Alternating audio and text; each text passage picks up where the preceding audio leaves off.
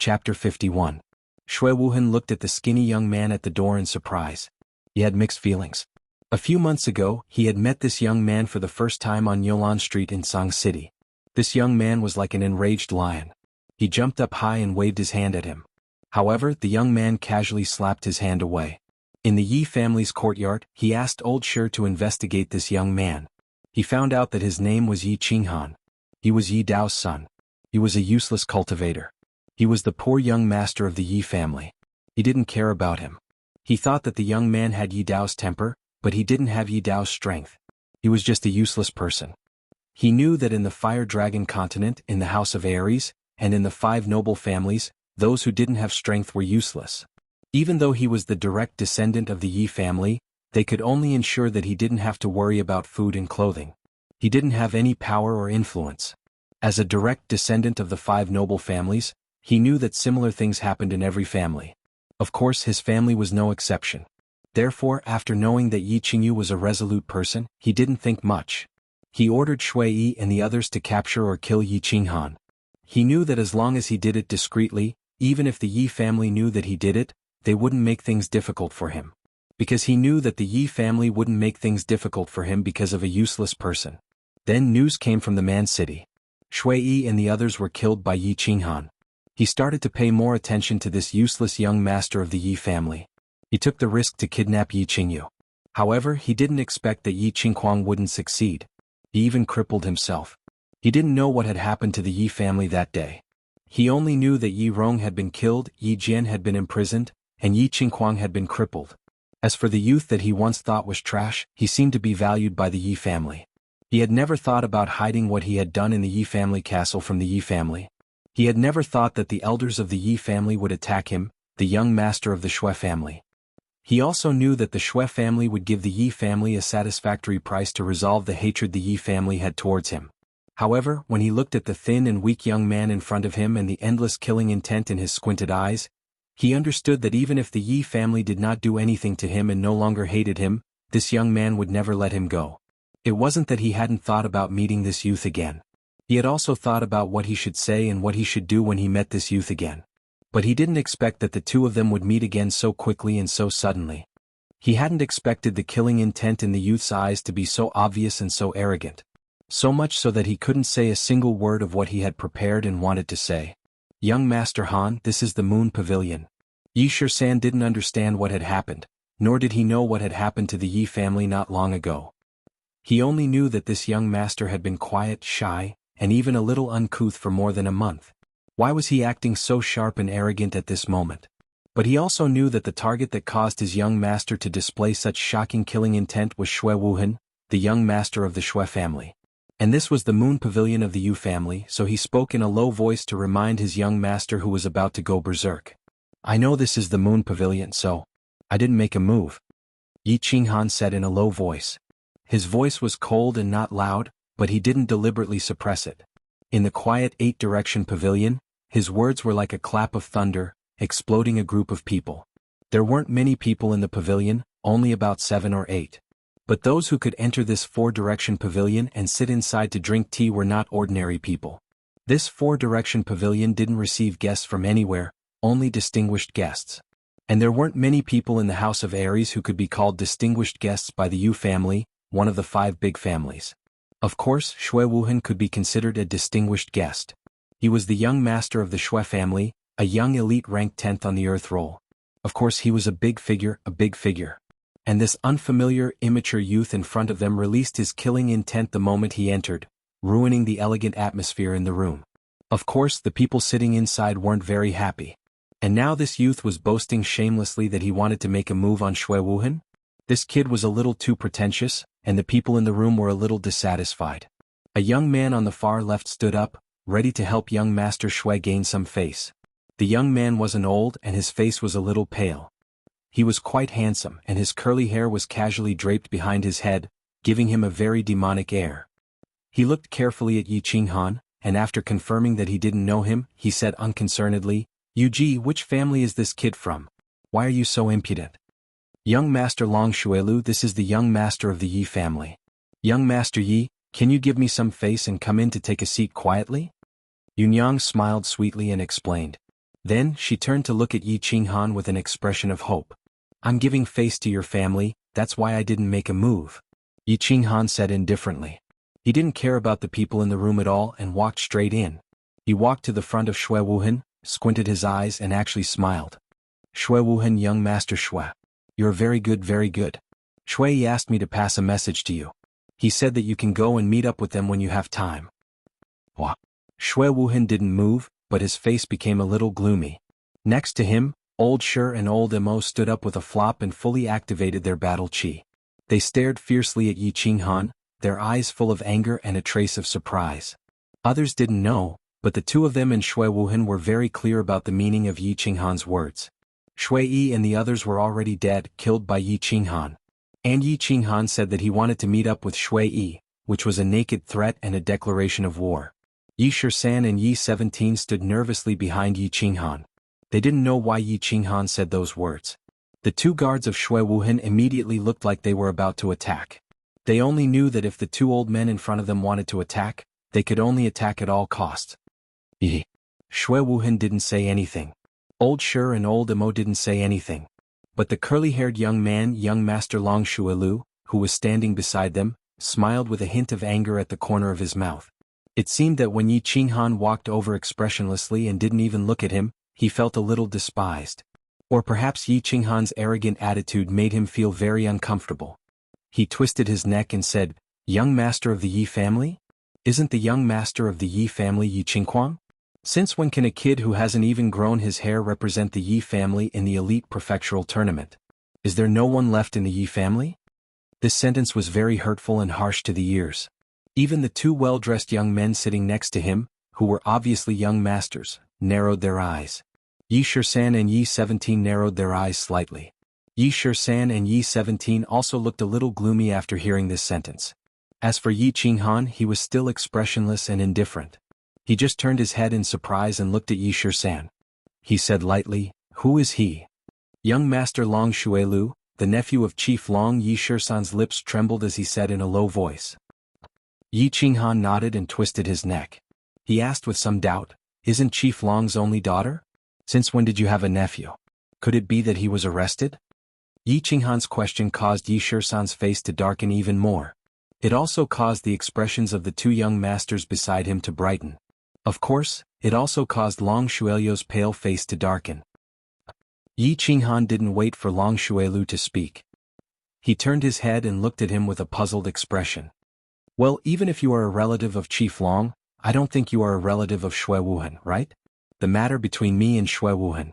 What right do you have to stand up for him? Or, I can think of it this way. Are you standing up for the Shui family on behalf of Chief Long? Are you standing up for the Yi family on behalf of Chief Long?" Wow! Yi Qinghan's sharp words shocked everyone present. His words were too sharp. He had actually elevated a small dispute to the level of the chief in the 5 great families. Who would dare to say such things? Who would dare to answer? How could Long Shuilu dare to represent Chief Long? How could he represent Chief Long and make an enemy of the Yi family? Therefore his mouth was wide open but he couldn't say anything. However, his handsome face seemed to be slightly distorted. The two young masters sitting next to him also had very distinctive looks. One was a typical muscular man who exuded a fierce and barbaric aura and carried a long sword on his back. On the other hand, the other young master was the exact opposite. He was even more handsome than Long Shuilu. One could even say that he was quite beautiful. If it wasn't for his Adam's apple, people would definitely think that he was a beauty. At this moment, the expressions on their faces were even more distinctive than their looks. However, no matter who it was, if they wanted to laugh but tried hard not to, their expressions would be very special. Yunyang's expression was also very special. She was thinking, why is it that each member of the Yi family is more and more arrogant than the other? Her beautiful phoenix eyes winked at the maid behind her, revealing a special meaning. The maid nodded and quietly left the loft. Of course, young Master Long doesn't represent the chief now. However, I would like to know something. You are just a young master who has fallen from grace. Since when can you represent the Yi family? At this crucial moment, Shui Wuhan finally spoke. Previously, when he was facing Yi Qinghan, he felt that he was in the wrong. Therefore he remained silent. However, at this moment, Yi Qinghan's insolent and even direct hostile attitude had successfully aroused his arrogance. In the face of such a situation, if he didn't speak, others would definitely look down on him. You tortoise, you finally dare to speak? Also, since I can stand here today, I can represent the Yi family. Although I don't really care about this identity, Yi Qinghan looked at Shui Wuhan with interest. He raised his eyebrows and said provocatively. Shui Wuhan's pupils shrank. His expression changed a few times. Finally he said, Yi Qinghan, sometimes it's better to be friendly. I've always been friendly, but I don't think it's necessary to be friendly to people like you. Moreover, I'm not friendly? What's wrong with you? Yi Qinghan sneered and said arrogantly. Seeing that Yi Qinghan was looking for trouble, the atmosphere suddenly became tense. Everyone was silent. The place was quiet, but everyone could smell the gunpowder in the air. Chapter 52. You. Hearing Yi Qinghan's provocative words, Shui Wuhan almost went berserk. He clenched his fists so hard that cracking sounds could be heard. Finally, he remembered what his father had told him before he left. He suppressed his anger and snorted, I don't want to talk to a lunatic like you. His father, the leader of the Shui clan, Shui Piaru, had warned him before he left. This time he came to Ecstasy City not only to meet up with the elites of the 4 clans, but also to resolve the conflict between him and the Yi family when he planned to kidnap Yi Qingyu and kill Yi Qinghan. After all, the Shui clan was in the wrong, so this time, the Shui clan sent a supreme elder to negotiate with the supreme elder of the Yi family. More importantly, the representative of the Yi family was said to be Yi Qingyu. Yi Qingyu's violent temper was well known in the House of Aries. Therefore, Shui Piaru warned Shui Wuhan not to do anything out of line if he met the disciples of the Yi family in the Yu clan. Otherwise, Yi Qingyu would lose his temper again. Therefore, when faced with Yi Qinghan's arrogant attitude, Shui Wuhan could only snort coldly. He did not dare to say or do anything. It was obvious that Shui Wuhan knew that Yi Qinghan was not someone to be trifled with. However, the people present did not know that, especially Long Shuilu, who had just been slapped in the face by Yi Qinghan. He was a little curious about Shui Wuhan's behavior today. However, after a while, he thought that perhaps Shui Wuhan did not want to ruin his gentle temperament. He did not want to quarrel with this kid or teach him a lesson. Just now, both of them had been slapped in the face by this young man. Since Shui Wuhan was embarrassed, then he felt that he should stand up and regain his face. Therefore, he stood to the side and said in a somewhat sinister tone, I also think it's better to be kind. Usually, people who are not kind will basically be taught a lesson. They will all be slapped to the ground. The moment Long Shuelyo's words left his mouth, the other 2 young masters sitting beside him smiled at each other, shook their heads and remained silent. Idiot. Yunyang cursed inwardly. It was obvious that Yi Qinghan wanted to flip out, but Shui Wuhan didn't want to face this young man. Yi Qinghan couldn't find an opportunity to flip out. At this time the idiot Long Shuelu actually came to the door. He didn't understand why Master Long, a hero of his generation, would have such a nephew. Moreover, this nephew of his didn't understand how much wealth he had. He often used his uncle's name to show off. She shook her head helplessly, not daring to get involved. After all, as a middle-level member of the Yu family, she didn't dare to interfere in matters between young masters, nor did she want to. A few months ago, a lot of people could slap me to the ground and I was slapped a few times. And now, I think a lot of people want to slap me to the ground, but there are a lot of people who are slapped to the ground by me. If you want to have a taste of being patted, you can try. Although his words were a little awkward and sounded like a tongue twister, the arrogance and contempt in his words could be heard even by a deaf person. It seems that I have to teach you a lesson on behalf of your elders and let you know that the sky outside Song City is even vaster than the sky outside. Long Shuelu sneered and cracked his knuckles. It seemed that he was about to take action. The sky is indeed very vast, but I don't think the area above your head is very vast. Yi Qinghan shook his head, but he suddenly thought of something. He turned his head to look at the 2 young masters who looked very special and said, what is that? I guess you 2 are the young masters of the Feng clan and the Hua clan. I have a question to ask you 2 young masters. Since young Master Long wants to teach me a lesson, why don't you come here? I have no choice but to accept the lesson. It's just that he failed to teach me a lesson and got slapped. You won't be so ungentlemanly as to find the adults of your clan to continue teaching me a lesson, right? The 2 young masters were obviously stunned by Yi Qinghan's words. They smiled bitterly in their hearts. They didn't provoke anyone, but this young master was obviously trying to drag them down with him. However, since he had been asked, it would be embarrassing not to answer. Thus, the muscular man flexed the muscles on his chest and chuckled. He said, well, under normal circumstances when I fight with young people, I won't find my clan even if I win or lose. That's very embarrassing. I've never found my clan because I've never lost.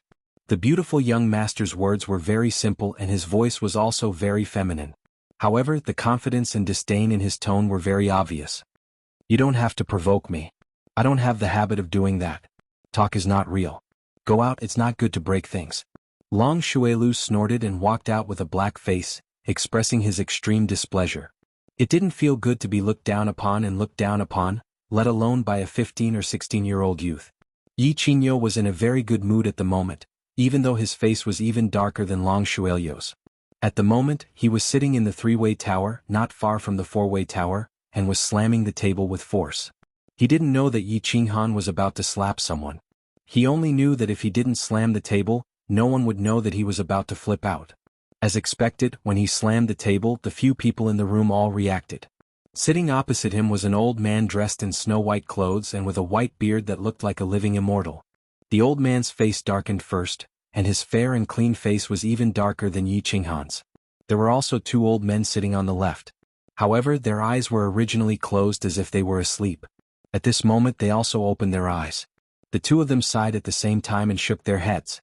On the right was a beautiful middle-aged woman who still retained her charm. Although the crow's feet at the corner of her eyes showed that age was unforgiving and that she was a butcher's knife. However, the ripples in his eyes and his well-maintained figure still gave people a familiar feeling. At this moment, seeing that Yi Qingyo had slammed the table loudly but did not break, she knew that Yi Qingyo was about to explode. He smiled helplessly and stood up to mediate. Brother Nyo, don't be angry. You're already so old, why can't you change your temper? You're here to solve the problem, aren't you? Yi Qingyo's bulging eyes bulged even more as if they were about to pop out. Hearing the middle-aged woman's persuasion, he snorted and turned his head. Sister Yuji, if I'm not here to solve the problem, would I be slamming the table? Jade spirit body.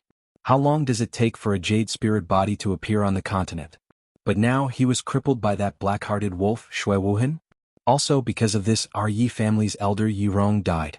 He was a martial artist who had 100% chance of entering the Saint Realm.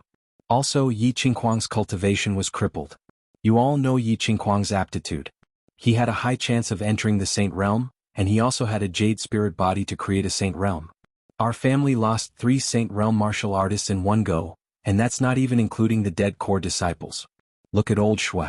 Does he think he can settle this matter with something that's used to dismiss beggars? Let me tell you, there's no way. As they listened to Yi Qingyo's bulging eyes and roaring angrily, black lines appeared on everyone's foreheads. It was said that Yi Qingyo used to be in the underworld when he was young. It was not groundless after all. Look at this smack. Let's not talk about whether Yi Qinghuang, a general realm martial artist, could enter the Emperor realm or not. As far as they knew, Yi Rong had been stuck at the first level of the Emperor realm for more than a decade. It was unknown whether he could advance 1 or 2 levels in this lifetime, but he had the cheek to say that he had a 100% chance. As for the compensation that the Shui family was offering, even the higher-ups of the various families who had seen the treasures were tempted. How dare Yi Qingyo say that he was a beggar? Yi Qingyo, don't go overboard. I also said that Shui Wuhan was young and ignorant. Our family had also taught him a harsh lesson. Now I have come with sincerity. We almost emptied out our family's treasury to gather these items. The Shui family's grand elder was so angry that his white beard actually fluttered. He stood up with a thump and said in a low voice. Yi Qingyo snorted disdainfully and said coldly, young and ignorant? 26 years old is considered young? Ignorant? How would an ignorant person know about the jade spirit body? Taught a lesson? I know that he is still sitting in the square tower drinking tea, safe and sound. Almost emptied out but not emptied out, right? Why don't the Yi family secretly send someone to kidnap him the next time someone with a divine body appears in your family? Do you still want the rules? Do you still want the blood oath of the 5 great families? Forget it. Brother Shuifei, Brother Nyo, the two of you should talk less. Give me some face and take a step back. The middle-aged beautiful woman, Yuji, smiled slightly, and the wrinkles at the corner of her eyes slightly curled up, but she looked a little charming. As the host, she had no choice but to persuade them. She did not want the two of them to tear down her building. Alright, Yuji, I will give you some face. The Shui family will give you another 5,000 and 6,000 bottles of snow panacea, 3 divine-level secret skills, and 1 condition from the Yi family. Then we will let this matter go. Yi Qingyo nodded, indicating that he would accept Yuji's mediation. When Shui Fei heard this, he jumped up in anger. His originally dark face turned even darker. His lips trembled slightly as he said, 5,000 bottles and 3 divine-level secret skills? Why don't you just rob them?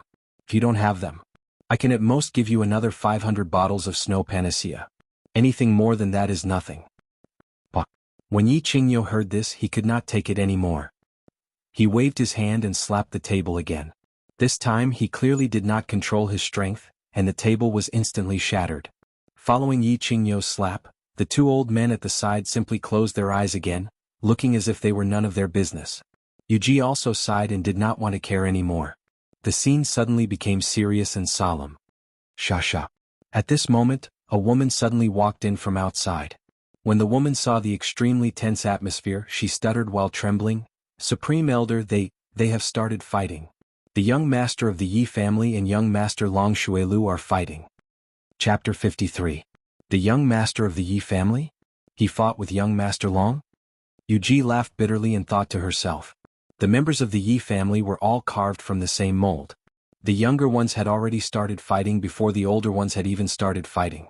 Yuji glanced at the servant girl, who didn't dare to breathe loudly under the pressure of Yi Qingyo's aura, then said to the servant girl, "What exactly happened? Tell me in detail." Yi Qingyo saw the look Yuji was giving him and didn't want to make things difficult for a little girl. He withdrew his aura and said, "Tell me in detail. The members of the Yi family are not people who look for trouble."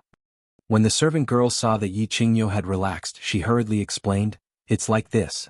The young master of the Yi family had just arrived, and when he saw young master Shui Wuhan, it was as if he had seen an enemy. Then young master Shui Wuhan stopped talking, and young master Long Xuelu wanted to teach the young master of the Yi family a lesson, so the 2 of them prepared to fight outside the square restaurant. Look, the members of the Yi family are reasonable. That jade spirit body is the younger sister of that brat Yi Qinghan. When I came, I told him that the family would take responsibility for his sister's matter, and told him not to touch Shui Wuhan, but look, he didn't. That idiot Long Xuelu was looking for trouble, so he couldn't do anything. I think that if we can't come to an agreement, let him handle it himself." Everyone was speechless again. Did Yi Qingyo really think that his Yi Qinghan was the same Yi Dao from back then? What kind of strength did Shui Wuhan have? Ranked 10th on the earth roll? Could any Tom, Dick or Harry touch him? Besides, even though Long Xuelu was a bit of a spoiled brat, he had painstakingly cultivated his strength to the 2nd tier of the general realm. It was hard to say who would be the one to be hit. He wasn't worried that Long Xuelu would be hit. Even if he was hit, Chief Long wouldn't care. He was just worried that if Yi Qinghan was hit, Yi Qingyo would take the opportunity to flip out and make her square restaurant a mess. Let's go out and take a look." Yi Qingyo chuckled but thought to himself, this brat can even cripple Yi Qingquang, who is in the 3rd tier of the general realm, not to mention Long Xuelu, a good-for-nothing. And I heard that this brat has broken through again? Make your move. Seeing that you're young, I'll let you have 3 moves. Long Xuelu stood calmly outside the square tower, a sword in his left hand. The sword was not unsheathed and his right hand was behind his back. He held his head high, giving off the aura of an expert. What an idiot. There's no beauty by his side, so what's the point of showing off? Why are you putting on airs? The muscular young master was the strongest among the younger generation of the Feng clan. His name was Feng Zi. His name was a bit feminine, but he was a very pure man. At this time, he was standing next to the beautiful young master with a feminine temperament and whispered, "I reckon it'll be settled in 3 moves." The feminine and delicate young master was the young master of the Hua family, Hua Ji. He shook his head and said, but it was unclear whether he meant that he could defeat Long Xuelu in 3 moves, or that Yi Qinghan could defeat Long Xuelu in 3 moves. Feng Zi obviously understood that Hua Ji was referring to the latter or the former or both. He knew very well that this friend of his, who was like a transvestite, had grown up in the midst of slaughter. His foresight and battle experience could be said to be the strongest, and Feng Zi had never doubted his foresight. However, when he looked at Yi Qinghan again, his gaze was a bit different. It was a bit scorching. Yi Qinghan narrowed his eyes slightly.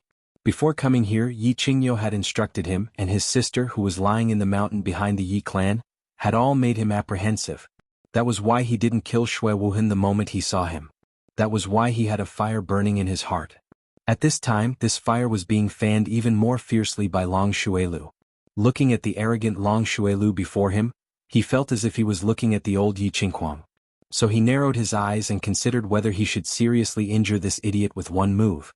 Little Han, don't cripple him. Don't expose your body fusion technique.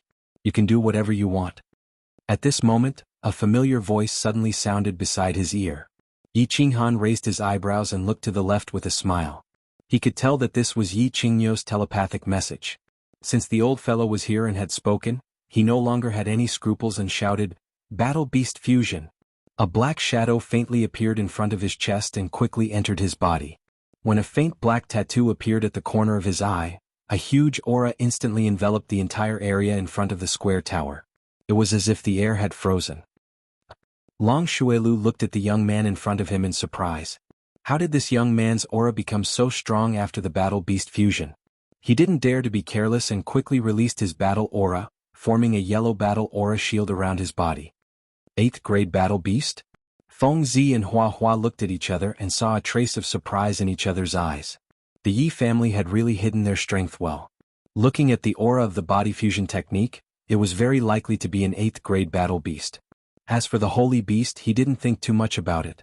After all, the Yi family had only produced one Holy Beast in a few thousand years. The Yi family was probably going to have another strong warrior. Old Niao, your family has really hidden their strength well. When did you have a talented young man with an 8th grade Battle Beast? Furthermore, he's already at the first level of the general realm at such a young age. His future is limitless.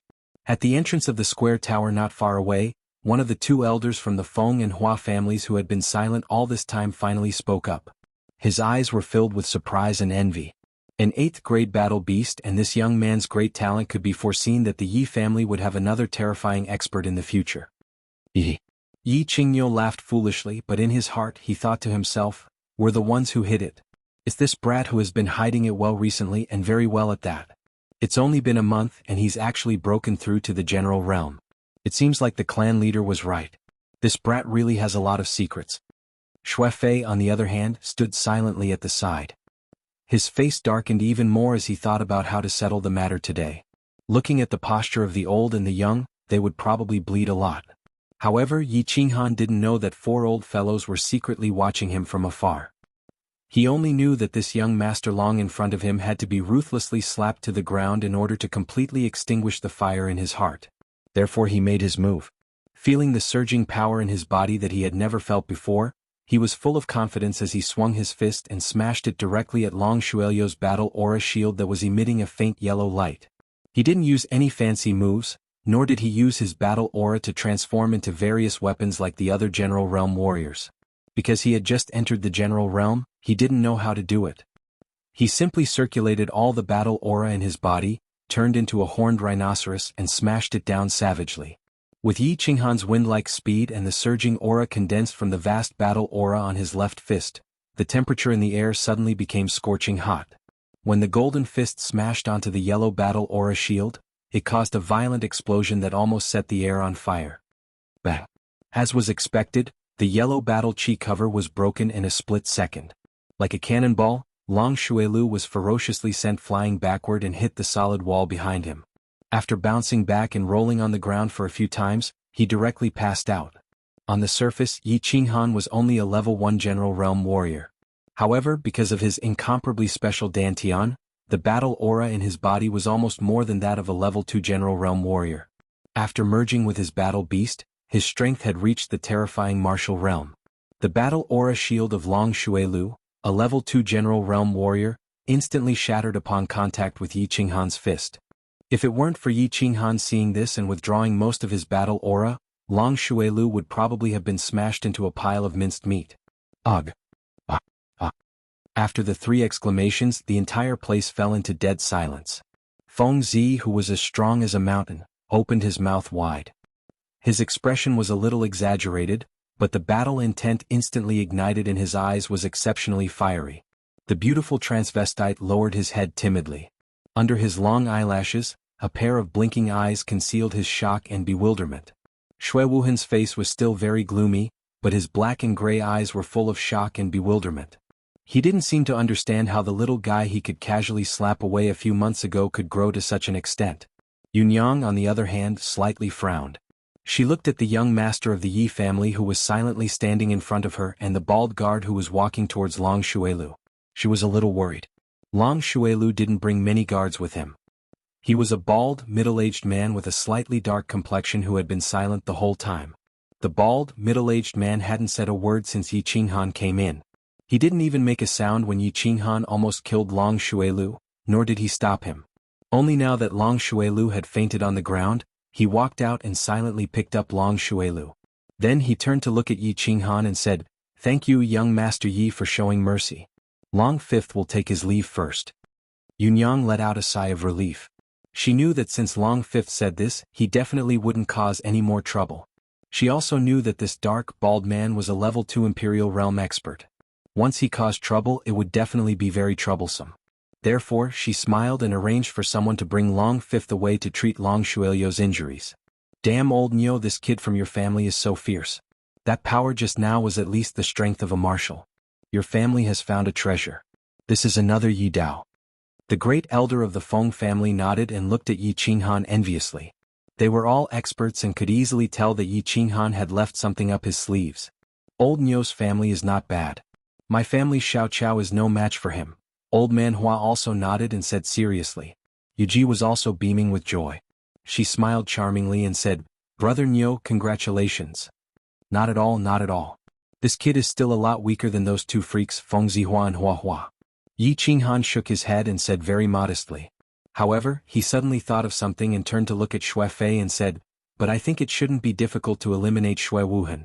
How about old Xue, let them fight to the death? After the fight, I don't want that stupid thing of yours. What do you think?" Chapter 54. Air. Xue Fei looked at Yi Qinghan's smiling face, but his heart was pounding. This old black bull was smiling so obscenely. Could it be that Yi Qinghan still had a trump card that defied the natural order? One had to know that Xue Wuhan was extraordinarily talented and was currently at the 3rd level of the general realm. Coupled with the 12 golden-shelled insects that he was raising, even a 1st or 2nd level marshal would not dare to say that they could defeat him for sure. Old bull, why are you so confident in that kid of yours? You have to know that Xue Wuhan is a genius that only appears once in 100 years in the House of Aries. Even my little madman admits that he is no match for him." The Feng family's grand elder revealed a shocked expression and said with great astonishment, "Old Fei bet with him. I don't believe that a 15 or 16-year-old kid can fly in the sky." The Hua family's grand elder also took the opportunity to add fuel to the fire. Yuji, on the other hand, was silent at the side. However, the expression on her face also showed that she did not believe it. The three of them echoed each other in silence. They cooperated very well. Of course, they hoped that Xue Fei would bet with them. After all, these two youngsters were very talented. No matter who died in the end, it would be more beneficial than detrimental to their family. Xue Fei's heart was pounding even harder.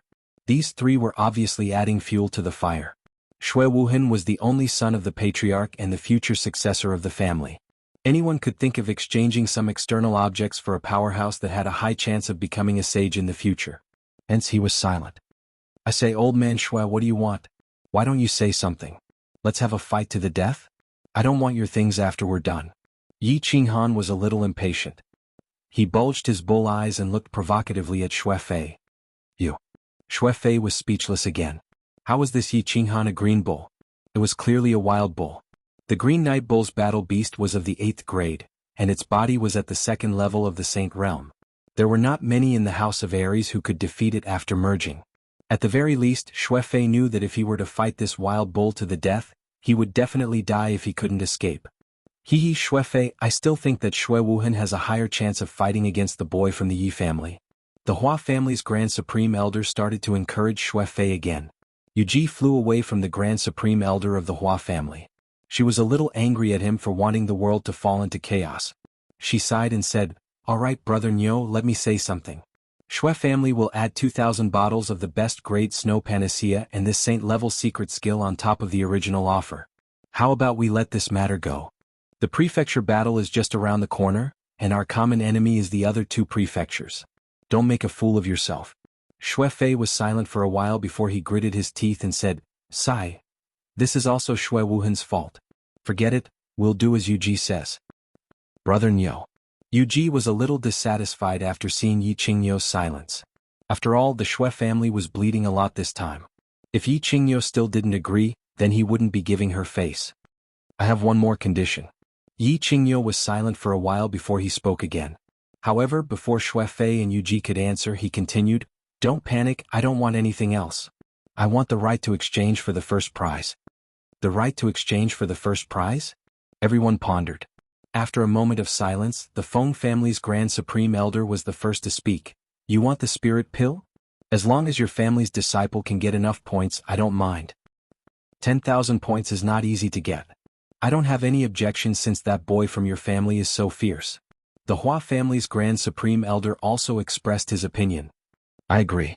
Xue Fei and Yu Ji expressed their opinions at the same time. Even though the spirit pill was very tempting, it could only be exchanged with 10,000 points. They heard that the Demon God Mansion and Barbarian God Mansion had sent out many elites to obtain the spirit pill. They didn't want to sacrifice a large number of their family's elites for a single treasure. The gains would not make up for the losses. "Alright, since everyone has agreed, Brother Fei and Brother Nyo, come and sign this agreement. In the future, don't use this matter to destroy the unity of the 5 clans." Yu Ji sighed in relief and led the group into the tripartite pavilion again. After the agreement was signed, the atmosphere in the pavilion clearly relaxed. Yi Qingyo no longer wore a sour expression and began to chat with the Feng family's Grand Supreme Elder. The Xue family's Grand Supreme Elder no longer wore a dark expression and continued to chat with Yu Ji and the Hua family's Grand Supreme Elder. After a while, the atmosphere in the pavilion became harmonious. It was as if they had become old friends who hadn't seen each other for a long time and began to chat about their parents. "What is that, Yu Ji?" The Feng family's Grand Supreme Elder seemed to remember something. He suddenly turned to Yu Ji and said, "Isn't it your family's Summer Flame Festival in 3 days? I heard that your family has a peerless saintess who will appear for the first time?" "That's right, my family Xiao Chao is here for this peerless beauty of yours. Your family is also very mysterious. Every time the saintess appears, she will only appear during the coming-of-age ceremony, the Summer Flame Festival. Who knows how many young geniuses fall for her?" Hua family's Grand Supreme Elder Yi nodded and said, "Haha, how many young geniuses fall for her? Wasn't my family's Yen dumped by Yi Dao last time? In the end she died of depression." Yu Ji sighed deeply and turned to look at Yi Qingyo with some hidden bitterness. She began to talk about the past. Yi Qingyo was startled. Seeing Yu Ji's bitter expression, he bulged his bull eyes and said bashfully, "Don't look at me, I didn't dump you. Wasn't Yi Dao almost driven out by my family's patriarch because of this? After that, Yi Dao died. Your family's Yu Yena missed him so much that she fell ill. In the end she died of depression. I was also very sad. Sigh. This is probably their fate." "Alright Yu Ji, don't bring up the past. Why don't you ask your family's Qingqing to choose my family's Fengzi this time? I guarantee that my son will definitely treat Qingqing like a treasure. Moreover, my family's Fengzi is quite good-looking and is quite strong." The Feng family's Grand Supreme Elder chuckled and said. When the Hua family's Grand Supreme Elder saw that the Feng family's Grand Supreme Elder was acting as a matchmaker, he was displeased. "Good-looking? How can your family's big guy be as good-looking as my family's Xiao Chao? My family's Xiao Chao is a flower of our Luo Hua city. There's no doubt about her strength. As long as she successfully ambushes a marshal, she will definitely kill her opponent in one move. F***CK. You call that good-looking? He looks neither human nor demonic. If thrown into the demon god residence, he will definitely be a member of the royal family. Even if he can kill a marshal with a sneak attack, he has to succeed first." When the Feng family's Grand Supreme Elder heard this, he couldn't take it anymore. He widened his eyes and roared in anger. "Your family is the real transvestite. If you throw that lunatic of yours into the barbarian god residence, he will still be the barbarian god's successor." Yu Ji let out a deep sigh. She looked at these two clowns and shook her head. "Alright. Brothers, please spare this little sister. It's not like you don't know about this Summer Flame Festival. In the end, the one who will choose the protector is that girl Yi Qingqing. I don't have this right, do I? What's the point of you arguing?" "Summer Flame Festival? What Summer Flame Festival?" Yi Qinghan was sitting in the square tower. He originally wanted to ask Feng Zi when he could depart for Dragon City, but Feng Zi said that he would only depart after the Summer Flame Festival 3 days later. Hence he asked in confusion. Hearing Yi Qinghan's question, Feng Zi and the flowers and plants looked at him as if they were looking at a monster. Even Xue Wuhan, who was sitting quietly at the side, twitched his nose. "You don't know about the Summer Flame Festival? Feng Zi asked in astonishment as he puffed up his iron-like chest muscles. You don't know? Is the Summer Flame Festival very famous? Yi Qinghan was a little baffled. He knew about the Summer Festival. Oh, let me put it this way. The Summer Flame Festival is actually the most important festival of the Yu clan. Feng Zi chuckled, and his eyes revealed an indescribable feeling. He continued, what is the Yu clan most famous for? Beauties, peerless beauties. Every year during the Summer Flame Festival, they will send a peerless beauty to the Moon Tower to be an artist for a year. Under normal circumstances, that beauty will be the goddess of the Moon Tower's guests. She is definitely a super red card. After a year, the beauties will be auctioned off, and the 3 with the highest bid will have the chance to win the beauty. 3? Not the one with the highest bid? Yi Qinghan's curiosity was piqued by Feng Zi's description, and he asked with interest. No. Feng Zi shook his head and sighed. This is also the most brilliant part of the Yu clan. In the end, it's all up to the lady to choose the one she likes among the 3. This way the Yu clan will receive great benefits, and their lady will marry happily. Don't you think it's killing 2 birds with 1 stone? Indeed clever. Then will the Yu clan have a new beauty in 3 days? Yi Qinghan nodded and sighed. Beauty, a peerless beauty that can topple cities and countries. Let me tell you, you're in luck. Today is the Calm Lake Summer Flame Festival that the Yu clan holds once every 15 years. That's a grand ceremony for the younger generation of the House of Aries. Your young master have been waiting for years. Feng Zi flicked his bangs, and his eyes emitted a fiery glow as if he wanted to burn the entire square tower. Calm Lake Summer Flame Festival? Didn't you just say the Moon Tower Summer Flame Festival? Isn't the Calm Lake the place where the Yu clan's descendants live? Yi Qinghan was getting more and more confused as he listened. If the Yu clan sends a peerless beauty out of the Moon Tower every year, then the Summer Flame Festival wouldn't be that famous. Let me tell you, the Summer Flame Festival is famous because of the Calm Lake Summer Flame Festival that happens once every 15 years, which is 3 days from now. Every 15 years, the Yu clan selects a saintess from hundreds of female disciples. Then they invite all the descendants of the great clans to gather at the Calm Lake to watch the saintess coming of age ceremony. And their saintess will choose 2 guardians from dozens of youthful talents. They will observe her for 3 years, and the last person will return with the beauty. Furthermore, the talent who is fortunate enough to marry the saintess will receive the position of a lifetime guest elder of the Yu clan, and will receive the full support of the Yu clan. A peerless beauty and an unparalleled status are within reach. Tell me, which talent in the world wouldn't go crazy for it? Who wouldn't want it?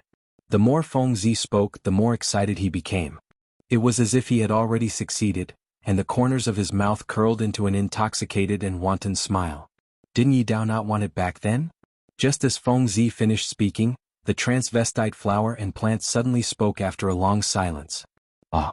Yi Qinghan looked at the flower and plant in surprise. This matter actually involved his father? His father, who was so awesome back then, was actually so awesome that he didn't even want the Yu clan's saintess? How many Yi Daos do you think there are in the world? He doesn't love the saintess, but he loves the red card of the Moon Tower back then. Feng Zi snorted and said with dissatisfaction. However, he still admired Yi Dao back then, and his tone was still very respectful. He doesn't love the saintess? Only loves the red card? Yi Qinghan's interest was piqued. It seemed like it was related to his mother's background. Looking at Yi Qinghan's very interested expression, Feng Zi was completely speechless. You don't even know about the Yi family? Have you been locked up for secret training since you were young? That's too hard. Let me tell you, 15 years ago, Yi Dao was also invited to the Quiet Lake Summer Fire Festival. Back then he was peerless and had unparalleled martial arts. In the end, he wasn't charmed by that generation's saintess. Instead, he charmed that generation's saintess, Yu Yan. However, this guy didn't like Yu Yan. He only loved the red card of the Moon Tower, Yu Shui. In the end, he rejected Yu Yan and brought Yu Shui back to the Yi family. In the end, Yu Yan, who was bewitching, died of depression. When she died, she wasn't even 30 years old. Don't you think it's sad? Your life is destined to be sad because I'm determined to get you Qingqing this time. Suddenly, the unique sharp voice of the flower and plant was heard. Hearing this, Feng Zi jumped up and shouted, "Humph, you damn transvestite, don't even think about it.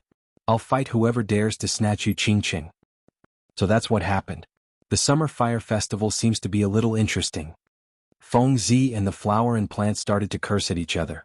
However, Yi Qinghan ignored them and thought to himself, so my father and mother have such a tragic story. It seems like the summer fire festival in 3 days will be very lively. Also, he was a little interested in the legendary beauty Yu Qingqing, but of course it was just a little. Chapter 55. The Tranquil Lake was of course a lake. It was originally located outside the eastern city wall of the Ecstasy City, but after many years of renovation by the Yu clan, it was surrounded. The eastern city wall was expanded several times, and now the entire Tranquil Lake was included in the Ecstasy City. The Tranquil Lake wasn't big. Strictly speaking, it couldn't even be called a lake. It was just a big reservoir. However, since the Yu clan called it a lake, others would naturally call it the Tranquil Lake. The Tranquil Lake wasn't as quiet as a stagnant pool. Not only was it not quiet, but it was also windy all year round, so the lake water never calmed down. There would always be waves, waves and waves. This is the Tranquil Lake? Nothing special? Yi Qinghan and the other young masters followed behind Yunyang and arrived at the side of the Blue Lake. Although this place could be considered as having verdant hills and clear waters, and the scenery was pleasing to the eye, it was still just an ordinary small lake. It was far from the Tranquil Lake's image as a holy land in the eyes of the world's geniuses. They couldn't help but feel somewhat disappointed. There's nothing special about this lake. What's special is the small island in the middle of the lake. That's where the core disciples of the Yu clan live. There are peerless beauties there. Usually, it's a forbidden and holy land for men unless it's the Summer Fire Festival. We're the first batch of people to enter the Holy Land in 15 years. Don't you think it's special? Feng Zi was still carrying his long sword. He chuckled and whispered into Yi Qinghan's ear. A forbidden place for men? Yi Qinghan was indeed stunned by this news. Looking at the hazy little island in the distant lake, she nodded her head. She couldn't help but be even more puzzled as she softly asked, "There isn't a single man inside?" "Absolutely not." Feng Zi nodded seriously. Yi Qinghan was a little speechless. He shut his mouth in embarrassment, but his heart felt like it was being blown by a cold wind. He shuddered. If they were to encounter a group of resentful women pouncing on them like wolves and tigers, would they be able to hold them off? "Young masters, this way please."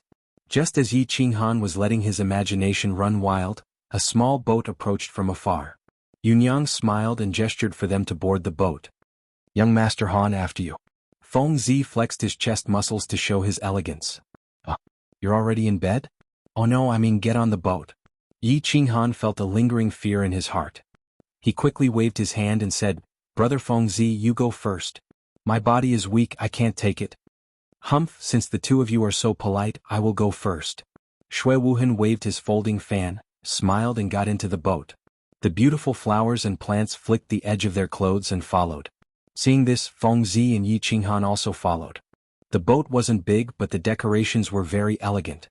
It was like a small living room. The front and back of the boat were separated by a thin silk curtain, and the scenery outside could be vaguely seen. They went in and took their seats.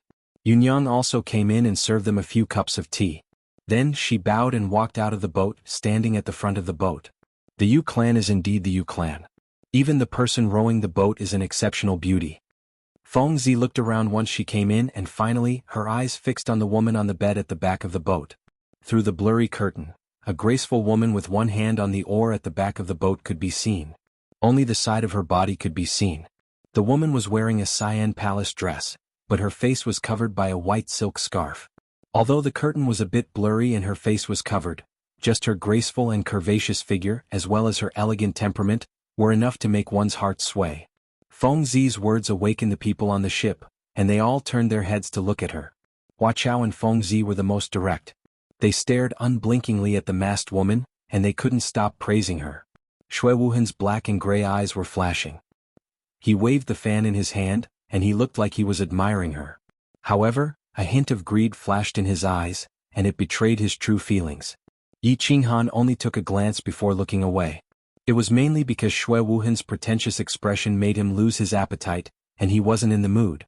Moreover, Feng Zi said that there were a bunch of women who had never seen a man living on the island, so he was a little afraid. Squinting at Shui Wuhan, Yi Qinghan silently pinched his fingers. Thinking of what Yi Qingyo said 3 days ago, he let go of his fingers again and picked up the tea on the table to drink. That day, after slapping Long Shuilu, he wanted to find something to do and use the opportunity to destroy Shui Wuhan. However, Yi Qingyo directly transmitted a message to him, telling him to bear with it. That night, Yi Qingyo came to the place where he was sleeping and had a secret talk with him. He told him that because of Yi Qingyu, the Shui family had lost a lot of treasures, which could be exchanged for a spiritual pill. Yi Qingyu told him darkly that he shouldn't do anything now, and that once he got the Shui family's treasures, he could find an opportunity to kill Shui Wuhan. Of course he had to do it secretly and he had to do it cleanly without leaving any evidence. Once the Yu family's matter was settled, they would go to the prefecture battle, and it would be a three-way battle. At that time, there would be plenty of opportunities to kill Shui Wuhan. Therefore Yi Qinghan could only bear with it for now. Fortunately, he had vented a little of the anger he had been holding back that day on Long Xuelu, so he wasn't as angry now. Moreover, he knew that Shui Wuhan was someone he had to kill, and that he had to die, so there was no need to be too calculative with a dead person. Yunyang, why haven't you set sail yet? Everyone admired the graceful figure of the woman rowing the boat, and they couldn't help but be more interested in entering the tranquil lake island, and they couldn't wait any longer. If the woman rowing the boat could be so outstanding, wouldn't all the women inside be sky immortals? Gentlemen, please wait a moment. There is still one more person coming. Yunyang answered respectfully. Everyone looked at the front of the boat in surprise. Who else was qualified to sit on the same boat as them? However, when they saw a handsome face and slightly curled hair through the blurry curtain, they all smiled slightly. Gentlemen, you are so early. Xuelu is late, please excuse me. Long Xuelu walked in with a smile and greeted them politely. His face was still radiant, and there was no difference from the first time they met 3 days ago. Hello, brother Xuelu. The people on the boat all smiled naturally, and they seemed to have forgotten what happened a few days ago. They smiled and greeted him. Shui Wuhan folded his folding fan and pointed to the seat beside him. He even personally poured a cup of tea for Long Xuelu. Yi Qinghan didn't say anything and just nodded slightly. He silently drank his tea, but he admired Long Xuelu's shamelessness and prostrated himself in front of him. Long Xuelu took a sip of his tea and said with a smile, "What are you all chatting about?" "Nothing much. I'm just sighing at the peerless beauty of the Yu clan's women. Young Master Long, even the Yu clan's woman rowing the boat is so beautiful. It is hard to imagine how beautiful the women of the tranquil lake island are." Although Feng Zi looked well-developed, his mind wasn't simple. Although he was rumored to have a fiery temper, he seemed to be very tactful today. He didn't offend anyone and he befriended everyone. He was a smooth and slick person. Long Xuelu looked at the back of the boat seriously and revealed an intoxicated expression. He sighed and said, "Such a woman is truly enchanting. Unfortunately, she is masked and I can't see her true appearance. What a pity." Of course. A woman masked also has a kind of hazy beauty. What's the saying? What you can't get is the best. This woman in front of me has the essence of it. What you can't see is more beautiful. Shui Wuhan smiled faintly. He didn't seem to care about the cold eyes that Yi Qinghan was shooting at him. He waved his folding fan elegantly. "Brother Wuhan, you should be a poet. You can recite a good poem." Hua Hua smiled gently and said with a sigh. Feng Zi also nodded and sighed. Brother Wuhan is right. The ancients said that a woman's most beautiful is when she takes off her clothes and when she comes out of the bath. I think we can add that to the list. A woman with a mask is also very beautiful. Absolutely right. All of your words are well thought out and each of your words has a profound meaning. You can all be called scholars. In my opinion, a woman with a mask is either extremely ugly or extremely beautiful. I can foresee that this woman is definitely an extremely beautiful woman. Long Xuelu nodded and moved closer. Yi Qinghan shook his head, but he sighed deeply in his heart. These perverts actually called themselves scholars? It was true that each generation was more unruly than the previous one. What? Young Master Han, do you have any other opinion? Feng Zi asked curiously when she saw Yi Qinghan shaking his head silently. I don't have any opinion. I think we should ask Yunyang to start the boat, or we won't be able to make it for lunch. Yi Qinghan said lightly. He didn't want to express any opinion. Shui Wuhan's flirtatious performance made him want to vomit, and Long Xuelu's shameless participation made the trip to the calm lake that he was originally interested in become boring. He stared blankly through the window at the rippling lake in the distance. He thought of his sister in Songqing, and his mood became gloomy. Darling, let's start the boat." Yunyang had followed Yi Qinghan into the boat. She had been quietly standing to the side, not saying anything, nor showing any expression. When she saw Yi Qinghan speak, she smiled and said to the woman at the back of the boat. The woman behind the boat responded in a low voice.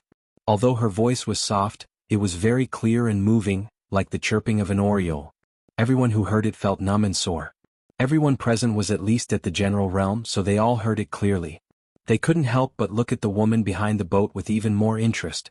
They slowly glided through the window, breaking through the water, and gradually moved towards the small island in the middle of the lake. Yunyang looked thoughtfully at the woman behind the boat and suddenly said, "Darling, why don't you sing a song for the young masters on the boat to relieve their tiredness? What do you think?" Long Shuelu heard her and immediately said with a smile, We couldn't ask for more. I'm all ears." Feng Zi and Hua Hua smiled as well, while Yi Qinghan nodded his head. "Thank you," Shui Wuhan said with a smile. The veiled woman behind the boat still didn't say anything or turn around. She silently rowed the boat. After a long time she sighed and sang softly, "The shadow of the vermilion building is at noon, the jade tree is low in the shade, the moon is already 3. Greasy powder secretly sells silver carvings, the wrong knife leisurely cuts the mud golden robe, the embroidered bed is afraid of attracting the black dragon's bark, the embroidered word worries teach the blue bird's beak. 100 flavors refine to take pity on the mother, 1,000 flowers bloom half suitable for a man, who can envy the company of a mandarin duck, the parrot is speechless, the waves like to swim bees, the magpies pretend to guess, the magpies murmur. But I love the number of palms, every time I remember the light of the hawksbill hairpin. The years of sorrow in the smoke cave are still there, the night of disappointment on the star bridge is empty, the season in front of the window is shameful, the romantic world smiles bitterly. Only the incense burner steals the wages, secretly hangs down the sandalwood sleeves to learn the ginseng. One must know that it is difficult to calm the heart, but one is willing to part with the clouds. Seeing the scenery fall, the sound of the strings still drifting, looking toward the south. The song was a poem, without the accompaniment of drums, music, or lights to add color to the beautiful scenery, it was just a simple singing. The voice of the person singing did not have any special emotions, and there was no dancing to add color, but everyone felt intoxicated, as if they had flown to the heavenly palace and listened to the peerless celestial song sung by a fairy. Good song, good melody, good poem, such a beautiful song can only be found in the heavens, how many times can one hear it in the mortal world? Lady Nan, this song really makes my heart surge, I am afraid that I will not be able to taste meat for 3 months. After a long time, Long Shuelu loudly clapped his hands and stood up, looking at the graceful figure behind the boat with tender affection. He laughed loudly and said, "Pa." Shui Wuhan waved his folding fan, stood up and said with a slight smile, "It is indeed a good poem, who can envy the company of a mandarin duck? The parrot is speechless, I am ashamed, Lady Nan, and why do you envy others, why do you feel ashamed? You must know, with lady's charm and talent, I am afraid that all the geniuses in the world will be attracted to lady, right? At the very least, the 5 of us will be charmed by you, right?" Extremely right, extremely right. You sang it really well.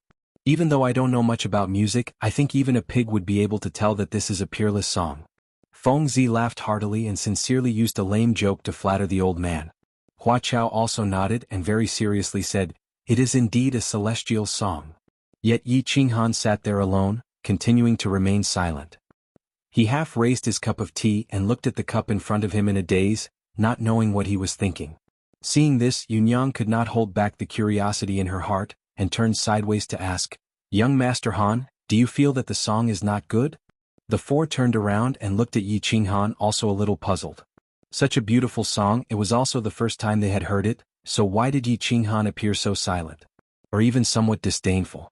Under the gazes of the others, Yi Qinghan remained silent for a while, then slowly drank his tea and leisurely said, "The song is a good song, the poem is a good poem, and the singing is also very good, but this poem, this song and this scene, the beautiful artistic conception created by it, have been ruined by some idiots.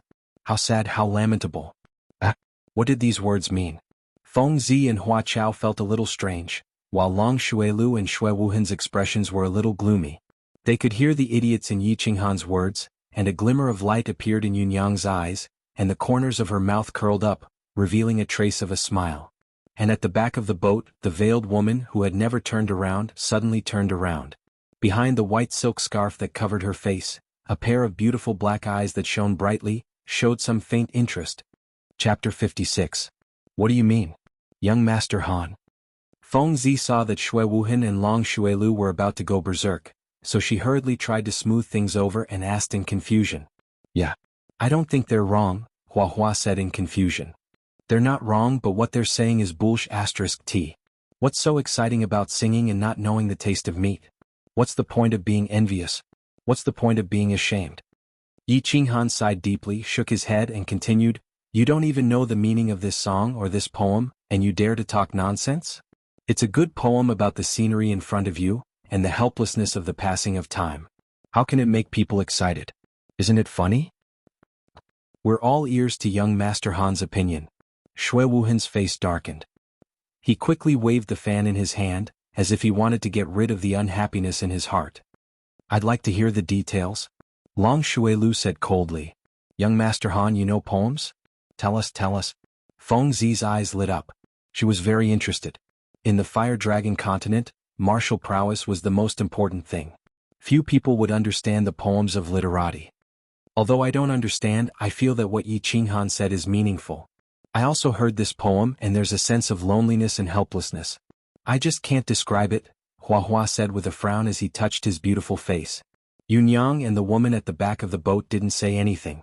However, when Yi Qinghan described the poem, their eyes seemed to simultaneously emit a ray of light. Then, a sense of loneliness and nostalgia appeared in their eyes at the same time. Little darling, I have a question to ask. Yi Qinghan didn't say anything. He just turned his body to look at the woman behind the boat. He looked at her black and shiny eyes and said calmly. The woman behind the boat bowed and said softly, Young Master Yi, please speak. If I'm not mistaken, this poem was composed by Senior Yu Yen, right? Yi Qinghan's words shocked everyone. Yunyang and the woman at the back of the ship looked at Yi Qinghan in astonishment, not knowing how he knew about it. After all, this was the first time he had sung this poem to outsiders. The woman at the back of the ship frowned slightly and asked doubtfully, It's indeed written by the previous saintess Yu Yen. Have you heard it before, young master? Never heard of it before. Yi Qinghan said faintly. He seemed to have thought of something as he turned around and looked at the island in the distance through the curtains. He sighed and said, This poem can be divided into 4 stanzas.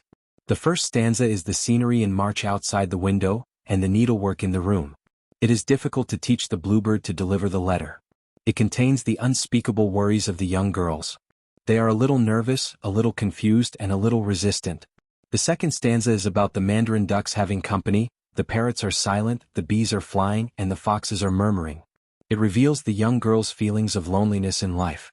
They are not lamenting or envying anything, nor are they yearning for love or a man. Yi Qinghan spoke leisurely as if he had turned into a wandering poet, a romantic who was dissatisfied with the reality. The last sentence was a serious criticism of Shui Wuhan for acting coquettishly. Then, without waiting for Shui Wuhan to explain, he continued, The third stanza is about a few years in the smoke cave and a night on the Star Bridge. It expresses melancholy about the legendary love affair between a man and a woman. It contains a kind of calling for a fulfilling life and disappointment in love. I suppose that at that time, Senior Yu Yener was very disappointed in the love affair that had just started and ended so quickly.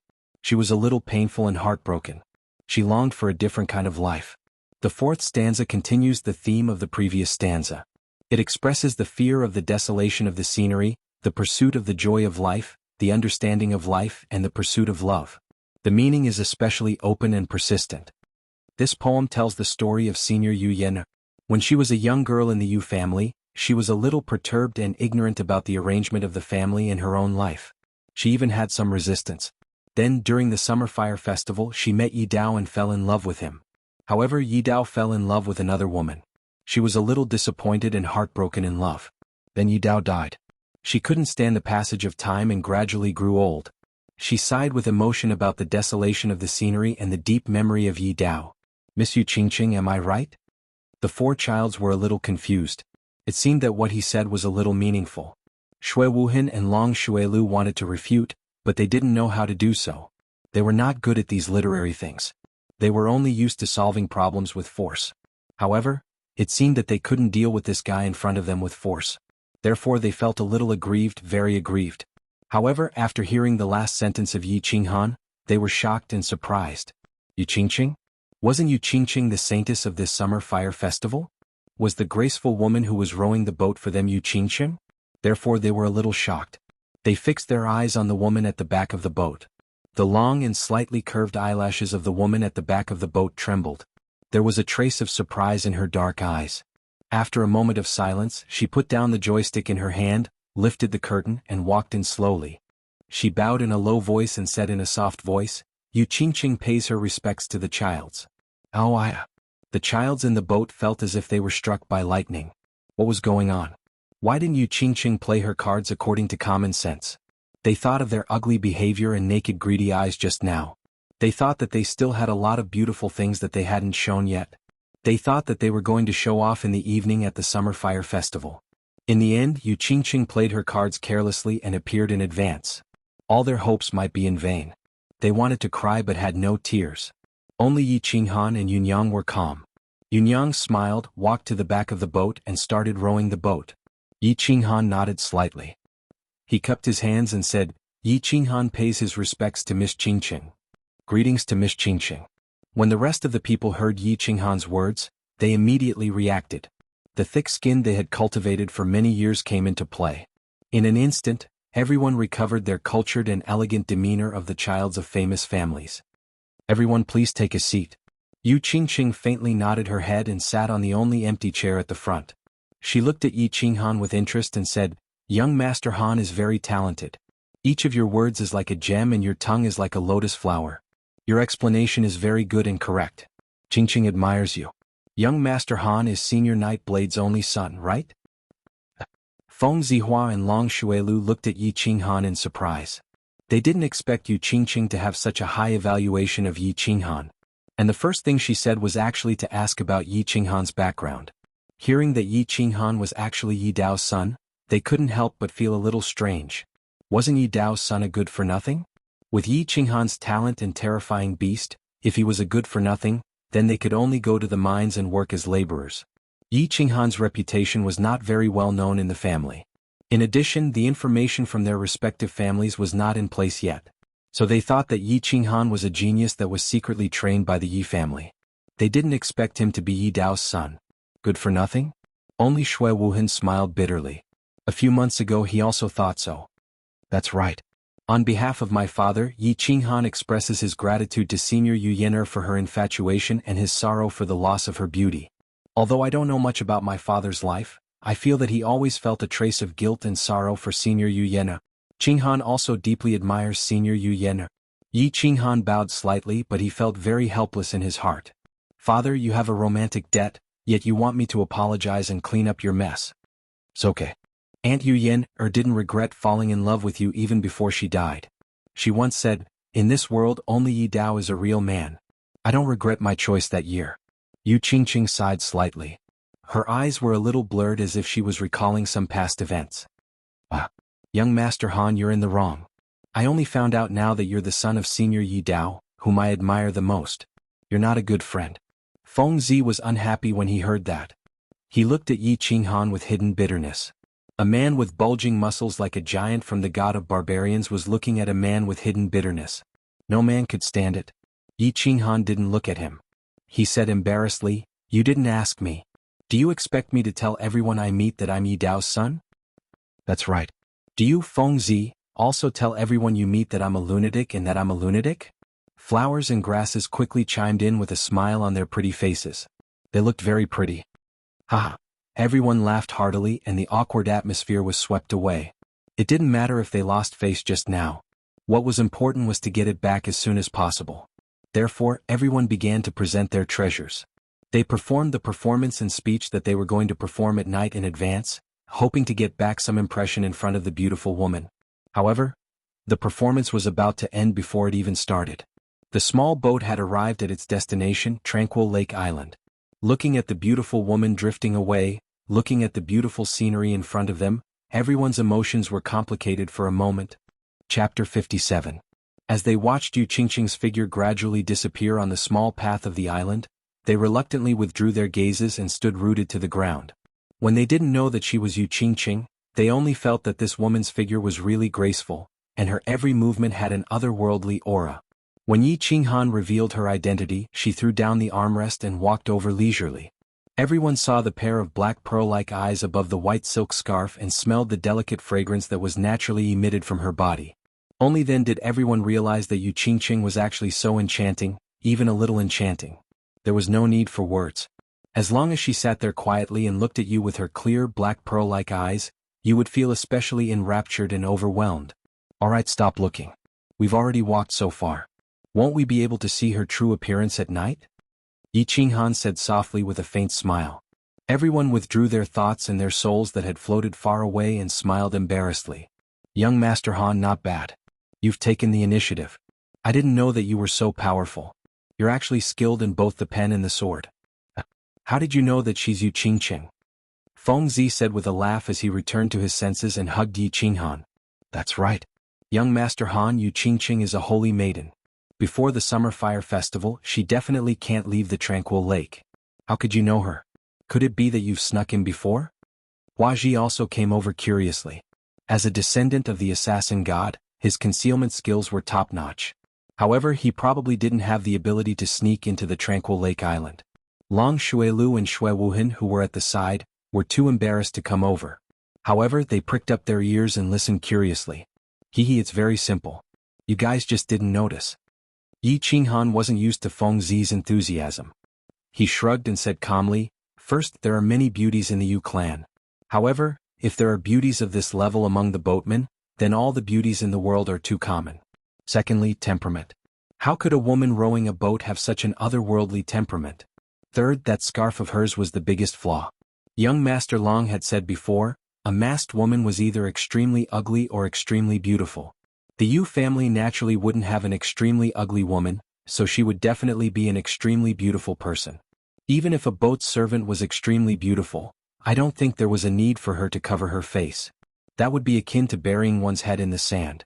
Fourth, that little song. When Yu Qingqing sang that song, her tone was a little sorrowful and a little melancholy. From the poem, I could tell that it was written by Senior Yu Yener. Since she felt sad about Senior Yu Yener's deeds, it was very likely that she felt sad because of what happened to Yu Yener in the past. Therefore, I made a decisive guess and it turned out that I was right. Respect. Young Master Han indeed has a discerning eye, to be able to observe these small details in such detail. Your words have awakened me from my dreams. Feng Zi thought about it carefully and nodded. However, he suddenly thought of a problem and shouted, What's that? Young Master Han, you're still so young. You won't fight with me over Yu Qingqing, right? Let me tell you, although we're familiar with each other, your father is also someone I respect. If you dare to fight with Yu Qingqing, I'll still fight with you. Just now on the boat, Yi Qinghan obviously had the upper hand and left a deep impression in Yu Qingqing's heart. Moreover, this brat had a rather delicate appearance, and his strength and the forces behind him were not much different from theirs. If Yi Qinghan really took the initiative to attack, he wouldn't have any chance at all. That's right, young Master Han. You're not even 16 yet. Yu Qingqing is already 16. Don't tell me you're fated to fall in love with an older sister? Once Feng Zi said this, the beautiful man Hua Shu also became anxious. His family had given him a strict order to fight for this opportunity. Moreover, he had also seen Yu Qingqing. She was indeed a devastatingly beautiful woman, so he also said this anxiously. Long Xuelu and Xue Wuhan also tensed up. One had to know that in the entire house of Ares, the 5 most powerful and promising youths were all gathered here, so it could be said that they had the greatest chance. However, if Yi Qinghan took the initiative to fight for it, then their chances were really not high. Long Xuelu had been slapped by Yi Qinghan before, so he already felt a little inferior in front of Yi Qinghan and couldn't raise his head. As for Xue Wuhan, because Yi Qinghan was here, he didn't dare to go against Yi Qinghan openly for fear that Yi Qinghan would flip out, so he lowered his stance. So the two of them leaned to the side nervously, silently paying attention to Yi Qinghan's words. Why not? A fair and graceful lady is a gentleman's desire. Moreover, isn't it just a few months? I don't mind. Yi Qinghan chuckled and looked at the 4 nervous people in front of him, teasing them. As expected, when he finished speaking, their faces darkened. After a moment, he nodded in satisfaction and continued, However, if the 4 of you agree to one condition of mine, I can promise you that I won't take the initiative to woo Yu Qingqing. There's something good? Say it. As long as it's not asking me to kill my father, I'll agree. When Feng Zi heard this, he immediately beamed and patted Yi Qinghan's shoulder heavily. Although he was a little surprised that Yi Qinghan would say such a thing, if there was such a good thing, he naturally wouldn't give it up. Say it, I won't hesitate if I can do it. Feng Zi expressed his attitude, a hopeful look on his face. As long as it's within my ability, no problem, Xue Wuhan said calmly. However, he was a little surprised, so he was a little reserved in his words. Long Xuelu patted his chest and smiled slightly. Young Master Han, just say it. Ah. Yi Qinghan laughed. To be honest, he admired Yu Qingqing. But he felt that a holy maiden raised in such a way by such a clan was a little arrogant and a little cold. Moreover, he was a little male chauvinist. If he had to circle around such a girl all day like a dog around its master, he would be very uncomfortable and displeased. Moreover, he thought that because of the incident with his father Yi Dao, Yu Qingqing probably didn't like him, so he used this groundless attitude in exchange for a condition from everyone. Of course, the most important thing was that his younger sister was lying unconscious in the mountains behind the Yi family. Her life was hanging by a thread, so he really didn't have the mood to woo girls. Thus he said very seriously, "In the Elite Academy tournament, I want the few of you to help me get as many points as possible. Of course you can't drag me down." "Just this?" Feng Zi asked in disbelief after waiting for a long time for Yi Qinghan to propose such a condition. "Just this? Why don't you agree?" Yi Qinghan said with certainty. This world was really not as important as saving his younger sister, and if the few people in front of him agreed, his journey to the Elite Academy tournament would be much smoother. "Agree, 200% agree." Feng Zi answered quickly. "Agree."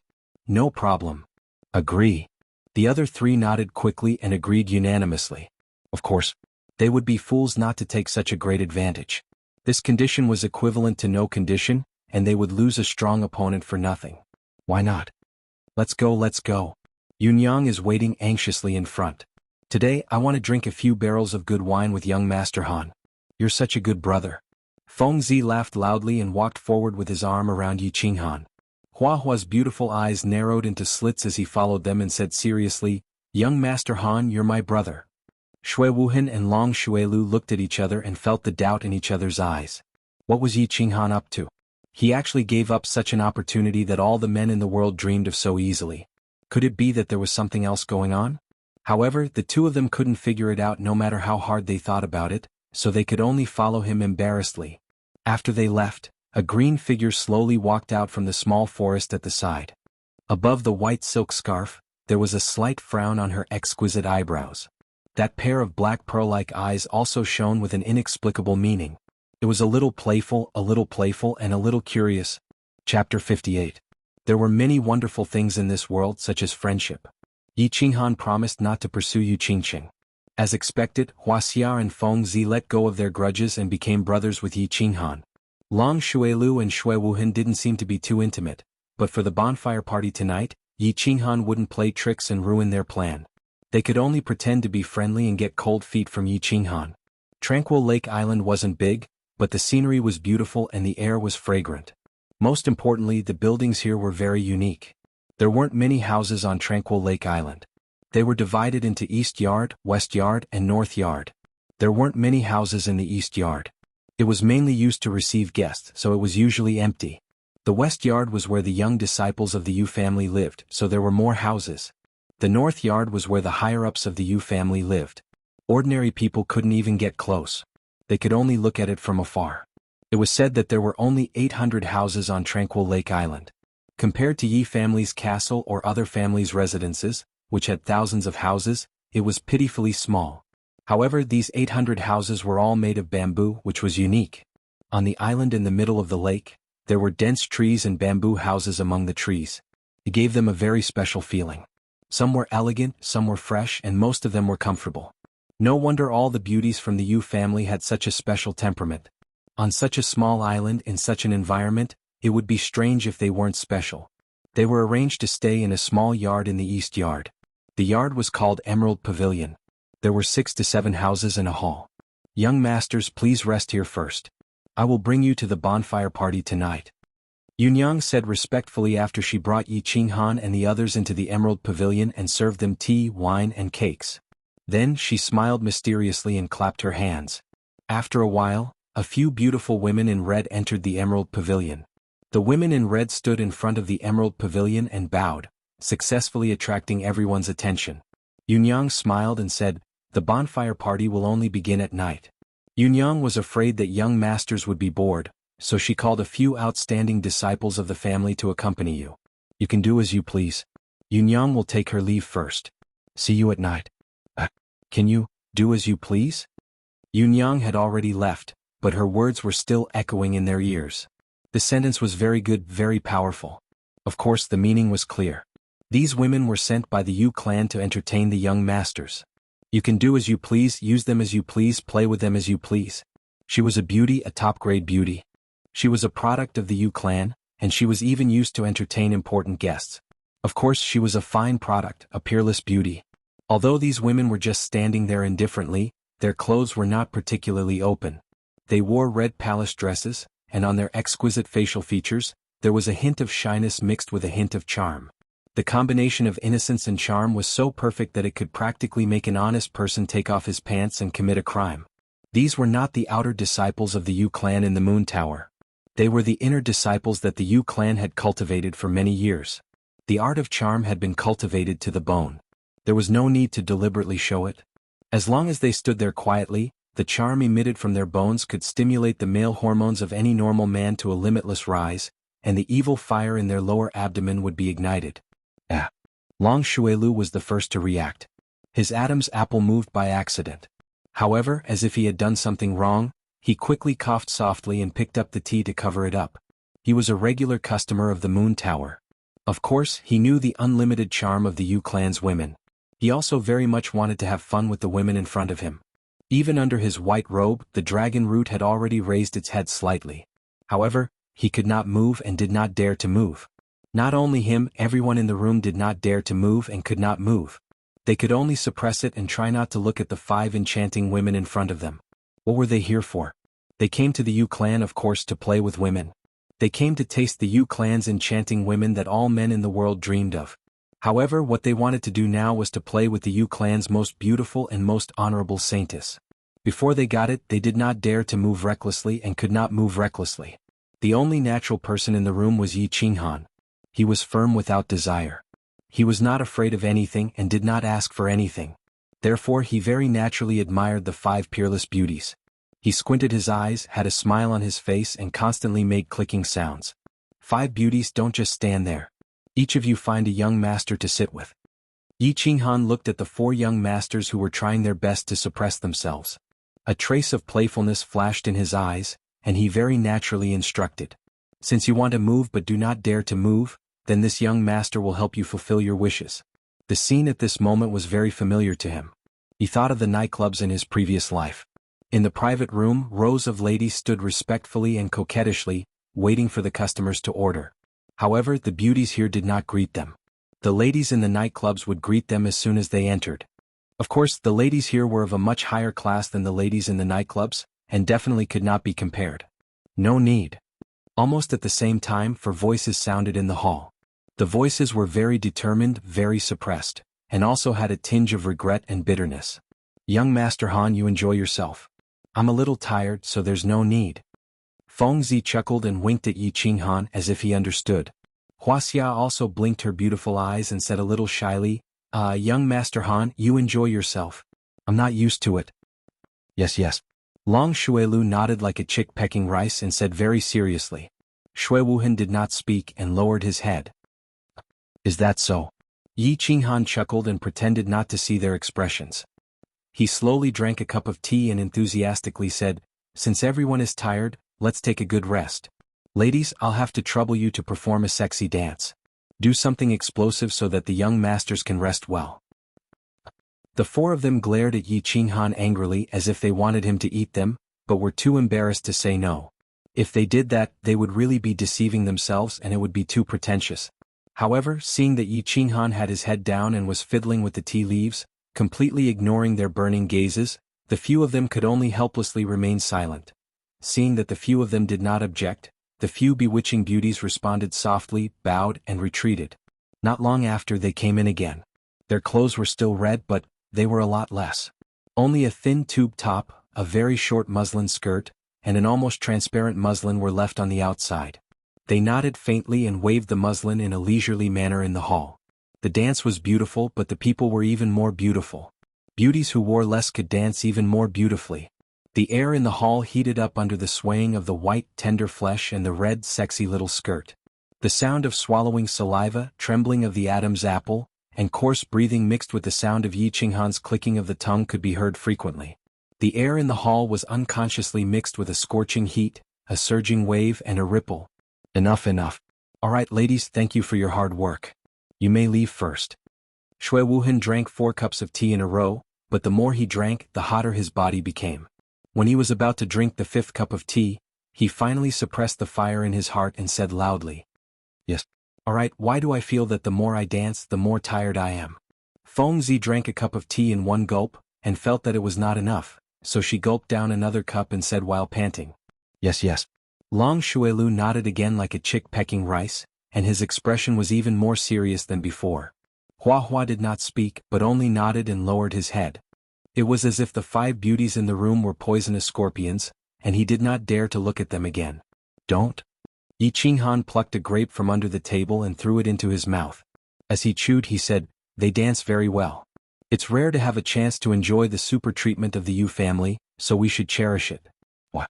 Do you think that these beauties dance badly?" "They dance very well, that. Young Master Han." Feng Zi looked at Yi Qinghan angrily as if he was blaming him for his prank.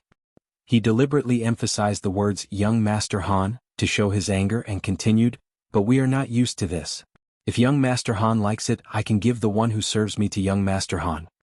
"Yes, young Master Han, that's enough. I'm tired too, so I'll give them to you too." Hua Hua raised his head and said sincerely. Long Shuelu and Shui Wuhan looked at each other and said in unison, "Us too. Young Master Han, you can enjoy it slowly, we are not used to it." "I see." Yi Qinghan smiled mischievously, but he was laughing coldly in his heart. These animals, if they were not here at this time, they would probably rob them. After a moment of silence, he said embarrassedly, "How can I accept it?" It's okay. There are plenty of rooms next door." Feng Zi stood up and waved his thick hands, indicating that he could do as he pleased. Then, it would be impolite of me to refuse." Yi Qinghan laughed lewdly and stretched lazily. He looked at the 5 beauties of the Yu family and said sincerely, "Since they are not used to it, why don't we go into the room together, and study the art of the human body?" The beauties did not speak and only smiled shyly. They nodded slightly and surrounded Yi Qinghan as they walked out of the room. "What's that?" "Young masters, I'm going to rest for a while. You guys rest well too and perform well tonight. I have high hopes for you guys." Yi Qinghan did not forget to look back as he walked out of the hall and continued to tease them. Then he laughed loudly and disappeared from everyone's sight. Animals.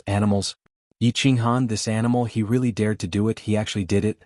Feng Zi said angrily as he clenched his fists as he watched Yi Qinghan's figure disappear from the room. Wuxia also looked at the bamboo door of the room reluctantly and said angrily, "I hate animals like him who don't care about brotherhood and value sex over friendship the most. When you go out with him in the future, don't tell anyone that I know him. Yi Qinghan is really lewd and unruly." Shui Wuhan waved the fan in his hand quickly, as if he could blow away the restlessness and injustice in his heart.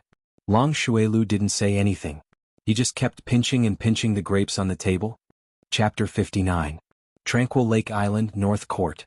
In an independent small bamboo building, a masked woman in a green palace dress was standing quietly in front of the window. She looked at the dense bamboo forest in the distance and said nothing. "Miss?" After a while, a woman in white walked in softly. She bowed and called out respectfully. Then she stood aside silently. "What's the situation at the Emerald Pavilion?" After a long time, Yu Qingqing sighed deeply and turned her head. Her black pearl-like eyes flickered as she whispered. "Miss, as you expected, after Yu Qi and the others went in, the young masters behaved themselves very well. They didn't do anything excessive, but later, young master Yi Qinghan asked Yu Qi and the others to dance, an erotic dance. Then young master Shui Wuhan asked them not to dance. Young master Yi Qinghan then he brought Yu Qi and the others into the room." The woman in red said carefully. This was related to the life of the Mississippi. She didn't dare to say anything that would affect the misjudgment. Yu Qingqing didn't have any expression and still stood there quietly. However, after she heard that Yi Qinghan brought Yu Qi and the others into the room, her black pearl-like eyes flashed a trace of inexplicable meaning. She asked curiously, "What did Yi Qinghan and Yu Qi do after they went in?" "Do what?" The woman in red was a little puzzled by the question. What else could a man and a woman do in a room? So she was a little shy and said shyly, "Of course they did that. The family scout said that they could hear moaning coming from that room." "Yi Dao's son isn't that lustful. Call the scout team and activate the family mechanism. Peep and report back quickly." A trace of shyness and anger appeared on Yu Qingqing's face. She didn't think that the young man on the boat with eyes like lightning intelligence like the sea, and special temperament would be so unbearable. How could Yi Dao, who even the saintess didn't care about, give birth to such an unbearable son? She also didn't believe that with her charm, she wouldn't have a trace of attraction and love for Yi Qinghan. The Yu clan scout team moved very quickly. In less than a moment, news came back. The woman in red looked at the information in front of her inexplicably. She said in puzzlement, "Miss, there is no such thing happening in the room. Yu Qi is moaning loudly there. Yu Ba is massaging Yi Qinghan, and Yi Qinghan seems to be asleep." Yu Qingqing didn't show the slightest bit of happiness when she heard the answer that she was hoping for. The Black Pearl's eyes flashed with a trace of anger. She looked outside the window and said angrily, "Yi Dao's son is actually the same as Yi Dao. He doesn't even care about me, the saintess." At noon, the early summer sun was a little warm and made people sleepy. However, it seemed that the sunlight of the tranquil lake did not make people sleepy at all. Instead, it made people more and more energetic. Inside the green pavilion, the four young masters drank a few pots of tea, a few jars of wine, and countless plates of fruits and pastries. After sitting there awkwardly for more than 2 hours, the deafening moans in the room outside the hall finally stopped. Creak. A few minutes later, the room door was pushed open and Yi Qinghan walked out feeling refreshed. He reached out to wipe the drool from the corner of his mouth and stretched his body. Then he took small steps and walked into the hall. As soon as he walked into the hall, he smelled a very sour smell. Yi Qinghan didn't care. He ignored the complicated gazes of the others and sat down casually. He picked up a bunch of grapes and ate them. As he ate, he nodded and praised, "The grapes of the Yu clan are indeed different from those of other places. They seem to be sweeter. What are you guys looking at? Eat them." Oh. Feng Zi, who had just drunk a mouthful of wine, spat out the wine in her mouth when she heard this. She said somewhat angrily, "Young Master Han, don't attack people like this. If you do this again, I'm going to fall out with you." Everyone's eyes bulged as if they wanted to use their gazes to despise him.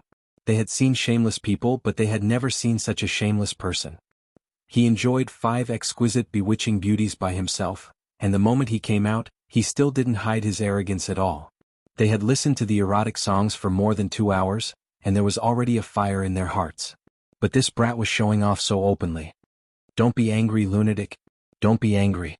Didn't I just say that the grapes were delicious? Is there a need to be so angry?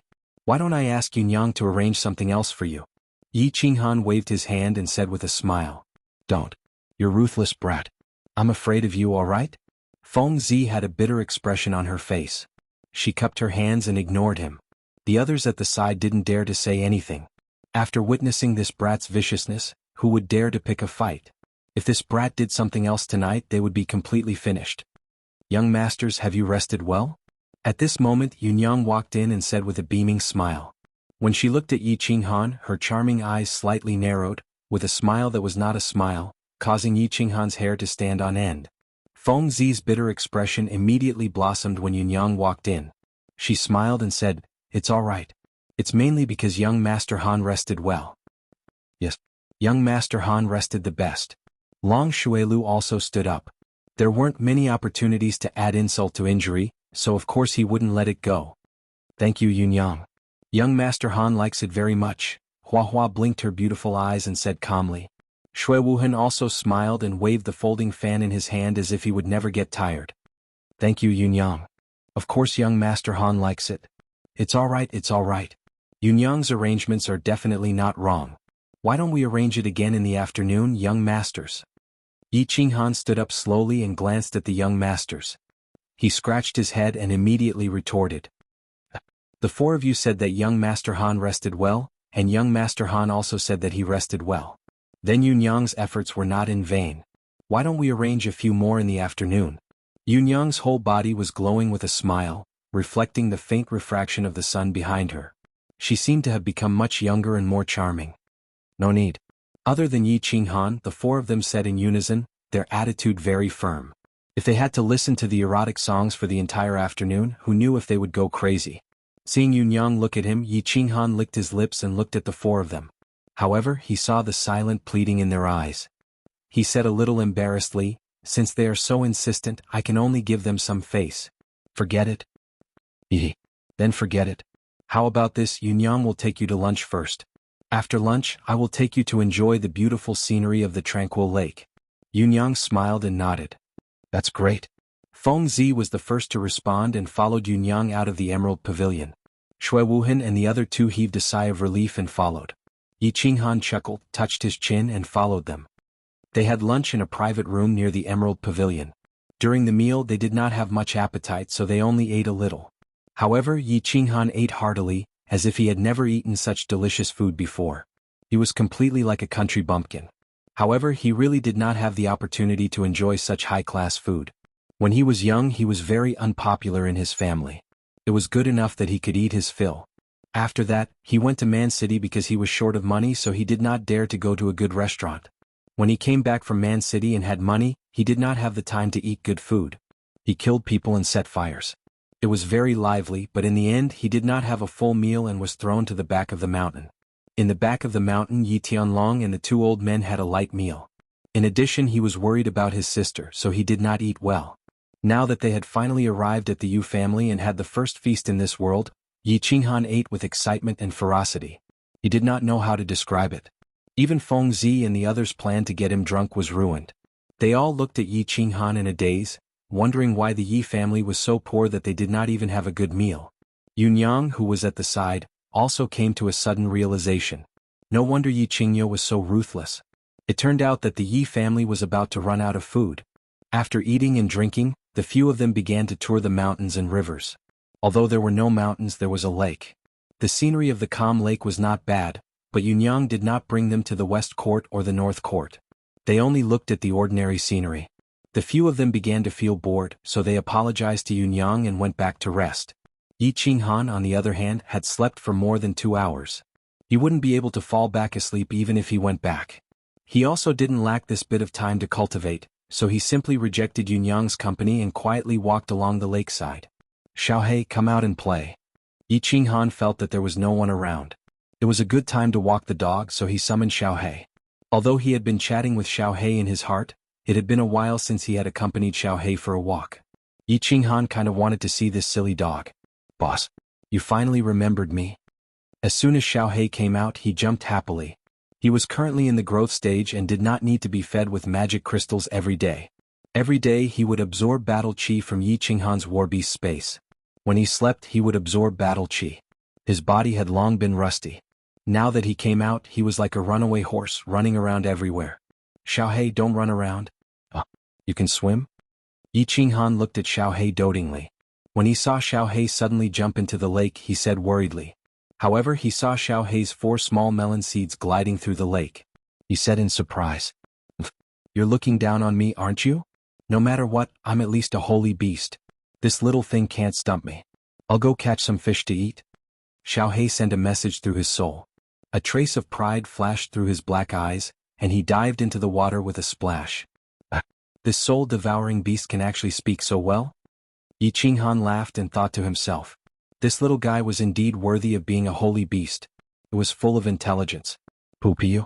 After a while, fish flew straight towards Yi Qinghan as if they could fly. Yi Qinghan looked at the black silhouettes that were as slippery as loaches in the water.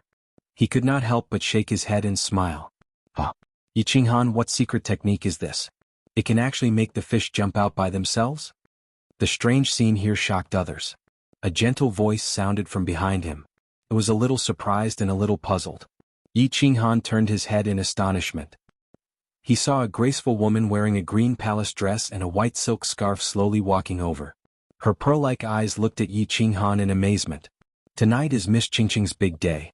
How do you have the time to play a coincidental meeting with me?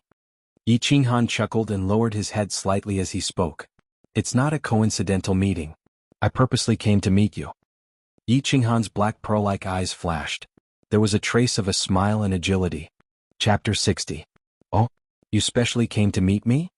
Yi Qinghan raised his eyebrows and said in confusion, Miss Qingqing, this seems to be the second time we've met, right? I don't think there's anything special that requires you to specially come for me, right? Yu Qingqing didn't say anything. She just turned her body and looked at the quiet lake quietly. The light eyebrows on her forehead frowned slightly and said with some resentment, Since it's the second time we've met, I wonder what Qingqing did wrong? What made young Master Han hate Qingqing so much? Where did this come from? Yi Qinghan was slightly surprised and didn't understand. At the same time he sent a telepathic message to Xiao He and asked him to go play at the side. He didn't want his trump card to be seen by Yu Qingcheng. The reason why a trump card was because others didn't know about it. Yu Qingcheng rolled her black pearl-like eyes. She was a little blaming and a little annoyed. This rolling of her eyes didn't look ugly at all. Instead, it made her originally pure temperament more mischievous and clever, which made Yi Qinghan excited. Yu Qingcheng was a little hesitant. Actually, with her identity, she shouldn't have come here and said such shameful words. However, Yi Qinghan's words of not taking the initiative to woo her and his unusual behavior in the Emerald Pavilion had successfully aroused the competitive spirit of a little girl in Yu Qingcheng's heart. The Yu clan's holy maiden Li Dai had bewitched all the men in the world.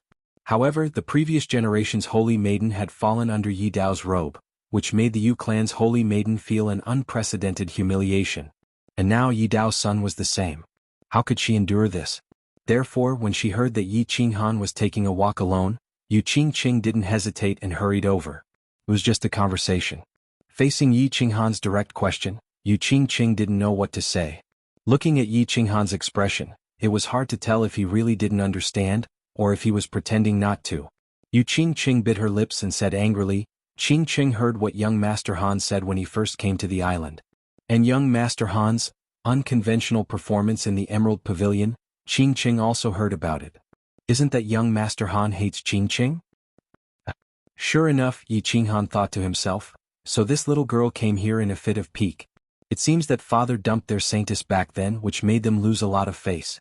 Does she want to regain face from me? No way. After figuring out the cause of the matter, Yi Qinghan smiled brightly and innocently. It's this thing. Miss Qingcheng, I'm willing to explain. I'd like to hear the details. Yu Qingcheng turned her head and a trace of happiness flashed through her eyes. She listened attentively. Miss Qingcheng, actually you've misunderstood. Actually, this is a conspiracy. Yi Qinghan chuckled and said with a somewhat complacent smile. His words were like a clap of thunder, which successfully aroused Yu Qingcheng's interest.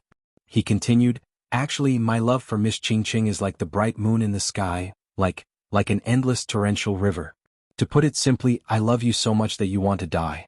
The seas dry up and the rocks crumble, the earth tremble, the sky fall and the earth crack. But Miss Qingcheng has so many pursuers. I'm not as beautiful as that transvestite Hua Hua, not as handsome as that idiot Long Shuelu. My demeanor is not as outstanding as that hypocrite Shui Wuhan, and my muscles are not as stylish as that lunatic. My strength and influence are also slightly weaker than theirs. So I thought, how can I stand out among so many pursuers of yours? So I thought of a shocking move, loosening the reins only to grasp them better. Look, didn't he successfully lure Miss Qingcheng out? Beautiful Miss Qingcheng, you must believe in my sincere love for you. At the beginning Yu Qingcheng listened with interest. But the more she listened, the darker her black pearl-like eyes became. Even an idiot could tell that he was making fun of her. Finally, after Yi Qinghan finished speaking, she did not speak for a long time. She sighed deeply and said with some resentment, if Mr. Han doesn't like Qingcheng, you can say it clearly. There's no need to make fun of Qingcheng. Sorry for disturbing you, Qingcheng will take her leave.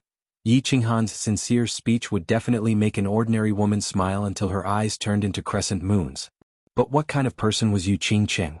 She was the holy maiden who stood out among the hundreds of women of the Yu clan. Whether it was intelligence or appearance, she was the best. How could she not hear the sincerity in Yi Qinghan's words? Looking at Yu Qingcheng's lonely and desolate figure gradually disappearing in the emerald green bamboo forest, Yi Qinghan touched his chin embarrassedly. He was wondering if he had gone too far? To attack a little girl like this without any enmity between them, it seemed that he felt a little guilty. Night gradually approached. A full moon like a shining silver plate was slowly lifted up from the west. The gentle moonlight began to sprinkle down, illuminating the entire Fire Dragon continent and the entire Tranquil Lake Island. The Yu clan was already busy at dusk. Countless people came out from the West Court and the North Court, decorating the wide lawn in front of the three courts. Today was the Yu clan's big day. It was a big day that happened once every 15 years. Of course they had to be cautious and grand. The turf had been trimmed neatly a long time ago, through the efforts of countless people in the Yu clan. A huge open-air camp was set up on the wide lawn. In the center was a row of roaring bonfires, and on both sides of the bonfires were rows of satin spread on the ground. On top of the satin were rows of short square tables made of ancient wood. The square tables were filled with fruits and wine. On top of the bonfires, golden yellow suckling pigs and suckling lambs were being roasted, making crackling sounds. The 5 young masters arrived neither too early nor too late. Apart from Yi Qinghan, who was still dressed in black, the other 4 young masters were dressed extremely dazzlingly. They wore all kinds of tailor-made banquet robes. Their long black hair was combed neatly, and their faces were always rippling with charming smiles. They had been taught since they were young to have a noble temperament in their every movement. It made the 4 of them look like fighting chickens in a flock of chickens. They were like cranes in a flock of chickens, dazzling and eye-catching. It made Yi Qinghan, who was following behind, look like a bodyguard, pale in comparison. A group of young masters and young masters were already sitting in the open space. They were the elite children of the famous families in the House of Aries. However, there was still a gap between their families and the 5 major families, so they did not receive the treatment of Yi Qinghan and the others. It was not until the evening that they were received by the Yu clan into the Tranquil Lake Island and directly brought to the bonfire party. There were countless beautiful girls scattered around the open space. These were the Tranquil Lake disciples of the Yu clan. They had been nurtured for many years. They were also the main targets of this group of young masters. Most of these young masters were nominally subordinates of the 5 great clans and the Manor Lord. Thus, when they saw Yi Qinghan and the others walk in, they immediately stood up and rushed forward to greet them. Lu Xiao greets young Master Shui. Young Master Shui looks radiant today. You will definitely be the top courtesan. Brother Z, I'm Chao Pei. Do your best, Brother Z. Take you Qingqing back to West Wind City? Young Master Hua, I'm the cousin of your uncle's nephew. It's an honor to meet you. Young Master Long. I've long heard of your name. Today I can finally meet you. I'm extremely excited. The 4 young masters smiled faintly and casually responded to the young masters who came to greet them. They were somewhat proud and somewhat arrogant. They looked askance at Yi Qinghan as if showing off their fame and status. Why should they be proud? Why should they be arrogant? Because the people who came to greet them were all heading towards the 4 of them. No one paid attention to Yi Qinghan, who was following behind them. After arriving at the Yu family, they had always been suppressed by Yi Qinghan. So today they finally had the opportunity to suppress him. So they were very excited, very excited. Normally they would not care about such a scene, but they were very enthusiastic. Yi Qinghan smiled faintly. He ignored them and walked to a square table alone. He poured himself a cup of tea and lowered his head to drink. Excuse me? At this moment, 5 young masters suddenly walked straight to Yi Qinghan and bowed respectfully. They seemed a little excited and a little scared as they asked politely. Huh? Yi Qinghan raised his head in astonishment and looked strangely at the unfamiliar young masters in front of him. He frowned. And the 4 people who had been chatting with the crowd were also slightly shocked. They looked over with interest and seemed to find it strange that there was someone who knew this country bumpkin. And when the young masters saw that Yi Qinghan was frowning, they bowed even lower, and their tone became more respectful.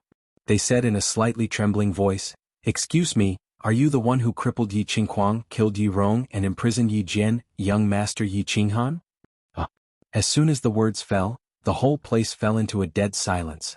The 4 young masters opened their mouths wide, and their bodies trembled slightly. But they recovered their calmness immediately, but their hearts were in turmoil. They had received news from the Yi family some time ago. The Yi family had undergone a great change. Yi Jian was imprisoned, Yi Qinghuang was crippled, and the elder of the Yi family, Yi Rong, was dead. But the reason was unknown in the news. Now that they heard that all these things were done by Yi Qinghan, their first feeling wasn't shock, but funny. But at the same time, they started to think about the truth of these words carefully. And the young masters at the side were also half doubtful and half shocked. They thought this young man was just a follower or something. They didn't expect him to have such a powerful background and such a fierce story. So their eyes changed at the same time, and they looked at Yi Qinghan respectfully. No matter whether he did it or not, the fact that he could sit here today and represent the Yi family, it itself represented a certain attitude of the Yi family. And the attitude of the Yi family was one that must be respected. Countless beauties of the Yu family standing at the side also looked at Yi Qinghan with slight surprise. Although they already knew that this skinny young man dressed in black, who didn't look particularly outstanding, was the popular young master of the Yi family. And they also heard some rumors indirectly, that this young master actually didn't even care about the saint of the Yu family, Yu Qingqing. But this was the first time they heard that Yi Qinghan had actually done such a big thing. Yi Jian, Yi Rong, and Yi Qinghuang were all famous people in the House of Aries. Of course they had heard about it. But now all of them were actually crippled and destroyed by this ordinary young man? For a moment the ripples in their eyes started to turn, and they all used their charming eyes to look at Yi Qinghan. You can eat whatever you want, but you can't say whatever you want. I am Yi Qinghan. What's the matter? Yi Qinghan was a little angry. He looked at the 5 idiots in front of him with some reproach. How could these things be spoken carelessly here? Dongfang Dao, Nangong Chong, Sima Fu, Xiaogong, Dugujian, greet young master. The 5 of them didn't say much, but they all knelt down in front of everyone. Their eyes were actually filled with hot tears, and they put on a good show of searching for their master. What are you all doing? Get up, can you give me an explanation? Yi Qinghan was a little confused. He frowned and stood up. The 4 young masters were dumbfounded. This Yi Qinghan actually did something like this. Wasn't he stealing their limelight? However, it seemed like Yi Qinghan wasn't acting, so they continued to watch seriously from the side.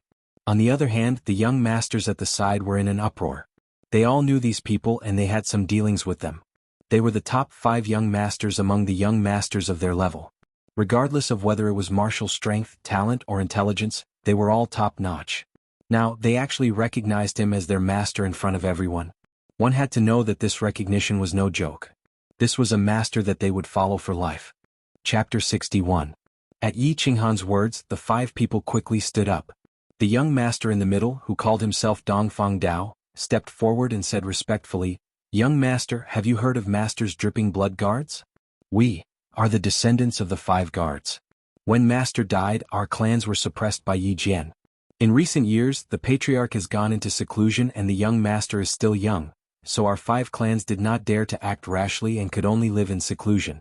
Now that young master's power has been extinguished, the old patriarch has come out of seclusion again, of course our 5 clans will come out again. After obtaining the consent of the patriarch, we will come to serve young master." The dripping blood guards? Yi Qinghan suddenly understood. His father Yi Dao had used his unparalleled charm and peerless strength to subdue 5 strong men. They were known as the dripping blood guards. But when his father died on the god-slaying mountain, the 5 experts also died, so Yi Qinghan did not know how to react for a while. Now, the 5 people who suddenly appeared were the descendants of the 5 masters. At this time Yi Tianlong must have played a part in the show of searching for his master. It seemed that Yi Tianlong had spared no effort in order to win back his heart. After figuring out the situation, Yi Qinghan nodded, pointed to a row of square tables behind him and said, "Well, you sit behind me, we'll talk in detail later." The 5 people nodded, sat respectfully at the back and remained silent. Yi Qinghan did not care about the gazes of the crowd. He sat down alone and began to drink tea. He was not overly intimate with the 5 people behind him. On the one hand, the identity of these 5 people had yet to be confirmed. On the other hand, even if there was no doubt about their identity, he still had to examine their strength and character. He did not intend to take 5 wastes or 5 villains to participate in the sect battle. After watching the excitement, getting to know each other and flattering each other, everyone lost interest and took their seats. There were 3 rows of square tables in the Yu clan, forming the word door. The seats above the door were obviously for the Yu clan or the older generation. Yi Qinghan and the other 4 sat in the first row on both sides of the door. The rest of the young masters knew that their statuses were different, so they consciously sat behind them. "Congratulations, young Master Han, you've gained another 5 strong generals." Feng Zi sat next to Yi Qinghan and raised her wine glass. Hua Chao, Long Shuelu and the rest quickly raised their glasses too. Although Yi Qinghan had promised not to take the initiative to attack, it didn't mean that he couldn't cause trouble, right? Therefore, the 4 of them would try to curry favor with him whenever they had the chance, even though Yi Qinghan didn't really like it. "Same to you." Yi Qinghan nodded and raised his glass. As everyone chatted and chatted, the doors of the north court of the Yu clan finally opened under everyone's hopeful gazes. The first to come out was a beautiful middle-aged woman. Her age couldn't be determined and her figure was still graceful. Her skin was rosy like a young girl's, but there were faint crow's feet at the corners of her eyes, which made her look a little old. Behind the beautiful middle-aged woman was a tall man dressed in green. The man's eyes were like a bull's, bulging as if they were about to jump out. Behind him were 3 old men. They walked to the front with a smile and naturally sat down at the top row of square tables. "Greetings, 5 grand elders." Everyone hurriedly stood up.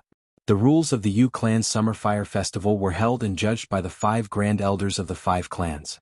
They all knew this, so they weren't surprised. However, Yi Qinghan casually cupped his hands, but his eyes were staring at Yi Qingyo, as if he was blaming and questioning him.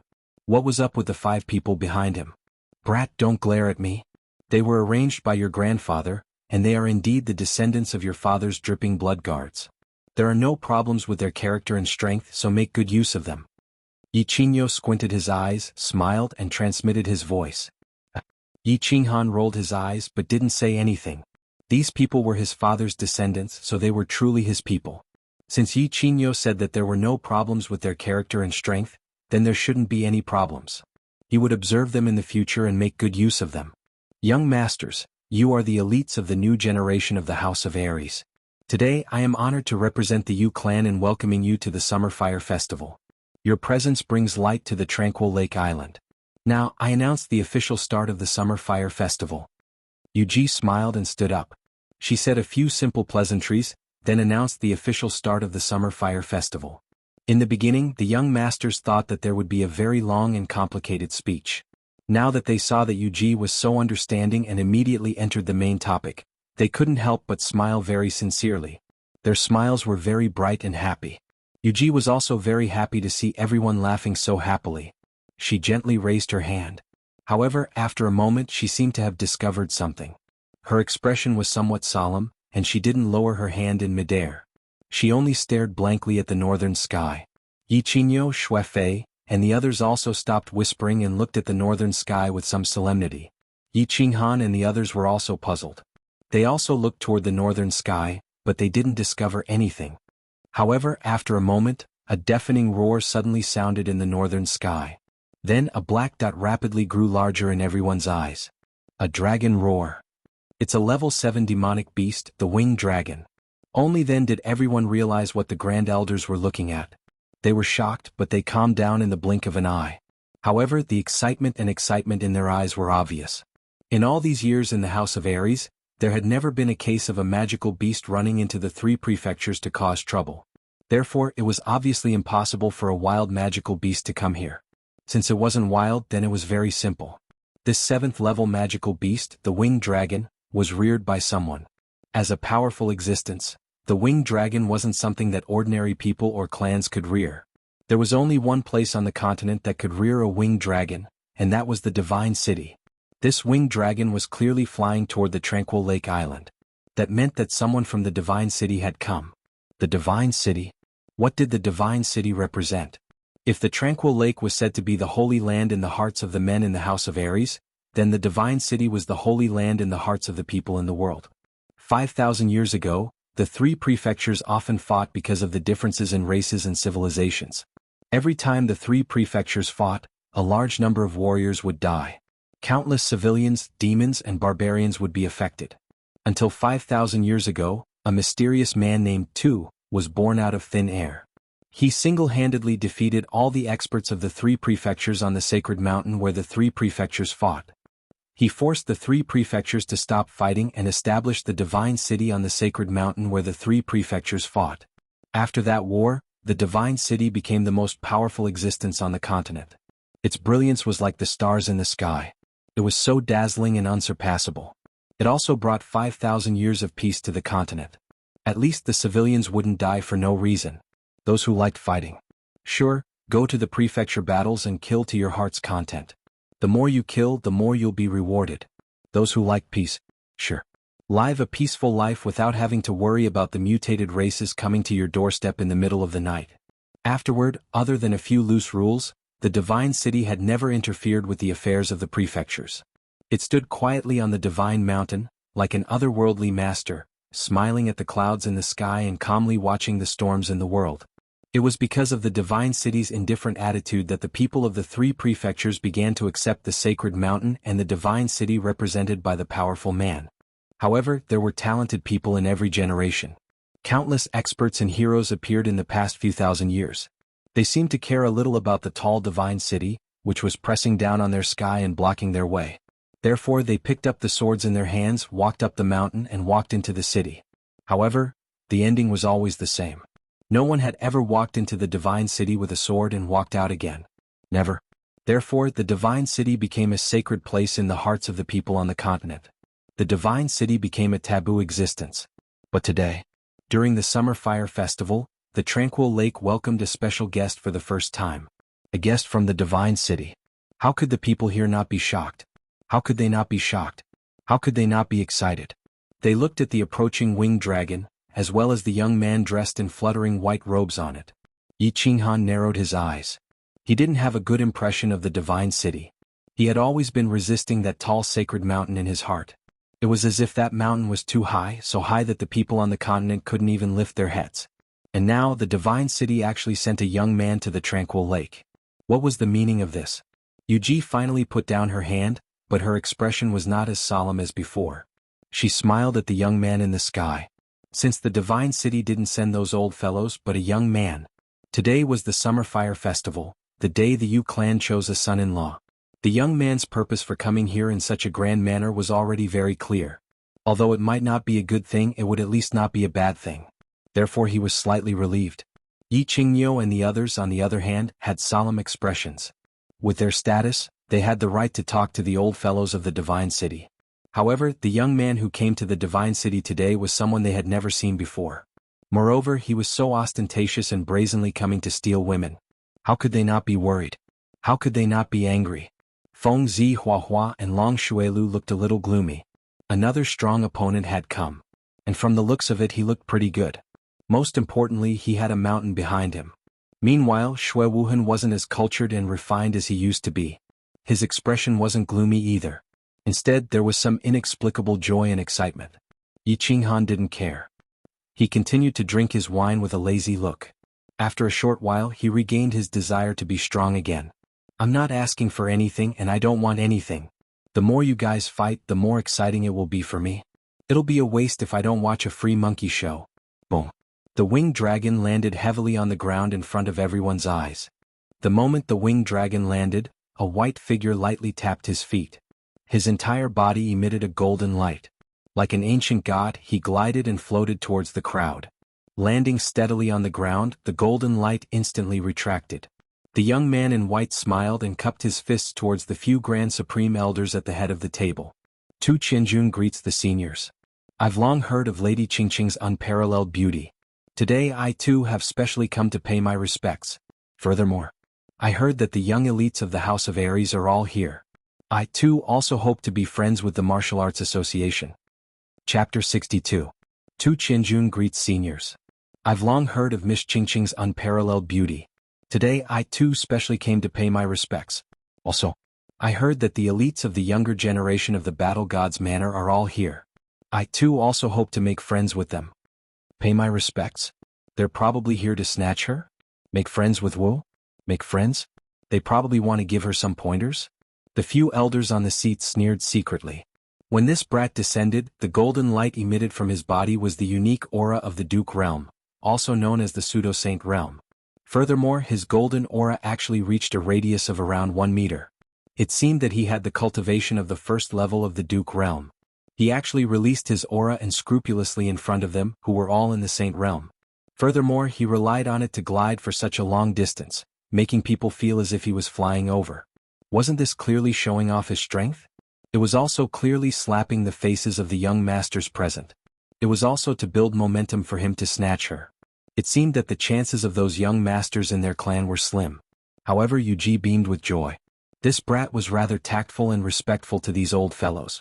Moreover, he had made it clear that he was here to pursue his daughter, not to cause trouble.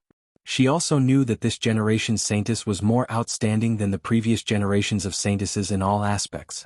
However, she didn't expect that even the divine city, which rarely appeared, would send people to snatch her. What was this? This was glory. This was also strength. Hence she smiled brilliantly. Young Master too must be the young master of the dragon-slaying divine guard of the divine city's 4 guards. You're indeed as graceful and elegant as your father. Servants, give him a seat. Elder Yuji, my father asked me to send his regards to you. There's no need to give me a seat. I have an old friend here, so I'll sit with him. Tu Qianjun smiled faintly. He turned his head and swept his gaze across the young masters. Finally, his gaze landed on Xue Wuhan. Young master, please take a seat. Shui Wuhan had been smiling all along. When he saw Tu Qianjun looking over, his smile became even more amiable. He hurriedly stood up and lowered his head slightly, indicating for Tu Qianjun to take his seat. Tu Qianjun nodded indifferently. It seemed as if he didn't care about everyone's gazes. He walked straight to Shui Wuhan's seat and sat down peacefully. He lowered his head and smoothed his sleeves. He saw that the people in the vicinity were looking at him cautiously. He raised his head in astonishment and said, "What's wrong? Do as you wish. Don't worry about me, just pretend that I don't exist." "Yes, yes." The people around him hurriedly lowered their heads and continued to drink, sip tea and eat fruits. Their hands and feet were slightly trembling, and they accidentally spilled some of the wine in their hands. Those who were eating the fruits panicked and even ate the vines. Their expressions betrayed their panic and nervousness. Feng Zi and Hua Hua looked at each other. They could see the worry and shock in each other's eyes. This Tu Qianjun was only 27 or 28 years old, yet he already possessed the strength of a duke. This was a little too terrifying. It should be known that the two of them could be considered first-rate geniuses. At the age of 24 they were already at the third level of the general realm. Coupled with their family's secret arts, their combined strength was only at the first or second level of the martial realm. It was fine if they couldn't match up to him in terms of power. After all, the divine city's glory was built through generations of battles. If they couldn't match up to him in terms of strength, then it would be a little embarrassing. Long Shuilu was also silently drinking his strong wine at the side. He occasionally glanced at Shui Wuhan, who was whispering beside Tu Qianjun, and a trace of mockery and loneliness flashed across his eyes. It was obvious that he was a little envious that Shui Wuhan had actually made friends with a young master of the divine city. However, he also looked down on Shui Wuhan's flattering behavior. Of course, it was mostly because he couldn't eat the grapes, so he said that the grapes were sour. Tu Qianjun's appearance suppressed the entire crowd. Relying on the tall mountain behind him and his astonishing strength, he descended like a deity, instantly enveloping the entire lake's light on his body. In a battle between two armies, the most important thing was momentum. Without momentum, this battle would only end in defeat. Yi Qinghan didn't show any expression, even though he was a little displeased with Tu Qianjun's attitude, which was even more arrogant than Yi Qinghuang. However, he didn't intend to carry Yu Qingqing to bed today, so he didn't feel like he was facing a love rival. However, he hated Shui Wuhan's flattering attitude even more than Long Shuilu. This brat usually looked like a dog, but deep down he was really a dog. Clap clap. When Yu Ji saw that everyone's mood had somewhat calmed down, she clapped her hands twice, and began to serve the pastries in front of the main course. Along with the clap of her hands, the door of the west courtyard opened, and 12 red-clothed women walked out. It just so happened that this red dress was very similar to the dress that they wore when they entertained Yi Qinghan and the others in the jadeite pavilion in the morning. The upper body was a thin tube top, and only the lower half of the white and tender beautiful breasts were covered, revealing a plump snow-white semicircle. The lower body was a gauze skirt, and under the uneven hem was a pair of perfectly straight and slender white legs. On their feet were pairs of long leather boots that covered more than half of their calves. The only difference was that today on their smooth abdomen, which didn't have any extra fat, hung a small purple bell. Snow-white skin, captivating red dress, and the purple ring around their waists. These three colors actually fused and intersected, evolving into a strange charm. The dance was somewhat similar to the belly dance of Yi Qinghan's previous life, but it was clear that no one would appreciate such a beautiful and artistic dance. They only stared with bulging eyes at the group of women, who were constantly swaying because of their twisting bodies, as well as the limitless scenery under the gauze skirt that was blown up by the wind from time to time. Yi Qinghan and the others, as well as the few old fellows above, were still fine. Their identity and status didn't allow them to be too out of line, but the other young masters didn't have so many misgivings. All of their eyes were bulging so much that they were actually bigger than Yi Qinghan's. Under the reluctant gazes of the crowd, the 12 women silently retreated, while the young masters were silently thinking of ways to snatch one from the Yu clan. Although the Yu clan summer fire festival was mainly for the saintess to choose a man, almost every time after the matter of the saintess was settled, the Yu clan would choose a portion of the young masters with relatively higher aptitudes, strength and influence, and gift them the 12 tranquil lake women of the Yu clan. Although it was called gifting, it was actually no different from selling them. Every Yu clan woman would be exchanged for a large amount of resources and treasures. However, these young masters who managed to snatch the Yu clan women wouldn't hesitate at all. Moreover, their clans would also be willing to use a large amount of treasures to exchange for the Yu clan woman. Of course, this wasn't just because the Tranquil Lake women of the Yu clan were unparalleled in the world. Any man who married a Tranquil Lake woman would obtain the most pleasure and satisfaction in the body. It was also because if the young masters of these clans could marry a Tranquil Lake woman, then their clans would automatically obtain the friendship of the Yu clan. They would receive a large share of the Yu clan's intelligence, martial power and resources, until the woman died. It could be said that the reason the Yu clan women could stand tall in the House of Aries for 1,000 years was also because of this marriage alliance policy. Oh, so that's how it is. This marriage alliance policy was thought up by the genius of the Yu clan. How brilliant. Yi Qinghan exclaimed in admiration as he understood many things he didn't know before from Feng Zi's soft explanation. Feng Zi nodded as well. Her eyes were filled with admiration. The founder of the Yu clan, the Moon Queen. A miraculous woman who made the ancestors of the 4 great clans, the Wind Lord, the Flower Empress, the Snow Marshal and the Night Emperor fall head over heels for her. Back then, her martial power and cultivation reached the peak of the Sage Realm, half a step into the Divine Realm. According to the clan's records, this woman naturally rejected the 4 great ancestors. She walked into Silver Moon City alone and created the Yu clan. Stop talking. The dishes are about to be served. You have to perform well later. I'll cheer for you. Yi Qinghan saw Yu Ji raise her hands and clap her hands again. He knew that Yu Qingqing was about to go on stage. He quickly nudged Feng Zi and looked behind Yu Ji. Hearing this, Feng Zi immediately straightened her body and sat up straight. She looked forward very seriously. As Yu Ji clapped her hands lightly, the sound of a guzheng rang out from West Court. She was playing an unknown song. Not many people present understood this. They only felt that the sound of the guzheng was like the whispering of young girls at first. It was pleasant to listen to. Then the tune changed rapidly like the torrential rain in summer. Water droplets fell onto a jade plate. It was very crisp.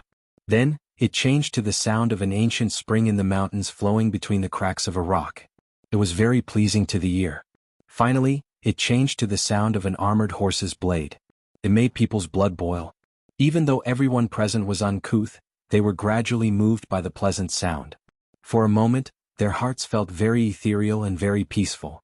In the end, when the sound of the guzheng turned into the sound of a blade, everyone felt like they were in a battlefield of 10,000 people. Their blood boiled. Buzz. Just as everyone's blood was boiling, the sound of the guzheng suddenly stopped. Everyone looked in the direction of West Court in surprise.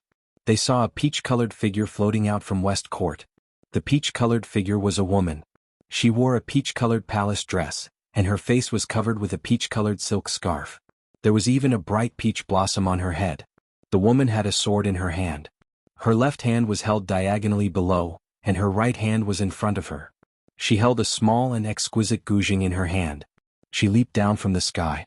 Her palace dress flapped in the wind, making her look like a fairy from beyond the heavens. It was unknown whether it was because of the strong wind or the woman's own will, but when the woman landed on the ground, the peach-colored silk scarf on her face actually fluttered with the wind, revealing a devastatingly beautiful face. Her black pearl-like eyes contained a smile that was both charming and seductive. Her delicate nose was tall and straight, and the corners of her small mouth were slightly raised. Her red lips were slightly parted, inviting people to kiss them. Below her slender white neck, there was a piece of white jade that was half covered and half covered. When it contrasted with the peach-colored palace dress, it was so soul-locking. Her white waist was actually so small that it couldn't be grasped. Her entire person was like a fairy that had fallen into the mortal world. She made people feel that she couldn't be profaned, that she couldn't be violated. However, she was also invisibly attracting people, making them want to profane her, to go on top of her. This kind of feeling was extremely contradictory. Normally, no one would wear a peach-colored dress that was unique, and no one dared to wear it because peach-colored clothes gave people a very tacky feeling. But today Yu Qingqing dared to wear it and she wore it. Moreover, she even wore an even more tacky peach blossom. It was just that, after today presumably no one present would dare to say that peach-colored clothes were tacky. At least Yu Qingqing was not ordinary. Not only was she not ordinary, but that faint peach-colored color on her graceful figure, coupled with her devastatingly beautiful face, gave people a feeling that she was so attractive, so ecstatic, so fatal. Peach blossoms were poisonous. They could topple cities, could topple countries, and could even poison people to death. Chapter 63. The lady with peach blossoms stood there quietly. Her eyes glowed and the corners of her mouth curled up slightly, revealing a faint smile. Then she placed the zither on the ground. Her 5 slender and elegant fingers danced wildly, emitting a few clanging notes. The long sword in her left hand formed a flower and she actually began to play and dance. She played a hurried and rhythmic marching song. Although there would be occasional breaks as she played and danced, the special reverberation of the zither didn't make people feel that there was a break. Instead, they felt that the rhythm was different and it was very dynamic. The dance was a sword dance and it was very good. Sometimes it was hard, sometimes it was soft. Furthermore, everyone present was an expert and could see that the swordsman wasn't a pretty one. Aside from being pretty, one could see the formless murderous aura that accompanied the sword dance. The sword was a killing weapon, a yang weapon of extreme yang. The woman was a beauty, a woman who was as gentle as water. But today the combination of the beauty and the sword was actually so perfect. Accompanied by the clanging sound of the zither, everyone felt as though they were on a battlefield filled with corpses. A peerless woman who had lost her lover was killing people with a sword. Moreover, the way she killed people was so beautiful and moving. The sword dance ended and the song also ended. However, the young masters were still immersed in that moving scene just now. It was like a dream or an illusion and they were intoxicated. Only when Yu Qingqing bowed slightly and returned to Yu Ji's side to sit down did everyone suddenly come to their senses. They applauded in unison. Lady Qingqing can topple a nation. This trip of Qianjuan's was not in vain. This dance can raise a great white. Tu Qianjuan's eyes sparkled. He picked up a large cup of wine on the table and shook it at Yu Qingqing. He raised his head and laughed as he drank it. His actions and tone were extremely elegant and flawless. Yu Qingqing smiled faintly and nodded without saying anything. Lady Qingqing's sword dance is unparalleled in the world. No one in the world can compare to you in playing and dancing at the same time. This dance should raise a large jar. Feng Zi hurriedly stood up and said, not to be outdone. She raised a large jar of wine and drank it all in one go. She didn't stop at all and drank it all without leaving a drop. Seeing that Feng Zi didn't even gasp for breath after finishing a jar of wine, Hua Hua and Long Shuilu, who were about to raise their cups, were dumbfounded. This lunatic is indeed a lunatic. How can we endure this? We can't possibly offer 2 jars, right? In the end, they didn't raise their cups anymore. Instead, they picked up their teacups and shook it in a toast. They said a few polite words to express their admiration for Yu Qingqing. After that, the young masters took turns to express their praises. They praised Yu Qingqing's performance to the point that there was nothing in the heavens that was unparalleled on the earth. Although their words were different, their purpose was the same. They were all expressing, we admire you very much, we cherish you very much, we want you very much, we are willing to marry you and treat you like a treasure, we hope that you will pay attention to us, consider us, we are not bad, and so on. Yu Qingqing nodded faintly and smiled in response. Finally, her gaze stopped on Yi Qinghan, who was happily eating the pork roasted on the bonfire. Her eyes flashed with a hint of as expected. After a moment of silence, he raised his head and said coldly, Young Master Han, why didn't you express your opinion? Is Qingqing's performance so unworthy of a single word from you? Yu Qingqing was very beautiful and her dance was also not bad. Yi Qinghan also wanted to praise her. But since Yi Qinghan had promised Feng Zi and the others, he had to at least do some superficial work. Otherwise he would break his promise. And if he broke his promise now, Yi Qinghan was afraid that Feng Zi and the others would also break their promise and cause trouble during the residence battle. In his heart, his sister's life was naturally the most important. Therefore, when he was dancing with Yu Qingqing, he focused his attention on the golden pork roasted on the bonfire. At this moment, he naturally wouldn't follow the others to flatter her, even though the buttocks of this horse were really not bad. Not bad. Feeling Yu Qingqing's cold gaze as well as Feng Zi and the others' covetous gazes, Yi Qinghan raised his head slightly and said. He then continued to focus his attention on the roasted pork. It seemed that this pig looked more delicious than Yu Qingqing. Not bad? What did that mean? All the young masters looked at Yi Qinghan, who was engrossed in his battle with the pig, with a variety of expressions on their faces. This was the first time Yu Qingqing had spoken today, but this young master didn't feel excited or flattered. But he actually said, not bad in such a perfunctory manner? After he finished speaking he continued to eat, not even looking at Yu Qingqing. Not to mention that Yu Qingqing was devastatingly beautiful, her dance today was really not bad. Just the fact that Yu Qingqing was the Yu clan's saintess, with such a noble status, he still had to say a few perfunctory words to her. Today Dongfang Dao and young master Nangong Chang wanted to recognize him as their master. They originally thought that this young master was very fierce, but they didn't expect that he was even more fierce. to the point that he didn't even care about the Yu clan's saintess? Dong Feng Dao and the others looked at each other and laughed, giving Yi Qinghan a thumbs up. Meanwhile, Feng Zi Hua Hua and the others were all beaming with joy as they repeatedly raised their cups. They naturally knew why Yi Qinghan was like this, and now it seemed that this brat was really interesting. He kept his promise and was a good brother. Tu Qianjun also looked over with a smile, a trace of interest in his eyes. He whispered a few words to Shui Wuhan beside him, then glanced at Yi Qinghan a few times, then silently looked at Yu Qingqing and didn't say anything.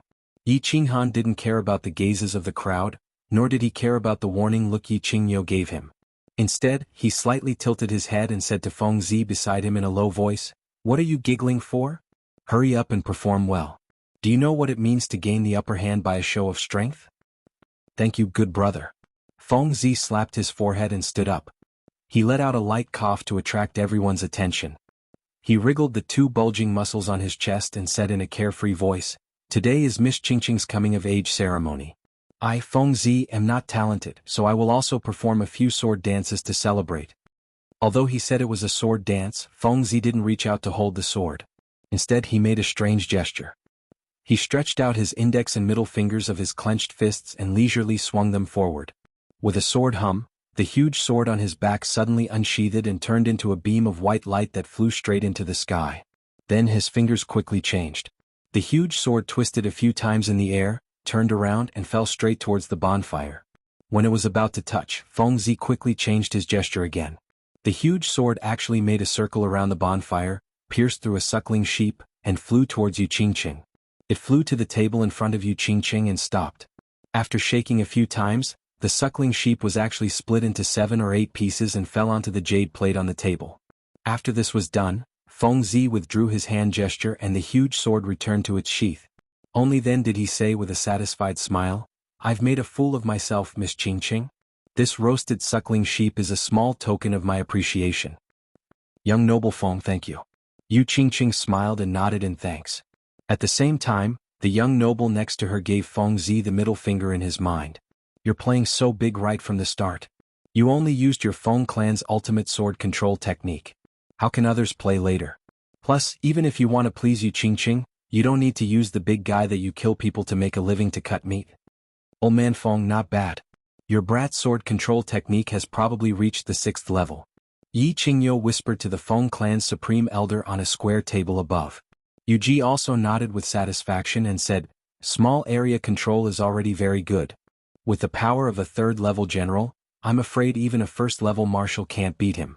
Feng Zi's talents are considered the best in your Feng clan in the last 100 years. His future is limitless. Where? Compared to the descendants of your clans, I still have to work harder."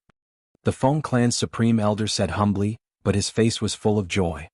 "Ah, my brat is ready to go. Let's see what special performance he has." The Hua clan's elders smiled and drew everyone's attention to the field. Seeing that Feng Zi got the first prize, Hua was a bit unhappy. He stood up and nodded at Yu Qingqing. He said, "I'm also here to join in the fun. I'll give Miss Qingqing a mysterious gift." Saying this, Hua slowly walked toward the field. His steps were very elegant and light. However, as he walked, his body slowly became blurry in front of everyone and finally disappeared. Stealth?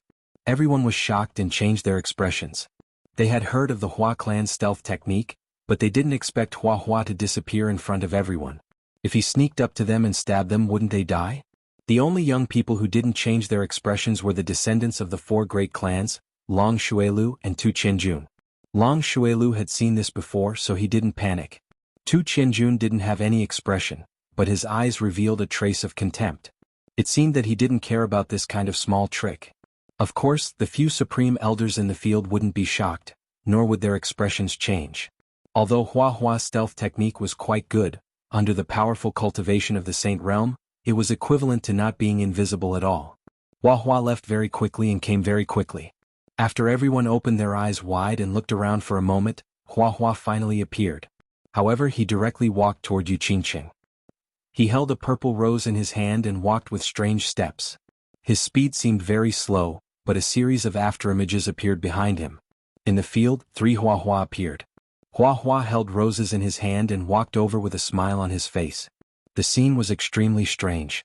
Finally, the afterimages disappeared and Hua Hua stood in front of Yu Qingqing. He bowed sincerely and said, "Miss Qingqing, may your beauty be like this bouquet of roses that will never wither."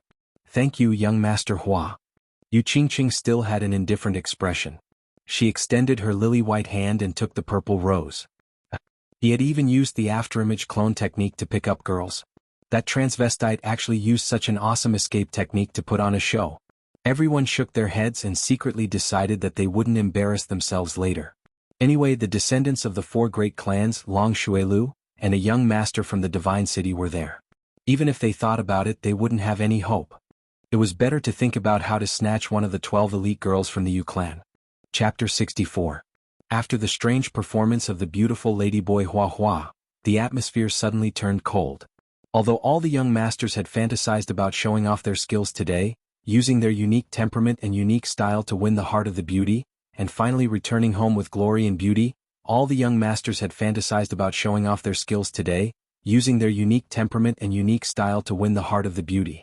However, under the abnormal special skills of the Feng family and the Hua family, as well as the performance of Feng Zi and Hua Hua, everyone felt as if a bucket of cold water had been poured over them.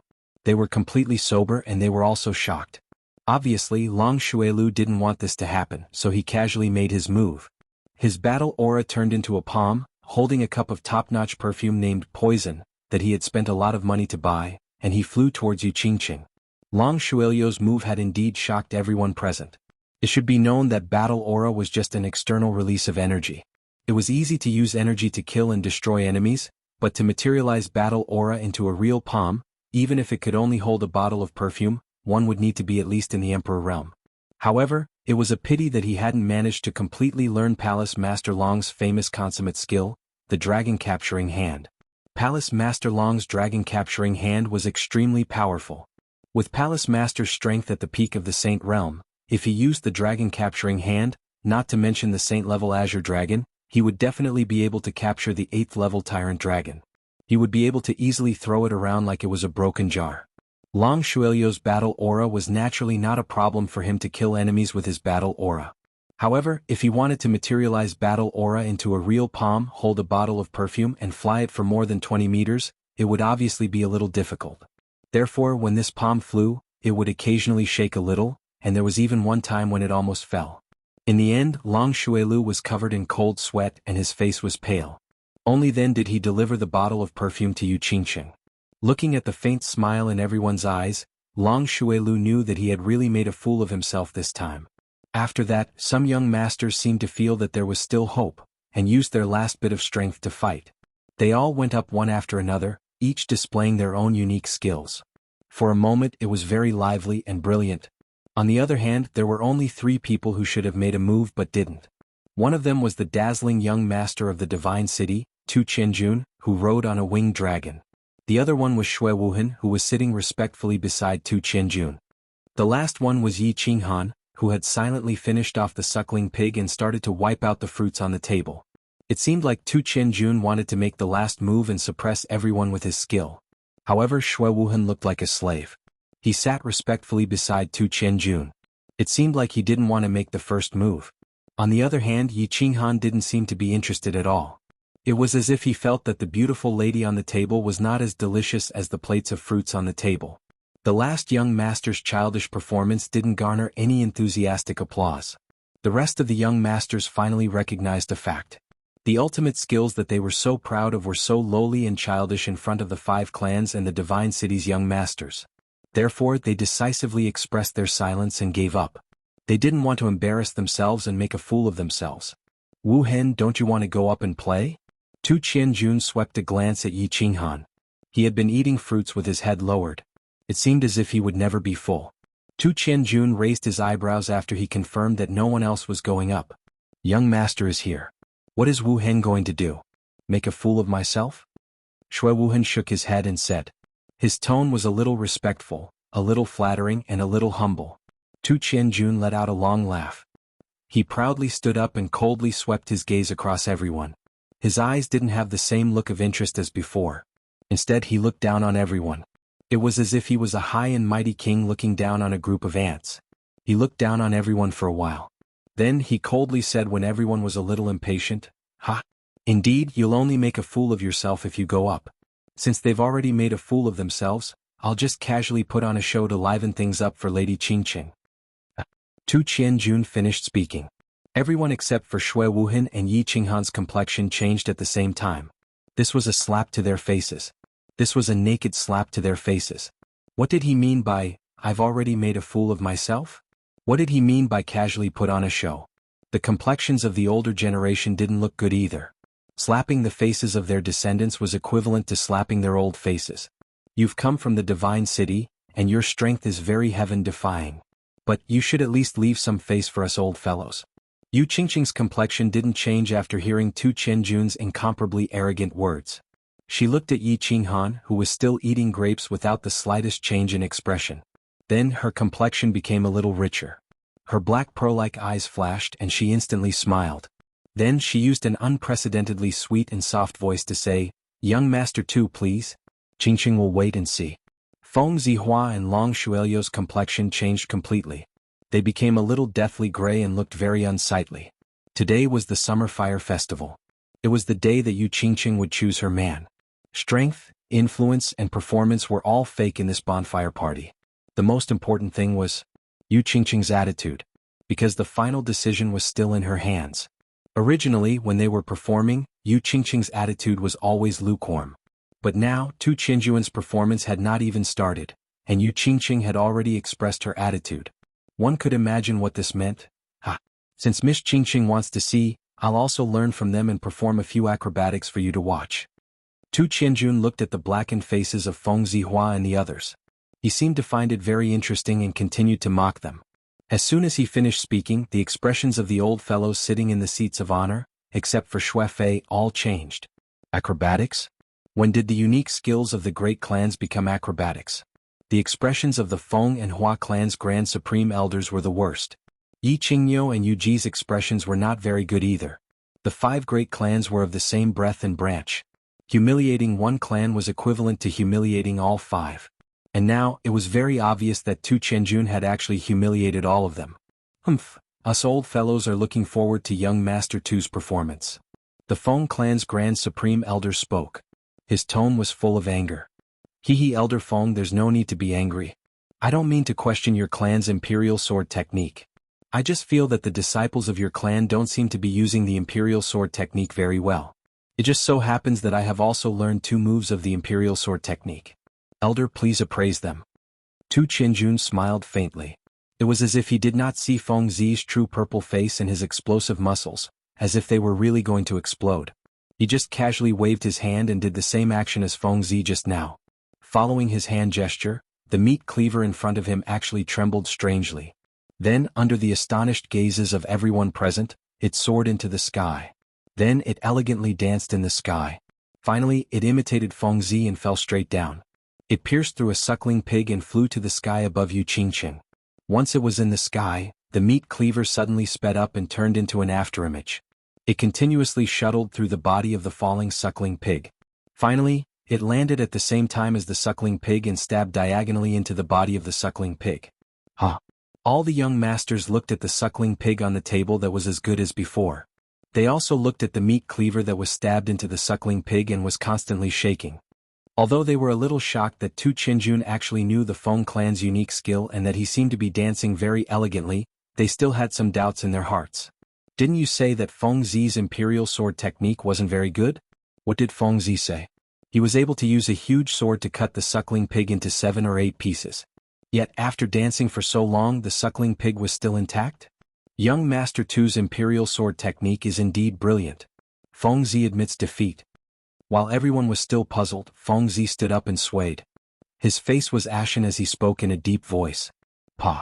As soon as Feng Zi finished speaking, the meat cleaver stopped swaying. The suckling pig was like a blossoming flower. It split open from the middle and was divided into countless evenly sized pieces. Then it was steadily placed on the plate. Young Master's skill is divine. Wu Hen admires you. Shui Wuhan stood up and cupped his hands respectfully as he spoke. The passion in his black and gray eyes was very obvious. Looking at the dozens of evenly sized pieces of suckling pork on the plate, listening to Feng Zi's sincere words, and looking at Shui Wuhan's respectful posture, all the young masters were shocked once again. However, there were too many shocks today. All the young masters felt a little numb. The things that they were proud of and glorious in the past, in front of Feng Zi and Tu Qianjuan's performance, became extremely childish and laughable. As a result, they developed a deep sense of defeat and a faint sense of inferiority. It was to the extent that they didn't even know that Tu Qianjun had suddenly disappeared in front of everyone. They didn't notice, but Yi Qinghan, Hua Mu and Feng Zi were very sensitive and discovered it. They looked at each other and revealed an expression of disbelief and extreme shock. What situation was this? Tu Qianjun actually knew the Hua clan's stealth? What was stealth? It was the Hua clan's unique skill. The Hua clan was the descendants of the Thorn God. Only those who possessed the Thorn God's bloodline could learn the stealth skill.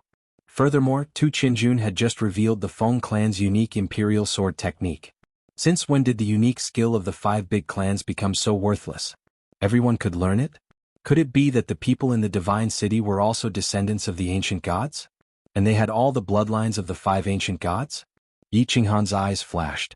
He couldn't understand it no matter how he thought about it. Finally, he looked at Yi Qingyo, who was at the top of the seats. Feng Zi and Hua Mu also looked at the grand elders of their clans. There's no need to be surprised. The people in the divine city are all descendants of the ancient gods. I'll explain the specifics later. The unique skills of the 5 big clans that they know are all imitations. They might seem good at the beginning, but in the later stages, their power and destructive power will be very different. Yi Qingyo and the few grand elders passed on the information to answer their questions. However, seeing that Tu Qianjun was using their clan's unique skill to sweep across their faces, they felt very uncomfortable and their faces darkened. Young Master Tu disappeared? At this time, the people present finally realized that Tu Qianjun had disappeared.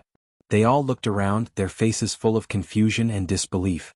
Although their abilities were the weakest among them, Tu Qianjun had actually disappeared right under their noses. This was too terrifying. After a while, Tu Qianjun finally solved their doubts. He suddenly appeared on the stage, holding a bunch of red roses that were a few times bigger than Hua Mu's. It was the same stealth and the same afterimage clone technique, but his stealth seemed to be more thorough than Hua Mu's. His afterimage clone technique was actually more than 10 meters long, and the number of clones was more than double that of Hua Mu's. Miss Qingqing, I think that red roses represent love more. Isn't that right?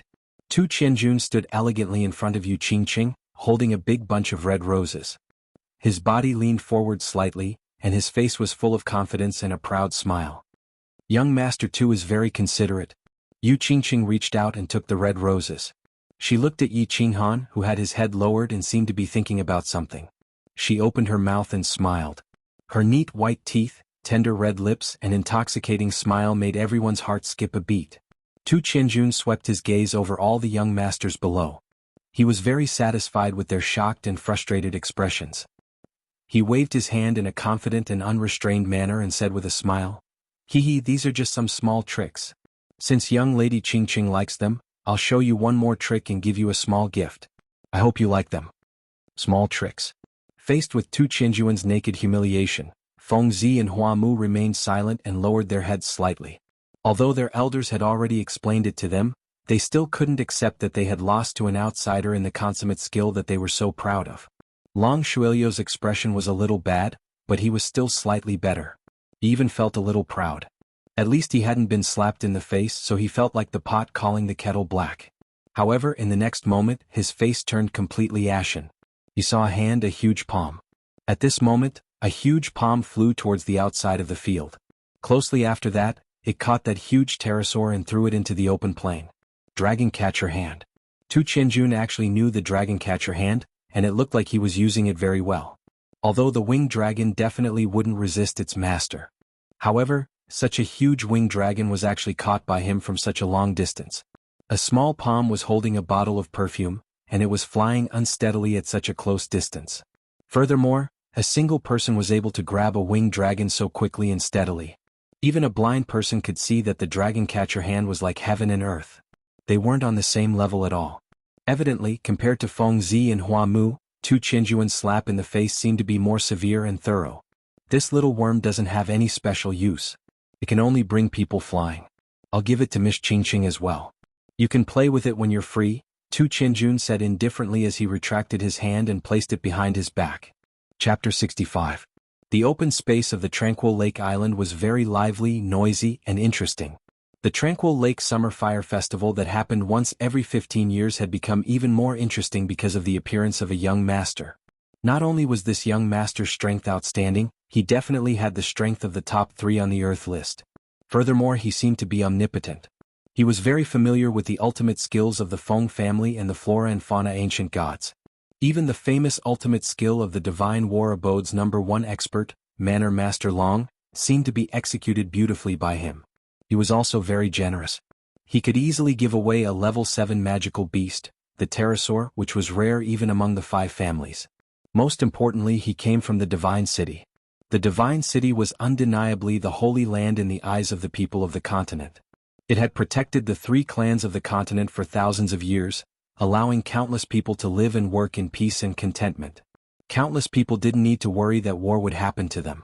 The city on the high and mighty Divine Mountain had played the most important role. Today, the young masters from various places in the House of Ares finally had the opportunity to see the elegance of some people from the Divine City. They weren't disappointed. Whether it was in terms of temperament, grace, or strength, he suppressed all the young masters present, and many people were convinced. Didn't you see that the Shui family's young master, who was usually high and mighty, was like a dog in front of him? All the young masters were very excited. They were happy that they could see the peerless elegance of the Divine City's young masters. They were secretly happy that the Divine City's young masters had the ability to suppress the usually high and mighty descendants of the 5 families. They naturally thought that only the Son of God from the Divine City was worthy of the goddess-like fairy up there, and only he could possess her. This was too much. Looking at the big guy in front of her full of ferocity and arrogance, Yu Qingqing knew that she had gone too far.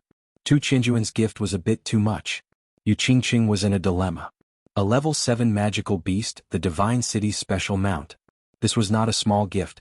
Accepting his gift was equivalent to admitting that she was leaving with Tu Qianjun. Originally, Yu Qingqing saw that Yi Qinghan had been acting like this and didn't care about her at all. She wanted to anger him and provoke him a little.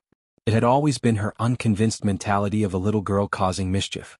At this moment, he realized that he had gone a little overboard, so he didn't know how to end the situation. Young Master Tu is considerate. Such a big guy, even if you give it to the Yu clan won't be able to raise it. Young Master, you should keep it first. If Qingqing chooses you in the end, it won't be too late to give it to her then. In the end, it was Yu Ji who expressed her stance and solved Yu Qingqing's problem. If it was Yu Ji who said this, there would naturally be no problem. If it was Yu Qingqing who said it, there would naturally be a problem. Therefore, Tu Qianjun nodded his head and didn't force him too much. He put away the winged dragon and happily chatted with Shui Wuhan. Some people were happy and some people were unhappy. Feng Zi's face was gloomy. Flowers and grass were silent. Long Shuilio's handsome face seemed to be a little twisted. Yi Qinghan was still eating his fruit silently. His meaning was obvious. It's none of my business. I will definitely not get involved in this matter today. Old Nyo, you have to get back your face today. Although the Grand Elder didn't seem to have any change on the surface, he was secretly transmitting his voice to the Grand Elder. His tone was somewhat displeased and dissatisfied. Old Nyo asked your kid to go show off. Didn't you say that your kid is very awesome? Don't you want this girl, Qingqing? The Grand Elder of Flowers and Grass also transmitted his voice over. Yi Qinghan drank his tea silently. His bulging eyes glared at the two of them, and then coldly swept a glance at Yi Qinghan, who seemed to have fallen asleep at the side. Originally, he was still anxious about why Yi Qinghan wasn't going up to show off. Now, it seemed that this kid was very smart. And now, the Feng clan and the Hua clan's elders were transmitting their voices. It was very obvious that they wanted to drag the Yi family down with them. He wasn't an idiot. Of course, he wouldn't do such a stupid thing. Young Master Han, you have to get back your face. Feng Zi's face was gloomy for a moment, then he came over and said in a low voice. Flowers and Grass ears twitched, and his beautiful eyes quickly turned a few rounds. He also came over and said, That's right, brother. You have a lot of ideas. Help us get back some face. We, the 5 great clans, are of the same branch. Slapping our faces is also slapping yours. Yi Qinghan spat out a melon seed, grabbed another one and continued to eat. He didn't even look at Feng Zi or Flowers and Grass. Only when the two of them couldn't wait any longer and were about to repeat their request and emphasize their clear intentions did he say indifferently, What does it have to do with me? Isn't Shui Wuhan from the 5 great clans? Ask him to go up. This kind of scum, I'm blind. Feng Zi glanced at Shui Wuhan, who was talking and laughing with Tu Qianjun, and revealed an expression of disgust. In the future, there will only be the 4 great clans in our generation. I won't acknowledge that dog, Flowers and Grass said coldly, as if Shui Wuhan's behavior had completely hurt his feelings. Oh. Yi Qinghan's eyes revealed a smile. He didn't understand why Shui Wuhan would obviously join Tu Qianjuan's side when he saw him. Moreover, he was acting so pretentiously, which made people uncomfortable. As long as Feng Zi and Flowers and Grass didn't die prematurely, they would definitely be leaders. Why was Shui Wuhan like this? And the old man from the Shui clan seemed to be silently agreeing with his behavior? However, he was very satisfied with Feng Zi and Flowers' attitude. Shui Wuhan had sent people to kill him, and he was the real culprit who had left his sister lying in the back of the mountain. He had to kill this person. Now that he saw Feng Zi and Flowers' attitude, he was even happier. Therefore, he laughed happily, then shook his head and said, I promised the 4 of you that I wouldn't do anything today, and I'm a man of my word. Feng Zi and Flowers could hear what he meant, and their eyebrows twitched at the same time. This guy was so strange. Did he really have the confidence to help them regain some face? Therefore, the 2 of them said very seriously, Young Master Han, of course you're a man of your word. We're begging you this time so we can't take it as you going back on your word.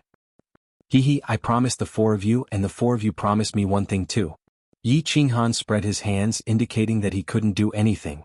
He didn't want to be stabbed in the back during the residence battle just to help them regain some face. The 2 of us definitely agree and Long Shuilu will obviously agree too. But that traitor Humph. Feng Zi said gruffly. She was in a difficult position. It seemed that Shui Wuhan wouldn't agree. She was in a difficult position. Yu Qingqing was also in a difficult position. Tu Qianjun had the upper hand but now no one was performing. They seemed to have given up on competing with the young master from the Divine City. Perhaps it was because they were all descendants of the 5 great clans, which made her feel a sense of solidarity against a common enemy. Or perhaps it was because Tu Qianjuan's performance today was too strong and arrogant. Therefore, she didn't have much interest in this high and mighty young master from the Divine City. However, if no one else continued to perform, she really didn't know how to end the situation. Therefore, when she inadvertently glanced at the black figure again and saw him spread his hands helplessly, she felt a little angry in her heart. After a moment of silence, her pair of black pearl-like eyes revealed a hint of agility. She coughed lightly and gathered everyone's attention on her. Then she said faintly, What? Young Master Han seems to feel that young Master Qianjuan's performance just now wasn't very good? Yu Qingqing's words successfully shifted everyone's attention to Yi Qinghan. Looking at everyone's interested gazes as well as Tu Qianjuan's ice-cold glance, Yi Qinghan meaningfully looked at Yu Qingcheng. It seemed as if he was blaming Yu Qingcheng. It felt as if Tang Seng was looking at the great sage affectionately and saying, Wukong, you're being mischievous again? Young Master Han, of course he doesn't like it. How can young Master Han's talent be guessed by ordinary people? Moreover, he also wants to show off, but he's worried that Shui Wuhan and young Master Shui won't agree? Feng Zi's eyes brightened as soon as Yu Qingqing's words fell. She hurriedly stood up and said with a big grin, Oh, Wuhan, what's the matter? Tu Qianjuan's eyes flashed coldly as he asked Shui Wuhan in a low voice. Shui Wuhan laughed and hurriedly explained in a low voice, as if he didn't care about the disgusted looks from Feng Zi and Hua Hua.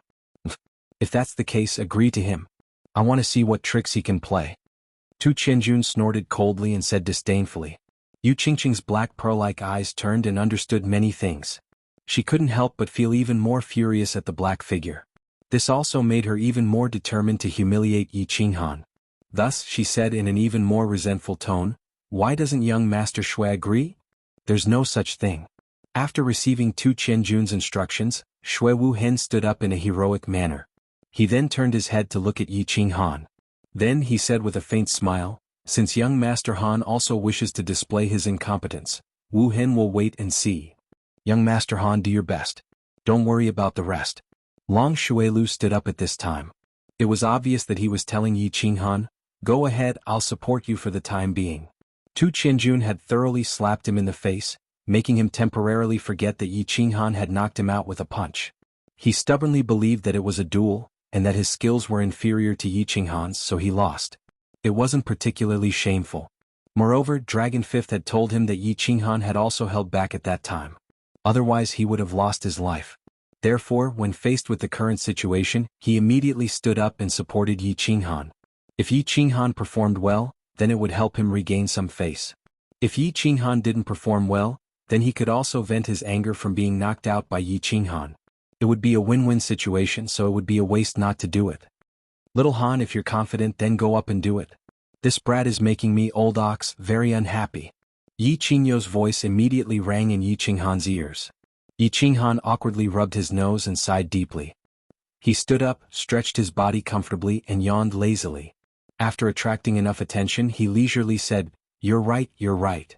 I've always believed that the Yu Clan Summer Fire Festival choosing men through the performances of the young masters is a very wrong way of doing things. It's a bit like a beautiful female monkey asking a group of male monkeys to dance a flirtatious hula dance. Depending on which monkey danced well, it would decide which monkey could sleep on its bed at night." Yi Qinghan's opening sentence caused an uproar among the crowd. Many people in the crowd spat out a mouthful of wine at the same time. His words offended almost all the young masters who had performed, including the goddess-like young lady Yu Qingqing. Feng Zi and Hua Hua lowered their heads in embarrassment, but they were cursing in their hearts. Meanwhile, Tu Qianjuan's expression didn't turn gloomy because of Yi Qinghan's words. Instead, he looked at Yi Qinghan with interest, as if he was looking at a very interesting toy. Yu Qingqing's beautiful eyes narrowed. This brat was too hateful. Every time he opened his mouth, he would say words like, choosing a man, and sleeping with him. He even compared her to a female monkey. Although he said it was a beautiful female monkey, it was still unforgivable. Yi Qingyo's mouth was wide open from laughter. This brat was pleasing to the eye no matter how he looked at him. This aura, this sense of humor, he was as flirtatious as when he was young. The rest of the grand elders were also slightly stunned, and they shook their heads in unison. Seemed like Yi Dao's son was even more of a hooligan and wanton than Yi Dao in the past. Yu Ji lowered her head and pondered. She seemed to be thinking deeply about the deep meaning behind Yi Qinghan's words. Looking at everyone's unfriendly gazes, looking at Yu Qingqing's angry eyes, looking at Tu Qianjuan's interested expression, and looking at Shui Wuhan's mocking expression, Yi Qinghan laughed mischievously. Without waiting for everyone to fly into a rage, Yi Qinghan leisurely walked out. He rubbed his hands and continued, "Of course, this comparison isn't appropriate. In fact, I think that your performance just now was even uglier than a monkey's dance. Don't deny it first. I think that the way men fight over a woman can actually be divided into two types. The first type is pure martial strength. Everyone fight in the arena, and then fight an elimination match. Isn't that more direct? And I personally think that the things passed down by your clan's ancestors aren't for you to perform, but to kill your enemies on the battlefield, and to save your life in the face of death. The other type is pure artistic performance. Although, I don't think there's such a thing as artistic in this world. However, everyone think about it. The martial strength that you rely on to survive and fight is actually used for performance. The martial strength that you rely on to survive and fight is actually used for performance, and other than showing off your strength and special skills, as well as feeling good about yourself, what else is there in your performance? That's why I feel that your performance is inferior to a monkey's dance. No matter what others are dancing is pure art.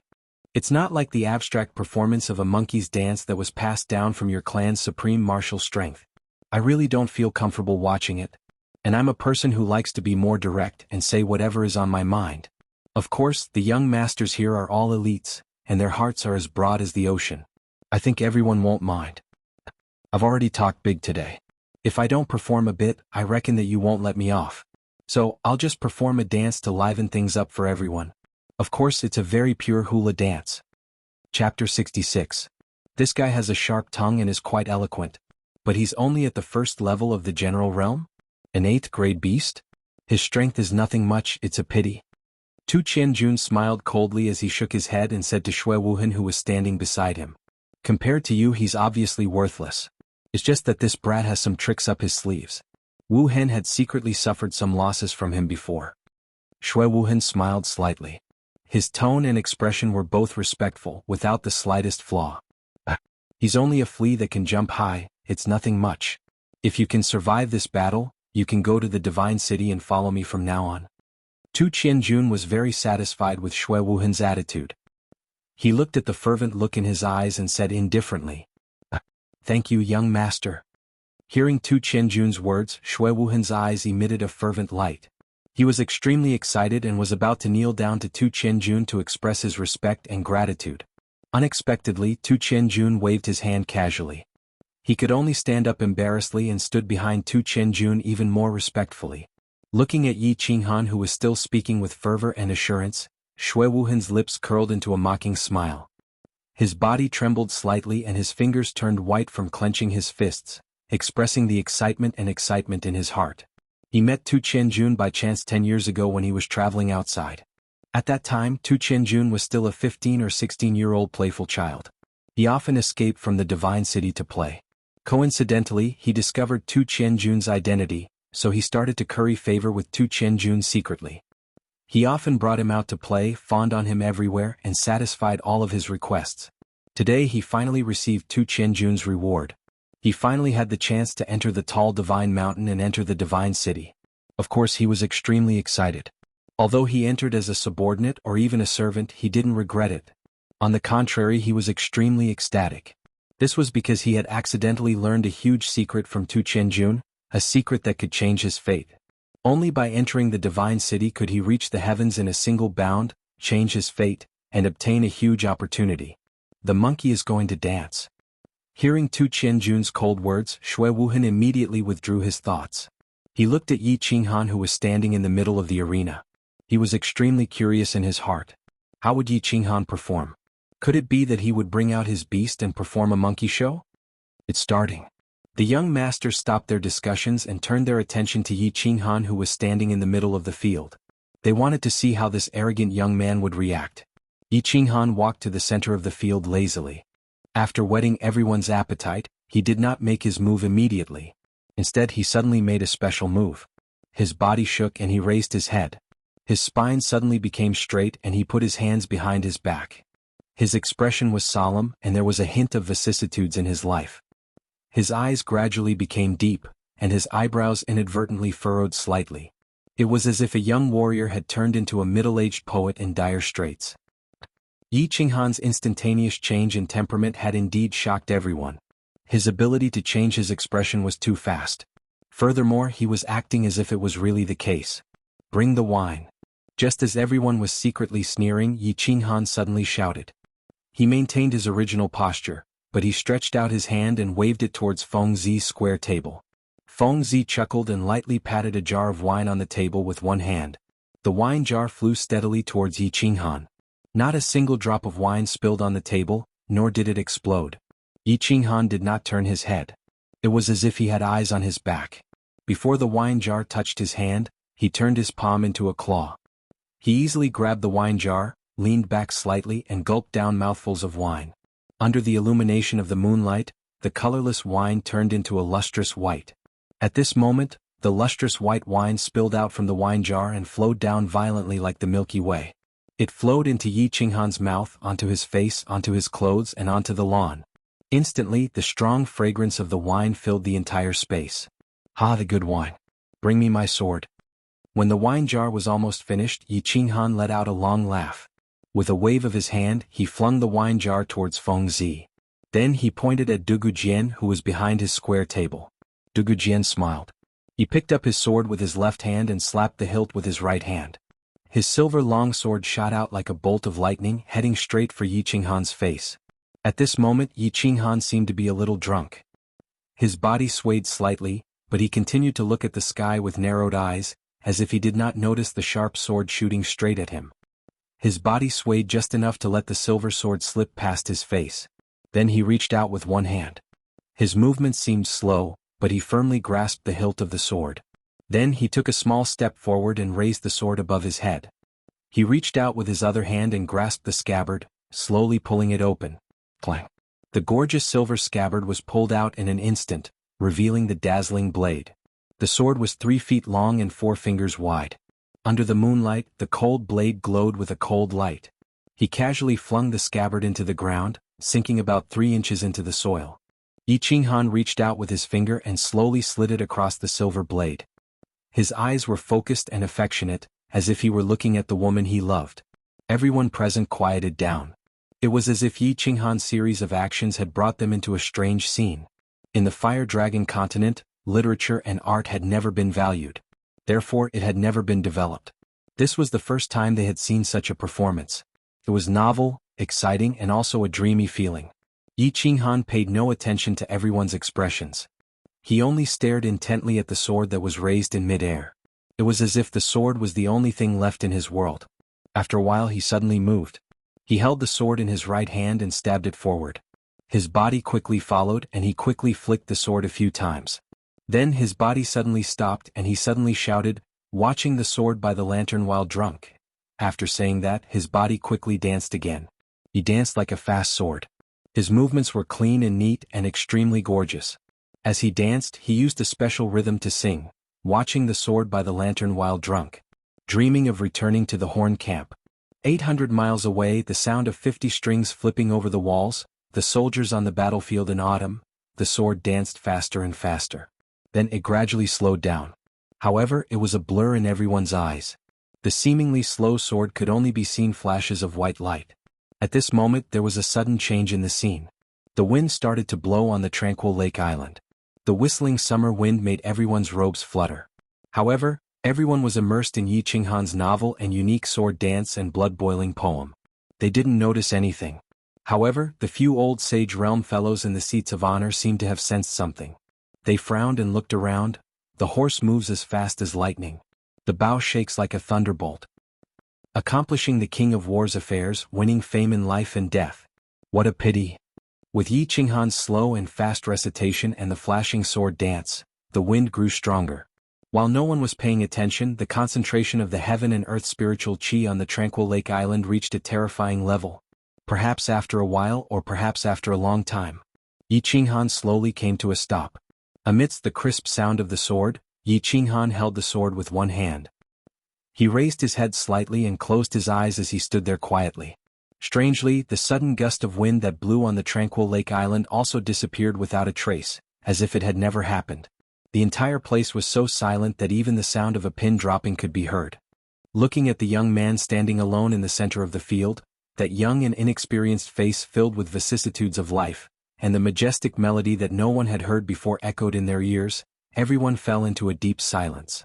The sudden gust of wind and the inexplicable strange atmosphere in the field made everyone feel as if they had experienced a fantastic and magical journey. It was as if they had arrived at an ancient battlefield. Everyone had transformed into a warrior, wielding their swords and killing without leaving a trace. Unfortunately, in the end they were defeated, and the entire army was annihilated. They were left standing alone on the battlefield with their hair gradually turning white. Yuji widened her eyes and looked around with a solemn expression. It was as if she was carefully sensing the difference in the surroundings. The few Grand Supreme Elders looked at each other and saw a trace of surprise and shock in each other's eyes. Tu Qianjun stared blankly at the sky. No one knew what he was thinking. Shui Wuhan squinted his eyes slightly. Feng Zi and Hua Hua opened their mouths wide. Long Shuilu licked his lips. Dugu Jian and the other four were filled with excitement. The young master's blood was boiling, and their faces were as red as the first tide. Yu Qingqing's eyes were blurry and rippled with extraordinary splendor. Watching the sword by the lamp when drunk, blowing the horn in my dream to link the camp. Everyone felt as if a young man was caressing the sharp sword and falling into a drunken sleep. Then, when they woke up at dawn, they heard the majestic horn sound from all the military camps. The first two lines were filled with emotions and emotions. 800 miles away, the sound of 50 bowstrings flipping over the wall, the soldiers on the battlefield in autumn. Everyone felt as if they had arrived at a battlefield where tens of thousands of people were fighting. They saw the mighty military camps with axes and halberds standing upright and pointing to the sky. Flags fluttered and fluttered, and the soldiers' armor shone brightly. Coupled with Yi Qinghan's swift sword that was as fast as the wind, the hot-bloodedness hidden in the depths of everyone's hearts was completely stimulated. The horse gallops as fast as lightning, the bow shakes like a thunderbolt. Accomplishing the king's affairs, winning fame in life and in death. The last part of Yi Qinghan's sword dance was sometimes fast and sometimes slow, and the tune was also sometimes high and sometimes low. It made people reminisce about the soldiers' invincible heroic spirit, which was still fresh in people's minds. Before and after death, they left behind the good name of building an immortal country for the nation. The words were filled with patriotism and passion. These two lines meant that the poet saw that he had achieved success and was proud of himself. Thus he cheered happily. Even the tune was relaxed and majestic, raising the emotions of the lyrics to the highest point. And the last line, pity happened in vain. The tip of the pen suddenly changed, causing the emotions to plummet from the highest point. It expressed the infinite emotion of not being able to fulfill one's ambition. It revealed the sharp opposition between ideals and reality, and expressed the grief and indignation of having the heart to serve the country, but having no way to go. The whole poem was covered with a strong sense of sadness.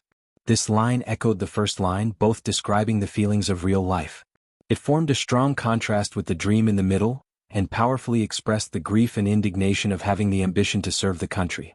A brand new sword dance, a tune that no one had heard before, a poem that made people's blood boil and filled with emotion. The cadence of the recitation matched with the bewitching sword dance. Although there were many parts of the poem that the audience did not understand, and some of the words did not understand the meaning, it did not hinder the audience from appreciating this performance. It did not hinder the shock and baptism in the depths of their souls. They did not know why, but their hearts felt intoxicated as if they were in a dream. After a long time, it was unknown who gave the first applause, but a moment later the applause was like a surging tide. They had never thought that a man's sword dance could be like this, and that a man could also sing. Moreover, he could sing in such a way that resonated with people's hearts. Tu Qianjun nodded and came back to his senses. Then he started to clap lightly. Although the light in his eyes was still arrogant, there was also a faint hint of admiration in it. Yuji sighed slightly. Her expression was cautious and she did not clap. Instead she pondered for a long time. Suddenly she stood up and walked in front of Yi Qinghan with quick steps. She bowed respectfully and said respectfully, "Young Master Han is very talented. Yuji has danced for dozens of years and has also taught for dozens of years. Only today did I realize that I was a frog at the bottom of a well. This old one is ashamed. Yuji is willing to take young Master Han as her teacher, and follow by your side. I hope that young master does not dislike me." Chapter 67. Yi Qinghan was dumbfounded. He stared blankly at the beautiful middle-aged woman in front of him, looking into her sincere and longing eyes. He did not understand what had happened. He had not planned to appear today. Just as he had said, this performance was no different from a monkey dance. However, Tu Qianjuan's powerful performance and his undisguised slap to the 5 great clans made him very displeased. Thus, he casually imitated a famous sword dance from his previous life to break the ice. However, he did not know whether it was because of the beautiful scenery of Tranquil Lake Island, or because he had recalled the events of his previous life and the white-clothed woman at the back mountain of the Yi family, or perhaps because he had drunk a jar of wine that made him slightly tipsy. The more he danced, the more intoxicated he became. The more he sang, the more passionate he became, to the point that he himself sank into it. In the end, after he finished his performance, he was still immersed in his dream. Then he was awakened by Yuji's sincere words. He knew that the beautiful middle-aged woman in front of him was actually old enough to be his grandmother. He also knew that Yuji was the Yu family's grand elder and one of the 2 saints of the Yu family. However, he did not know why this expert, who was on equal footing with Yi Qingyo, wanted to take him as her disciple just because he sang a very ordinary song and danced a very ordinary dance? Yi Qingyo and the others were also dumbfounded. They looked in disbelief at Yuji's sincere face. After confirming that she was not joking, they all fell silent and sank into deep thought. They thought of the sudden gust of wind just now and seemed to have connected something. Tu Qianjun was also dumbfounded. He looked seriously at Yuji for a while and also fell silent. The light in his eyes continued to shine. Although he did not understand what had happened, he had acutely sensed that the spirit chi of heaven and earth above Tranquil Lake Island had become much thicker. Moreover, the gust of wind just now seemed to confirm a certain guess in his heart. He began to narrow his eyes to observe the changes in the scene. Feng Zihua and the other young masters were also dumbfounded. They did not know what had happened. Didn't he just dance and recite a poem? Although they also felt that the dance was not bad and the song was very interesting. Even the grand elder of the Yu family had gone to take him as her disciple, right? Yu Qingcheng was stunned as well. She silently looked at elder Yuji, whom she respected. She actually wanted to acknowledge a junior as her master? Then she seemed to have thought of something. She thought of that strange gust of wind just now, and a dazzling light burst forth from her eyes. At this moment, a voice transmission suddenly rang in her ears.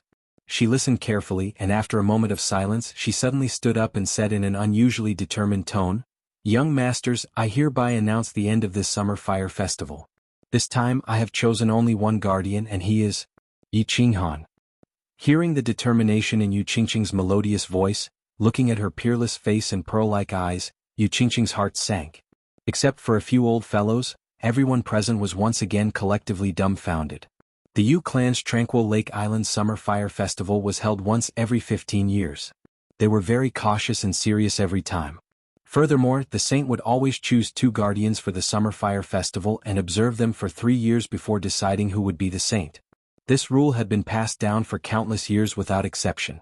It was just that the previous generation's Saint Yu Yeno was deeply infatuated with the peerless elegance of the Yi clan's genius, Yi Dao. She actually broke the rule and chose only one person. In the end, Yi Dao didn't become the saint's son-in-law. Instead, he fell in love with Yu Shui, a popular artist in the Yu house. He abandoned the Yu clan's saint and lifelong guest elder position and returned to the Yi clan with Yu Shui. In the end, the saint Yu Yeno lived in seclusion and passed away quietly. Now, it seemed that Yu Qingqing was going to break this rule again. Not only did she end the Summer Fire Festival early, but she also personally announced the result that the man she chose was Yi Qinghan. Why weren't the young masters stunned? How could they not be shocked? Although Yi Qinghan was a disciple of the Yi clan, his strength was not bad. However, among the young masters present, there were obviously a few whose reputation and strength seemed to be higher than his. Most importantly, Tu Qianjun was a young master of the Divine City. No matter how one looked at it, Tu Qianjun was more outstanding than Yi Qinghan. Now, there was actually a dark horse. Yu Qingqing chose Yi Qinghan and even removed the position of the other protector. This completely severed everyone's hope. There wasn't even a trace of hope left. This poisonous peach blossom had bewitched everyone and made them infatuated. Now, this peach blossom actually bloomed early, and it bloomed because of one person. Was it because that person performed a rather interesting dance? This reason was obviously not sufficient, and it couldn't convince everyone. Therefore, Shui Wuhan obviously expressed his dissatisfaction. He carefully looked at Tu Qianjuan's gloomy face and stood up. He closed the folding fan in his hand and frowned. He cupped his hands and said, "Young Lady Qingqing, isn't this decision a little too rash? I think it's better to be cautious with such a decision." Yu Qingqing, who was wearing a peach blossom and a peach-colored palace dress, knew that there would definitely be people who would oppose and question her decision. However, she didn't expect that the first one to speak was actually Shui Wuhan, who had been low-key for the whole night. Furthermore, his high-profile appearance wasn't for himself, but for Tu Qianjun, who was beside him. A trace of disgust flashed through Yu Qingqing's heart. Furthermore, it was displayed on her face without any concealment. She coldly said, "Young Master Shui, are you lecturing me?" Once Yu Qingqing's words left her mouth, Shui Wuhan's complexion changed. Even Shui Fei, who was sitting at the head of the table, looked a little pale. Meanwhile, Yu Ji continued to stand beside Yi Qinghan and pretended not to have heard anything. Shui Wuhan saw that Yu Ji's complexion was the same as before, but Tu Qianjuan's complexion was getting worse. Yu Qingqing's pearl-like eyes were coldly staring at him, waiting for his reply. He could only summon up his courage and awkwardly said, "I don't dare. It's just that I feel that it's better to ask your clan's elders for such an important decision." "This decision. I have considered it very carefully." After a moment of silence, Yu Qingqing faintly said, "As for the elders' opinions, I can tell everyone that I have just received a sound transmission. The meaning of this sound transmission is exactly the same as my decision. And the person who sent this sound transmission is our Yu clan's clan leader. I think everyone should be satisfied with this explanation." Yu Qingqing's words were like a bomb that exploded in the field. The Yu clan's clan leader had always been elusive and rarely appeared in front of the common people. However, her peerless beauty and peerless strength, as well as her charming techniques, had been circulating in the House of Aries for a very long time. Today she actually sent a sound transmission to Yu Qingqing. It seemed that this clan leader valued Yi Qinghan very much. Qingqing is right. The clan leader has also sent a sound transmission to me. Moreover, I also support Qingqing's choice. Everyone, I'm sorry. Yu Ji, who had been silent all this time, suddenly opened her mouth. She looked at Tu Qianjun with an apologetic expression. Her words completely severed the last remnant hope in his heart. "Since it's like this, Qianjun will take his leave." After Yu Qingqing announced the result, Tu Qianjun remained silent. Now that Yu Ji had spoken, he knew that there was absolutely no hope for him today. He looked coldly at Yi Qinghan, seemingly unable to conceal the jealousy and resentment in his eyes. After he finished speaking, he directly leaped onto the winged dragon. Then he looked deeply at Yu Qingqing, smiled coldly, and commanded the winged dragon to soar through the sky. "Yunyang, please invite all the young masters and elders to the Moon Lodge to have a good rest and entertain them well." After Tu Qianjun soared through the sky and left, Yuji once again ordered to arrange for all the young masters to leave the calm lake island. It was the same for every summer fire festival. Once the summer fire festival ended, apart from the man chosen by the holy maiden, no one else was allowed to stay on the calm lake. Everyone looked at Yi Qinghan, who was standing quietly in the field, with complicated expressions. Some were envious, some were jealous, some were resentful, and most of them were puzzled. However, since their master had already given the order, it wasn't appropriate for them to ask too much. They could only think of a way to snatch one of the 12 calm lake girls. Young Master Han, congratulations. You're very good, brat. Although I'm very jealous and resentful of you, at least the fertile water didn't flow to the divine city. I'm still very happy about this. Feng Zi walked out with a cup of wine and stood in front of Yi Qinghan. She raised her head and drank it in one gulp. Her expression was a little lonely and disappointed. No need. Yi Qinghan shook his head slightly and pushed Feng Zi's body away. He looked at Yuji and said very seriously, Elder Yuji, you've forgotten something? I don't think you've asked me, the person involved, for my opinion. I didn't agree to be your clan's son-in-law. Chapter 68. Ugh. Everyone who was just about to leave suddenly turned their heads as if they had seen a ghost in broad daylight when they suddenly heard this. They blinked their big eyes trying to see if Yi Qinghan was drunk, or if he had a fever and was talking nonsense. Seeing Yi Qinghan's incomparably serious expression, everyone knew that he was actually serious. Stinking brat, what did you say? Ever since Yu Qingqing announced the results, Yi Qingyo had been grinning from ear to ear. Just a moment ago he was still chatting with the Feng clan elder. When he suddenly heard Yi Qinghan's words, he glared at her, his eyeballs almost popping out of their sockets as he angrily rebuked her. Yu Qingqing blushed when she heard this. Yi Qinghan's sword dance today made her think that Yi Qinghan's previous actions were all to loosen the reins only to grasp them better.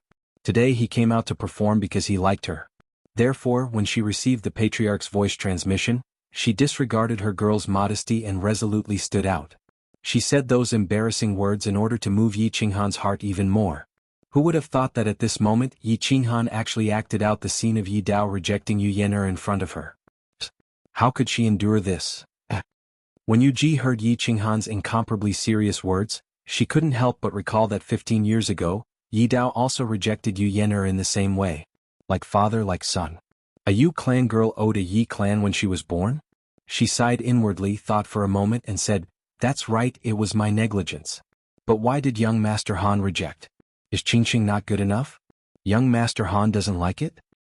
Grand Elder, this is Qinghan's private matter. I hope you won't interfere. Yi Qinghan first cupped his hands at Yi Qingyo and said with a resolute tone. Then he looked at Yu Qingqing with some guilt and turned to Yuji. Elder Yuji, Qinghan has no intention of offending the Yu clan's dignity. Moreover, young lady Qingqing is very good in all aspects and is worthy of the name Qingqing.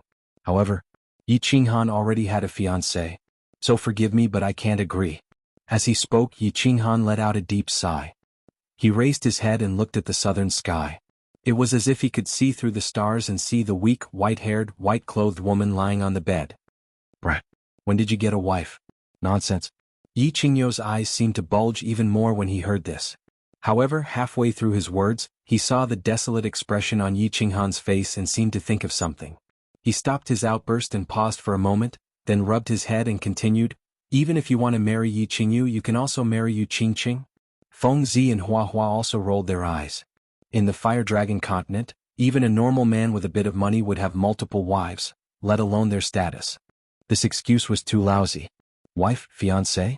That's the only reason? Yuji looked at Yi Qinghan in shock. She thought to herself, even if you want to reject, you have to find a reason. In the Fire Dragon continent, the strong were respected. It was normal for a man to have multiple wives. So she immediately said, It's all right. Qingqing, I think she won't mind. Also, I think that if you marry Yu Qingqing, it will be very important for your future career development. I think your fiancé at home will also agree to this marriage. Am I right, Elder Green Bull? Yu Qingqing was originally embarrassed and angry, but seeing that Yi Qinghan did not seem to be lying, and seeing Yi Qinghan's desolate expression as he looked up at the starry sky, it seemed to have touched a certain soft spot in her heart. She was no longer angry. Instead, she looked hopefully at Yi Qinghan, waiting for his explanation. Her black pearl-like eyes were shining, and her cherry lips were slightly open. Her pitiful expression made people unable to bear to hurt her. Yi Qinghan saw everyone looking at him, like a tiger watching its prey. He knew that if he did not give an explanation today, he would not be able to leave this calm lake island. He somewhat admired his father Yi Dao. Back then he rejected Yu Yener's offer to leave the calm lake island. He touched his nose and thought for a moment. Then he looked up at Yu Qingqing and Yu Ji. Elder Yu Ji, Miss Qingqing, I really don't know how to explain. Let me put it this way, my fiancée almost died because of me and she's still unconscious right now. She's still waiting for me to use a type of treasure to save her. My beloved woman is still in a deep sleep. Do you think I will be in the mood to marry again? To have another romance? Furthermore, Lady Qingqing and I are not familiar with each other yet. Can be said that we have no feelings for each other. I am not familiar with her personality, and she does not understand my situation. It is unfair for both of us to get together in such a hurry. A marriage without love will never be a happy one. Yi Qinghan's words stunned everyone. They looked at Yi Qinghan's serious expression and Yi Qingyo's lowered head and sighed. In the end, everyone believed that Yi Qinghan really did have a fiancée who was in a coma at home. They also felt admiration for his persistence. However, towards the latter part of Yi Qinghan's words, all the young masters raised their middle fingers in their hearts. Feelings, love? Was there such a thing? In the minds of the men of the Fire Dragon continent, the feelings and love of a woman were all nurtured in bed. Wouldn't a man treat a beauty like Yu Qingqing as a treasure if they slept with her? Wasn't love something that came out of nowhere? However, Yi Qinghan's novel words had a completely different feeling in Yu Ji and Yu Qingqing's ears. Looking at Yi Qinghan's deep eyes and feeling the emotions from this little man's heart, Yu Qingqing's initial admiration for Yi Qinghan completely turned into the ignorant heart of a young girl at this moment. Yu Ji was like a mother-in-law looking at her son-in-law. The more she looked at Yi Qinghan, the more satisfied she was. This man was willing to reject a beauty like Yu Qingqing for the woman he loved. His temperament was rare. As for love and feelings, she had always believed that once a woman of the Yu family married over, the man's heart could only revolve around her. With Yu Qingqing's seduction arts and the skills she had learned to serve men since young, she believed that no man would not fall under her skirt. If that's the case, I don't think this is a problem. What do you think? Yu Ji pondered for a while and came up with a compromise. If you want to save your fiancé, we won't object. Furthermore, our Yu family will do our best to help you achieve this goal. But, you have to promise me, give Qingqing a chance and also give the Yu family a chance. You two get along well. If your fiancé is cured and you two get along well, then you two get married. How about that? Feng Zihua and Long Shuelu looked at each other, each of them seeing deep jealousy and envy in the other's eyes. They had encountered similar situations before. Some small families had done the same thing in order to form a marriage alliance with them. Only, when did the Yu family's saintess become so worthless? Giving a woman to Yi Qinghan and still afraid that Yi Qinghan wouldn't want it, they still had to coax Yi Qinghan. Not only did they offer very generous conditions, they even sent their daughter to dress Yi Qinghan for a period of time. They clearly said if you like it then you can keep it. If you're not used to it, it's fine, you can just return it. Little sister Yu Ji, how can we do this? Sigh. This little brat, it's all because we didn't teach him well. Old brother feels guilty. Yi Qingyo rubbed his hands and said with some embarrassment, but he couldn't hide the smile in his eyes, causing the two old men from the Feng and Hua families to almost explode. Like this? Yi Qinghan also rubbed his hands, but he was truly embarrassed. He looked at the peach blossom with some shame and said very sincerely, "This is very unfair to young lady Qingqing. What virtue does Yi Qinghan have to make the Yu family treat me like this?" The moment Yi Qinghan said this, the surrounding young masters all booed. This brat was too good at pretending. Did he want everyone in the Yu family to kneel and beg him? They had seen shameless people, but they had never seen someone so shameless. Feng Zihua clenched his fists. If not for the Grand Elder being present, he would have already rushed up to beat him up. Cough, cough. Yi Qingyo coughed rapidly and kept winking at Yi Qinghan. Seeing that Yi Qinghan was unmoved, he was so angry that he stomped his feet. Yu Qingqing looked at Yi Qinghan's sincere eyes and felt a sense of tenderness in her heart. She didn't seem to think that Yi Qinghan was pretending and acting at all. She had been trained to serve men since she was young and how to read their expressions. She didn't feel that Yi Qinghan's words were from the bottom of his heart. Furthermore, her current mood was that if Yi Qinghan's acting skills were so superb, she would rather be deceived. So she bit her lip and said softly with a red face, "I am willing." Yi Qinghan lowered his head helplessly. He couldn't be so heartless to a beauty who was treating him like this. If he still dared to refuse such conditions, he would definitely be beaten into a pig's head by everyone present. After thinking for a moment, He ignored the murderous gazes of the crowd and rubbed his chin. He spoke again in embarrassment. I am very confused. Although I am very outstanding, it is not enough for the Yu family to treat me like this. Can you tell me the reason? The young masters once again booed in unison. Shameless, so shameless. However, they were still very curious. Just what did the Yu family see in Yi Qinghan? Forgive me for keeping this a secret for now. You will know in the future. Yu Ji and Yu Qingqing looked at each other and said with a smile. Then she smiled slightly and looked at Yi Qinghan coquettishly. She said in a soft voice, have you considered the matter of taking me as your master just now? Of course you are extremely important to the Yu family. Yu Qingqing also smiled and said in her heart. Seeing Yu Ji move to Yi Qinghan's side like a child, she smiled even more happily. The peach blossom on her head seemed to bloom even more brightly with her smile. Chapter 69. The silvery moon hung high in the night sky. Although it was already late at night, the entire Ecstasy City was still bustling with noise. This was a city without night. City center Moon Tower. All the young masters and great elders were politely escorted here by the Yu family to rest. The summer fire festival was over. Other than the Saintess's guardian, no man could stay at the tranquil lake. This was a rule left by the founder of the Yu family, the Moon Queen. The Yu family had followed it for generations, and this time was no exception. The Moon Tower was divided into 3 parts, covering an area of dozens of hectares. It was said that there were 9,900 rooms inside. The front yard was used to entertain guests from all over the world. The middle yard was made up of 9 pavilions of different sizes, used to entertain distinguished guests. The backyard was where the manager of the Moon Tower lived. The Moon Tower was the top entertainment place in the entire House of Aries, or rather, the entire continent. The front yard took up 2/3 of the Moon Tower, with 3 floors and 9,000 rooms. Every day, thousands of guests came from all over the world to spend their semen and crystal coins here. This brought a steady stream of wealth to the Yu family. The Yu family was undoubtedly the wealthiest among the 5 major families. Yi Qinghan sat quietly in one of the pavilions, listening to the manager of the Moon Tower explain the situation of the Moon Tower in detail. He looked calm on the surface, but he was secretly speechless. Tonight he did not stay on Tranquil Lake Island. Instead he followed the crowd to the Moon Tower. It was not that he was pretentious and did not want to sleep on Yu Qingqing's bed, which all men on the continent wanted to sleep on. In fact, he was just like any other man. He could not resist the temptation of the poisonous peach blossom. In Barbarian City, he went to the bed of that coquettish lady boss without any hesitation. However, he felt that Yi Qingyu had been sleeping in the Yi family's back mountain for him. Now that he had gone to someone else's bed after leaving the Yi family, he would definitely not forgive himself. Moreover, the peach blossom was indeed poisonous. He was afraid that he would never come down from that bed. Therefore he left in a hurry and went to the Moon Tower. The Yu family treated him very well. The pavilion was only opened when the Yu family received their most respected guests. The decorations inside were the best in the continent. Yi Qinghan secretly glanced at them. Even the chamber pot behind the screen was carved out of jade. Yunyang had accompanied him all the way here, and had even introduced the situation of the Yu clan to him along the way. Presumably, the higher-ups of the Yu clan had already given him a position as a guest elder. Young master, let's rest here tonight. If you need anything, you can just call the maids outside. They will satisfy all your requests. Yunyang's expression was respectful, and her attitude was very respectful. She knew how much her family valued the youth in front of her, so when it came to etiquette, she could not be picky at all.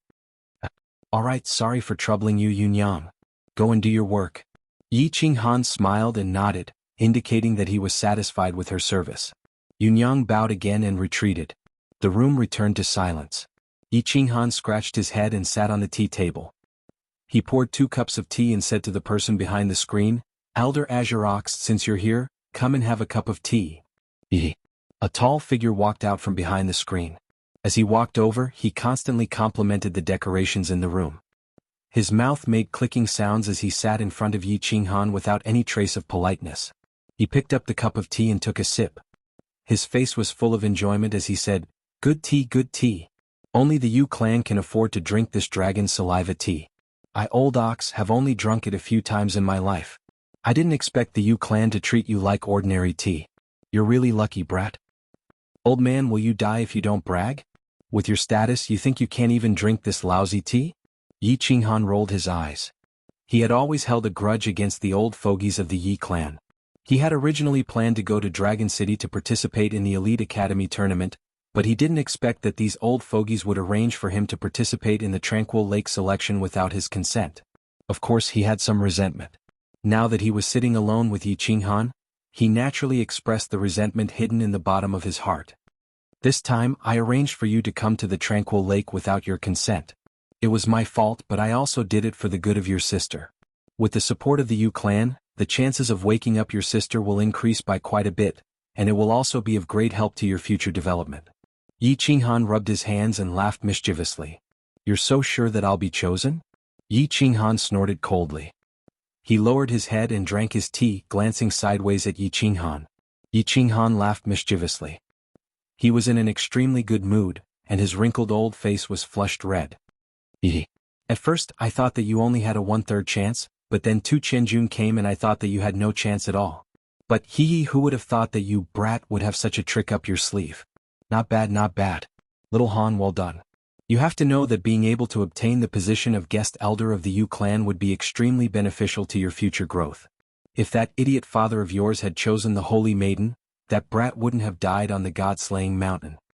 If my father had chosen Yu Yener, I wouldn't be here now. Yi Qinghan rolled his eyes again. He lowered his head and pondered for a while, then suddenly raised his head and asked, Why did the Yu clan choose me? Don't say that my sword dance was very coquettish or anything of the sort. I want to know the real reason. Seeing Yi Qinghan's serious expression, Yi Qinghan stopped laughing and thought seriously for a while. He frowned slightly and said, I don't know the specific reason, but do you remember that when you were performing that sword dance you, brat, were actually able to draw upon the spirit chi of heaven and earth? Do you remember that sudden gust of wind? At that time I was completely silent and didn't know anything that happened outside. I only know that I performed that dance very comfortably. My whole body was very relaxed and my mind was very calm and serene. It seemed that I was in a very good state. Yi Qinghan also frowned and tried hard to recall what happened at that time. Yi Qinghu rubbed his round head and became all smiles again. He said, That's the feeling. I don't know what kind of dog shit luck you have, brat. Did you know that at that time, you entered the state of soul silence that all martial artists dream of? A martial artist's first layer of cultivation is physical cultivation, which includes the tempering of battle chi and the internal body. The second layer is soul cultivation. Of course, with your current strength your soul is too weak. Basically, your soul can improve along with your battle chi. However, once you enter the Emperor realm, your soul must cultivate alone, and soul cultivation is extremely difficult. When you performed that sword dance on Tranquil Lake Island, your mind was completely silent and drew upon the spirit chi of heaven and earth. This is an extremely rare state. The martial artists of our level call it the state of soul silence. As long as you can enter this state often, your cultivation will definitely advance by leaps and bounds. Furthermore, the most important thing was his soul. In this state, his soul cultivation would increase at a rate that was 10 times faster. The Yu clan attaches great importance to soul cultivation, and all of their special techniques are based on the soul.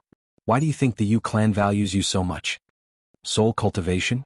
The Yu clan's seduction technique? Yi Qinghan was a bit confused and blurted it out subconsciously. *T. The Yu clan's special technique is a spiritual attack, and they are most famous for their illusion attacks. Back in the day, the Moon Queen's illusion could make experts at the peak of the Sage realm directly commit suicide. The Moon Queen was the only martial artist at that time who could enter the state of soul silence. Her soul cultivation could be said to be at the peak. The Yu clan's seduction technique is just something that the younger generation of the Moon Queen created to make money. You have to remember, in the future, you have to try your best to enter the feeling you had when you were dancing on Tranquil Lake Island. That state will be correct. This time, you have only been in there for a short time, so you might not be able to feel the benefits to your cultivation. You will understand in the future. Remember, you have to try more and try to find a way to control this state. You have to be able to control the state of soul silence. With the help of the Yu clan, you will be the second Moon Queen or even surpass her. Yi Qinghan stood up and said cautiously. His eyes did not seem to hide the admiration and love he had for Yi Qinghan.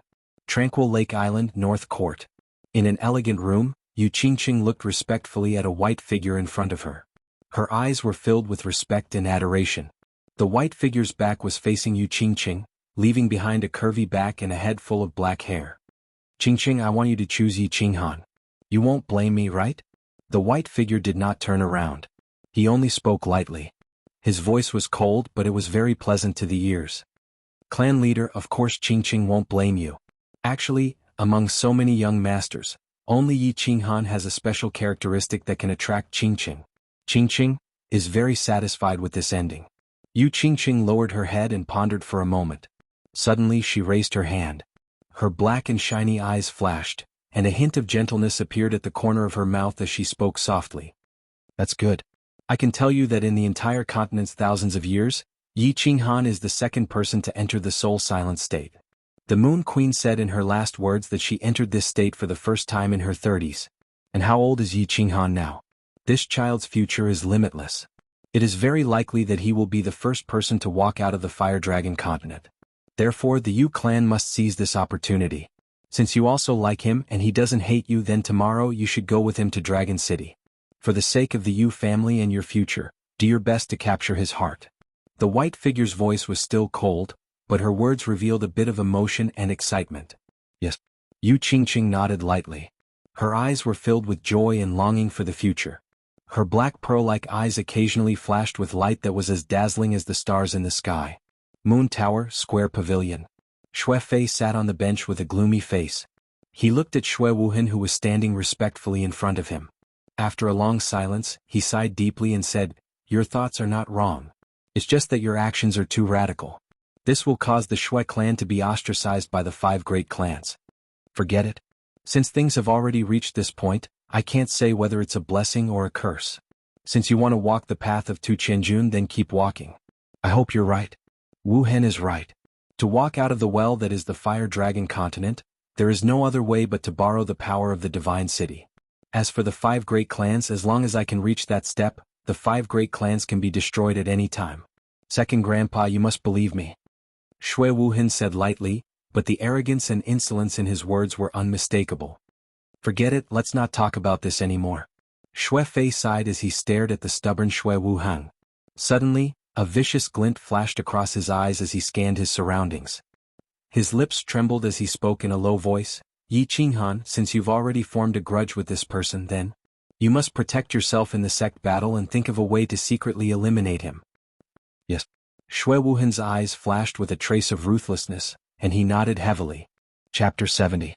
The next day before dawn, a row of luxurious carriages appeared in front of the Moon Tower. The pedestrians who had woken up early were shocked to see such a long line of carriages.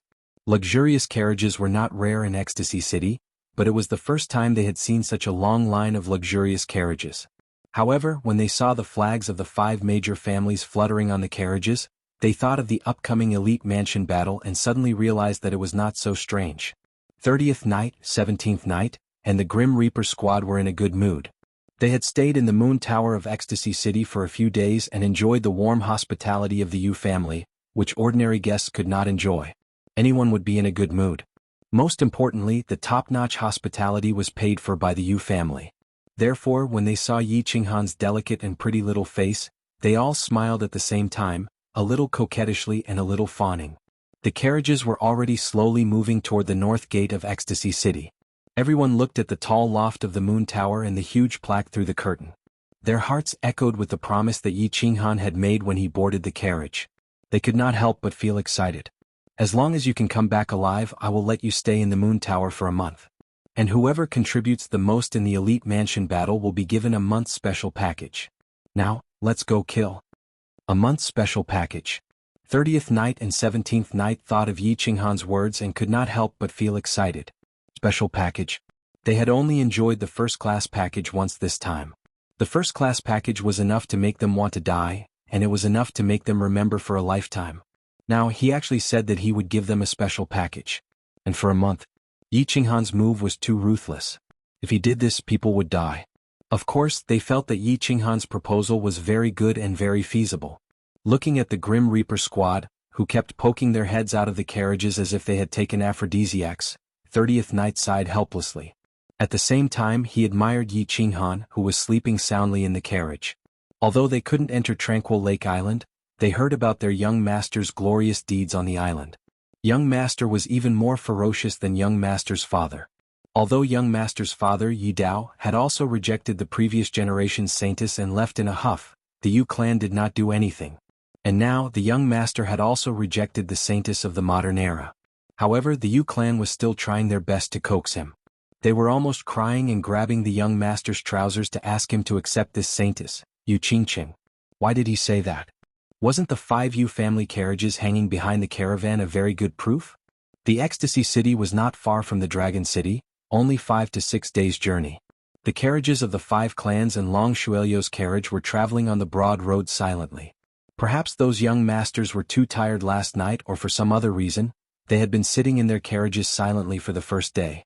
They didn't come out, even eating and defecating in their carriages. On the second day, the young masters began to come out to get some fresh air while eating. Wuxia, Fengzi and Long Shuelu had rested for a day and a night. It was as if they had completely forgotten the unhappiness of the night of the summer fire festival. They were all chatting and laughing around a simple dining table, drinking the fine wine brought from the carriages, eating barbecued meat and casually chatting about some topics. At this time, Fengzi raised her eyebrows and looked into the distance. A figure was walking over and she said with a smile, "Young Master Han seems to be very busy. He doesn't even have time to eat." The person walking over was Dongfang Dao.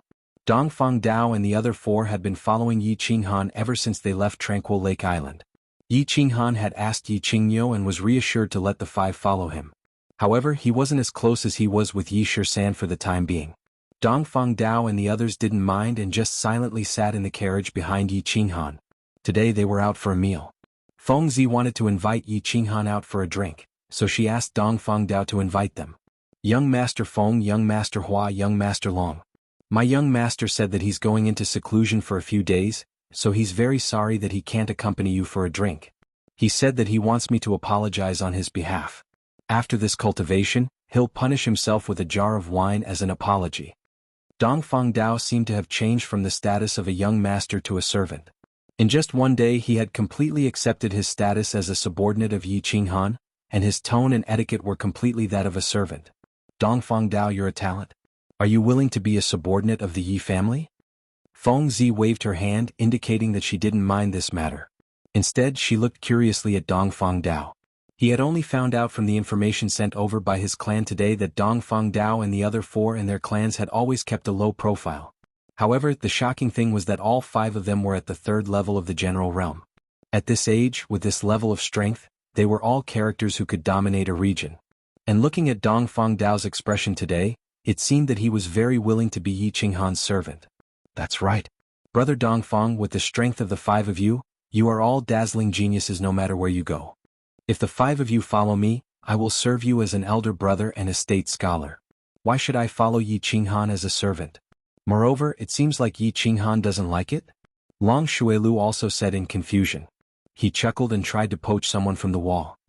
"Thank you for your favor, young Master Feng, but young Master Long, I don't want to hear such words ever again." The fathers of Dongfang Dao and the other 4 were all saved by Master Yi Dao, and they have already sworn to serve Master's family for generations. Moreover, even if you want to be a servant, you have to look at whose servant you are, right? And the 5 of us feel that it is our fortune to be able to be young Master Yi Qinghan's servants. Dongfang Dao's expression was still calm, but when he heard the word servant from Long Shuelio's mouth, a blade-like sword light appeared in his eyes. He cupped his hands and left calmly after speaking. He walked to the side and silently ate with Nangong and the others. Long Shuelu was choked by Dongfang Dao's words. He rubbed his nose embarrassedly and picked up his wine to drink. "Brother Shuelu, if it were me, I wouldn't have said what you just said. You probably haven't seen the information on what Yi Qinghan has done in the Yi family. Yi Qinghan is very fierce. The reason why Dongfang Dao and the other 4 are so loyal to him is probably because of Yi Qinghan's performance." Seeing Long Shuelio's embarrassment, Fengzi smiled faintly and twisted his neck as he spoke. "This kid is indeed fierce. Brother Shuelu, let me give you a piece of advice. You can't befriend him and it's best not to offend him." Hua hadn't said anything at first, but when he saw Long Shuelio's confused expression, he advised him seriously. Long Shuelu frowned. He was the nephew of House Master Long, but he wasn't like Fengzi and the others. He didn't have a direct intelligence system, so he was very confused. "How fierce?" Fengzi drank a mouthful of wine, looked left and right, then came over and said in a low voice, "This kid was still in the elite realm a few months ago. He couldn't even summon a beast and was considered trash by the Yi family. Then in these few months his strength increased by leaps and bounds." First, he killed 5 of Shui Wuhan's subordinates with the strength of a level 1 commander in the barbarian city. One of them was a general realm expert. After returning to the Yi family, he killed a few general realm Yi family core disciples and destroyed Yi Qinghuang's Dantian. In the end, he was surrounded by the elders of the Yi family, but they didn't kill him. Instead, he killed an emperor realm Yi Rong, which caused Yi Tianlong and the other 2 elders to come out of their seclusion. However, I don't know why Yi Tianlong didn't punish Yi Qinghan even though he killed so many people. Instead, he imprisoned Yi Jian in the back mountain and chased Yi Qinghuang out of the Yi family's castle. Now look at Yi Qingyou. It's obvious that the Yi family treats him like a treasure. Don't you think he's fierce? Pfft. Long Shuelu was slowly drinking wine at first, but when he heard that Yi Qinghan killed an emperor realm Yi Rong, he spat out the wine in his mouth. His face was full of shock and disbelief. After listening to Feng Zi, he shook his head and said, "That's impossible." How old is he? A 15 or 16-year-old killing an emperor realm martial artist. This information is obviously fake. Also, you said that he was just an elite realm trash a few months ago. How could he kill an emperor realm martial artist? Impossible. At this time, Wuxia also came over. Although his eyes were full of doubt, his face was serious as he said, "The information is true. Our family received similar information. Although we don't know the details, it is true that Yi Qinghan killed Yi Rong. This caused a huge commotion in the Yi family, and your uncle probably received the news. Our family told you not to offend Yi Qinghan. If you offend him, he won't care about anything and just kill you. According to my family's calculations, he can instantly kill any martial artist below the martial realm. He has a high chance of instantly killing a martial realm martial artist. As for the specific reason, I don't know." Clang. Hearing Huaxia's confirmation, Long Shuelio's hand shook. The cup fell to the ground and broke into pieces. His palms were sweaty. He recalled how arrogantly he challenged Yi Qinghan to a duel in the Yu building. In the end, Yi Qinghan knocked him out with one punch. He didn't believe Dragon Fifth when he said that Yi Qinghan held back. Now it seemed like he was back from the Grim Reaper. Also, Yi Qinghan was chosen as a guest elder by the Yu family. It could be said that the 2 families were one. Long Shuelu wanted to find a chance to take revenge, but it seemed like it was impossible now. Thinking about this, his body trembled. He immediately listed Yi Qinghan as one of the people he couldn't offend. Of course, Yi Qinghan wasn't showing off. He was cultivating. Dragon City was getting closer and closer, so he had to seize the time to cultivate. Although he had entered the first stage of the general realm for a few days, he hadn't even learned the symbolic battle aura release of the general realm. Therefore, after resting for a day, he told Yi 13th that he wanted to go into seclusion for a few days so that he could learn the battle aura release before he arrived at Dragon City. Chapter 71. Actually, the principle of releasing battle chi was very simple. Any warrior who could cultivate would know how to do it. Of course, Yi Qinghan knew how to do it. Additionally, Yi Tianlong had given him a pile of secret books before he came here, including the fastest and fiercest way to release battle chi. Battle chi was transformed by absorbing the spiritual chi from the sky and the earth through a special method. Before human beings broke through their meridians, they could only slowly run their battle chi through their cells. Therefore, they could run their battle chi to all parts of their bodies through their cells and release battle chi through their cells. However, before human beings broke through their meridians and formed their dantian, they had too little battle chi in their bodies and their running speed was too slow. Therefore, even if they released battle chi, they could only release weak battle chi energy which could not be condensed at all, not to mention injuring people. After a martial artist opened up his meridians and condensed his dantian. Additionally, the 12 meridians and dantian would form a perfect circulation. Therefore, battle chi could constantly run to all parts of the body through the meridians. Therefore, it would be easier to release battle chi. Additionally, the released battle chi could be constantly replenished and condensed into terrifying energy crystals, which could injure the enemy or cause severe damage through energy explosion. In the spacious carriage, Yi Qinghan was sitting on the bed with his legs crossed and eyes closed. The dense sounds of horse hooves and rolling wheels couldn't affect him at all. He was concentrating on his meridians and dantian. He separated a bit of battle chi from his circulating battle chi and slowly moved it towards his 5 fingers on his left hand. The meridians of human body were complex, but the 10 fingers were the closest to the skin and had the most meridians. Additionally, each finger was connected with a small meridian. Therefore, most of the fighters on the continent chose to release their battle chi through their 10 fingers. In other words, they chose to release battle chi through their palms. In this way, it was fast and easy to control. Of course, Yi Qinghan chose to release battle chi through his 10 fingers like the predecessors. A small amount of battle chi slowly overflowed from his 5 fingers and gradually condensed in his palm. Yi Qinghan dared not be careless. He constantly released battle chi through his 5 fingers and maintained the consumption of battle chi in the air. Through his palm and fingers, he constantly condensed and integrated the battle chi in his palm. Buzz. The battle chi in Yi Qinghan's palm was constantly compressed and integrated with the weird gesture of his palm and fingers. In a split second, the battle chi in his palm suddenly bounced up like an elastic rubber ball and disappeared in the air under Yi Qinghan's weird gesture. It seems that the most difficult part of releasing battle chi is to control it. Yi Qinghan slightly opened his eyes and looked at his empty palms as he muttered inside. He didn't feel discouraged at all even though he failed in releasing his battle chi for the first time. It didn't require too much technical content. It mainly depended on the proficiency of controlling the battle chi in the palm of one's mind. There was no shortcut to this thing. One could only constantly release battle chi, constantly control it, gradually master it and gradually master it. Again. Yi Qinghan continued to close his eyes and continued to practice the external aspects of battle chi. 2 times, 3 times, 50 times. 1 day, 2 days, 4 days.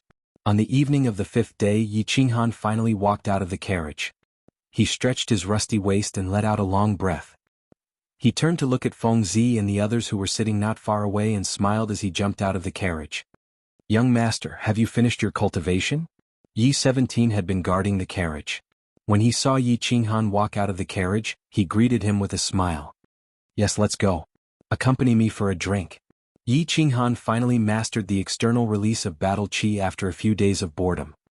He was in a good mood as he waved his hand and walked towards the fire cart in the distance. "Young Master Han.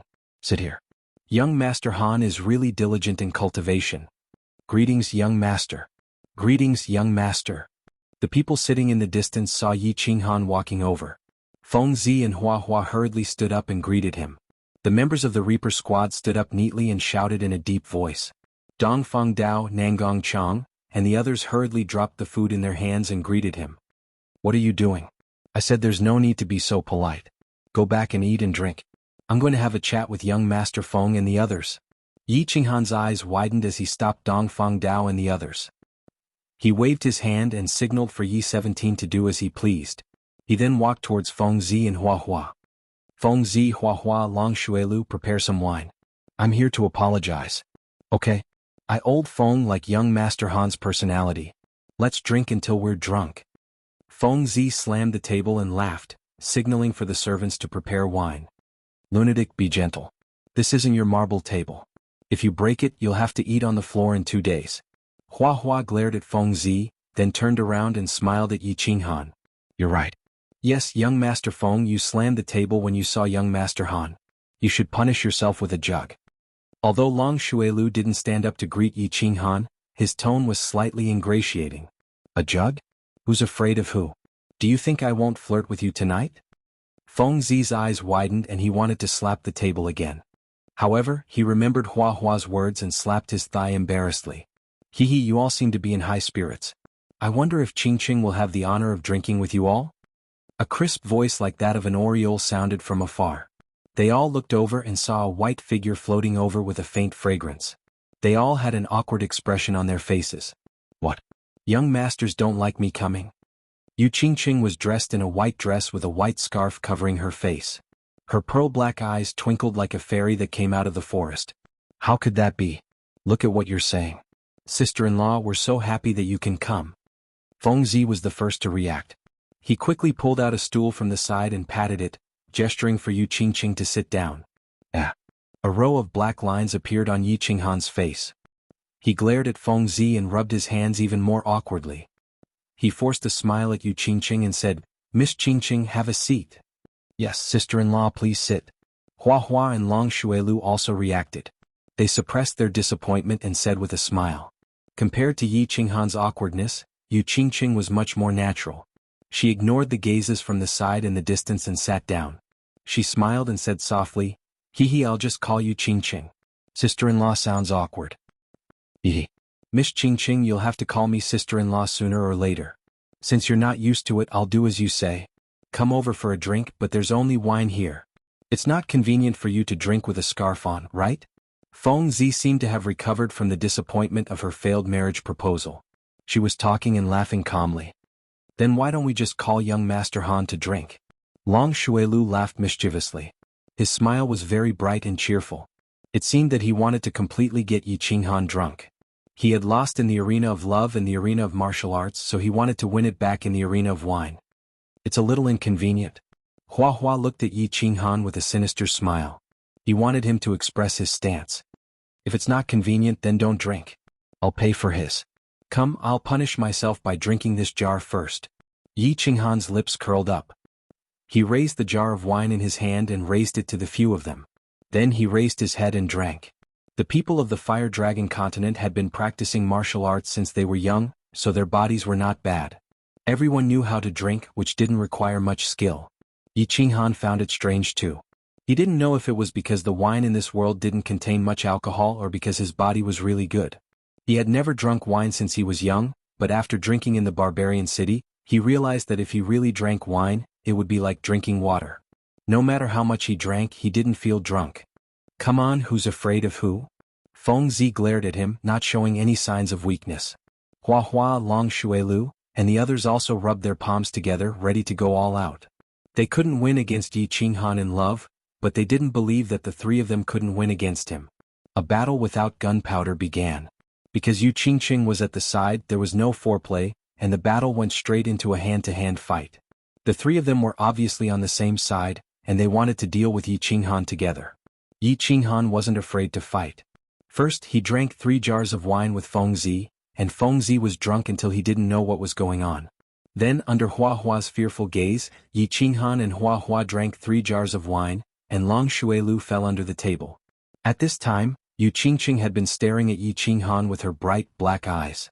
Finally, she saw Long Shuelu fall to the ground, and Yi Qinghan's face was only a little red, but his eyes were still as clear as before. Then she giggled and said, "Your Yi family has a secret drinking technique?" No, it's just that I have a good physique." Yi Qinghan rubbed his bulging belly and slowly stood up. He let out a burp and stood up shakily. He was about to walk out of the room. "What are you going to do? Do you need me to go with you?" Yu Qingqing was slightly stunned and asked with concern. "No, I'm going to relieve myself. I drank too much." Yi Qinghan's indistinct voice reverberated along with the sound of her leaving, causing the half of Yu Qingqing's face that was not covered to be boiling hot. She reached out to summon Yi Shisan and told him to take care of Yi Qinghan. Then, like a jumping little rabbit, she hurriedly walked back to her carriage. Chapter 72. Dragon City was located in the center of the House of Ares, and was rumored to have existed since ancient times. According to the legends, in ancient times there weren't 3 major prefectures, and the 3 clans all lived together in a chaotic manner. Although there were occasional disputes, there were no major wars. Then, an ancient great emperor appeared on the continent. He called himself the Dragon, and he led 3 generals from the 3 clans on expeditions to the east and west, finally unifying the continent and establishing the Fire Dragon Empire. Then he established Dragon City, and divided the continent into 3 prefectures, with 3 generals from different clans appointed as prefectures. And now Dragon City was the capital of the Fire Dragon Empire. The legends might not be trustworthy, but the prosperity of Dragon City was unquestionable. The city walls were more than 20 meters tall and more than 10 meters wide, and wrapped around the entire Dragon City like a dumpling. There was a moat dozens of meters wide, and the water inside was turbulent and unfathomable. This city wall is too majestic. This was the first time Yi Qinghan had come to Dragon City. Through the curtain of the carriage, he looked at the tall, green and towering walls. It was as if he was seeing the great wall of his world for the first time, and he was deeply shocked. The carriages entered Dragon City without any obstruction. The prestige of the 5 great clans wasn't challenged in this aspect. Even the rows of prefectural soldiers at the city gates wore respectful and envious gazes. They stood to the side respectfully and watched the carriages advance. After the carriages entered Dragon City, they parted ways at an intersection. Each clan had a manor in Dragon City. Last night, they had agreed that they would go back and rest for the night, and gather at the city lord's mansion the next morning. The Yi family's manor was in the east of the city. After traveling from the city gates for an hour, the carriages stopped in front of a large bronze gate. There were rows of people standing in front of the gate. They had probably received the news and were waiting here in advance. "Greetings, young Master Han." Yi Qinghan alighted from the carriage and saw a group of people kneeling on one knee in front of the gate, and a middle-aged man standing in the middle with a smile. I am Yi Ping. Nephew, you must have had a hard journey. The middle-aged man was about 40 years old. He looked scholarly and had a gentle expression, and he had the demeanor of an elder. Yi Qinghan greets Elder Yi Ping. Yi Qinghan had already obtained information about Yi Ping from Yi Shisan. He knew that Yi Ping was from the same generation as his father Yi Dao. He was a collateral descendant of the family and had a good relationship with Yi Dao in his early years. He was now at the second level of the Emperor realm and had been guarding the Dragon City all year round. He was one of the elders who held real power in the family. He wasn't at the same level as the city lord like Knight Rod. He was one of the true higher-ups in the family. Therefore, when he saw that Yi Ping had expressed enough sincerity and personally came to the entrance of the manor to welcome him, he was too embarrassed to be so cold, so he politely bowed. When Yi Ping saw Yi Qinghan bowing respectfully to him, the smile on his face deepened. Didn't the family reports say that this kid didn't have any manners? He even dared to scold the patriarch? Look, aren't you being very polite to me? Yi Ping's mood became even better when he thought of this. He held Yi Qinghan's hand affectionately and said, "Come, let's talk inside. I thought you had prepared a banquet to welcome you." Elder is too polite. Yi Qinghan nodded indifferently and nodded at Yi Shisan, Dongfang Dao and the others behind him. Then they walked into the manor. After eating and drinking to their heart's content, the meal was very enjoyable under Yi Ping's deliberate persuasion. After the meal, Yi Qinghan sat leisurely by the tea table and drank tea. He sat quietly and waited for Yi Ping to speak. He knew that the elders of the Yi family definitely had something to tell him about the residence battle. Since they didn't tell him anything, he would be entering the residence battle zone in 2 days. Only Yi Ping could tell him something. Tomorrow you will go to the city lord residence to receive your badge. The day after tomorrow, you will be directly transported from the city lord residence to the residence battle island. Before that, the family sent me a message asking me to explain to you the situation of the residence battle and the things you need to pay attention to. Yi Ping saw that Yi Qinghan was sitting quietly, so he didn't beat around the bush and went straight to the point. He had only participated in the residence battle once, and it was a chaotic residence battle where warriors of all levels could enter. However, the number of people who had participated in the residence battle was very high. Therefore, the information in this area was relatively complete. After receiving the message from the family, he specially went to the city lord residence and looked through a lot of information about the residence battle. At this moment, seeing that Yi Qinghan was very interested in listening, he was also gratified. He paused and continued to speak. First of all, let me introduce the venue to you. The residence battle island is actually made up of 4 islands. There is a big island in the center and 3 small islands on 3 sides of the big island. You will be transported to the small island belonging to the House of Ares. This place is absolutely safe. It is where the camp of the House of Ares is located. As for the island in the center, we call it Netherworld Island. Netherworld Island is very large, about 1/10 the size of the House of Ares. The terrain inside is intricate. I will give you a detailed map later. Netherworld Island is the battlefield of the residence battle. You can kill wantonly here. Except for the children of the Yi family, you can't trust anyone here, including people from other families. Historically, people from the House of Ares often plotted against people from the House of Ares. As long as the deed is done secretly, the family can't do anything if there is no evidence. The residence battle is held once a year, and each prefecture has 100,000 people. The House of Ares has 50 elite teams like the one you are leading, and a total of 10,000 people. The rest of the 90,000 people are low-level warriors and ordinary soldiers, and the elites of the other 2 prefectures are also about 10,000 people. In the past, the rules of the residence battle have been that the elite teams will fight and hunt each other at the beginning. The final battle of all the legions will be held in the last month. The final battle is the most chaotic, so the family recommends that you don't participate. Therefore, your mission is to enter Netherworld Island in the first 11 months, hunt the elites of the other 2 prefectures, collect badges and earn points. I understand. How are the points calculated? Yi Qinghan blinked his eyes, nodded seriously and asked. To explain the points, I first have to tell you about the difference in strength between the monster clan and the barbarian clan. Like the human race, the 2 clans are divided into 9 ranks. Monster Soldier, Great Monster Soldier, Monster Warrior, Great Monster Warrior, Monster General, Monster Commander, Monster Emperor, Monster Saint. There are also Barbarian Soldier, Great Monster Soldier, Great Monster Warrior, Barbarian General, Barbarian Commander, Barbarian Emperor, Barbarian Saint, and Barbarian Emperor. Of course, There will be no monster emperor or barbarian emperor in the 3 clans below the age of 30. At least on the surface, according to the family's information, there are no such geniuses in the 2 prefectures. After all, your father Yi Dao reached the emperor realm at the age of 28. There is only one in the entire Fire Dragon continent every few hundred years, so you don't have to worry about this. The family's request for you is that you try not to participate in battles in the first half of the year and focus on training. When your strength reaches the martial realm and you can protect yourself from the barbarian emperor and monster emperor, you can participate in battles in large numbers.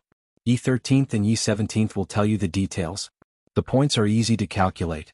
Using the monster clan as an example, monster soldiers and great monster soldiers are considered ordinary soldiers.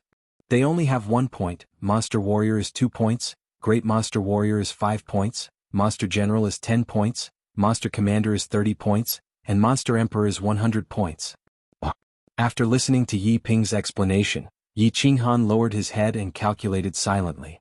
After a long time, he suddenly raised his head and said with a serious expression, "According to you, I have to kill at least 100 monster emperors, 300 monster commanders, or 1,000 monster generals to get 10,000 points to exchange for spirit pills?"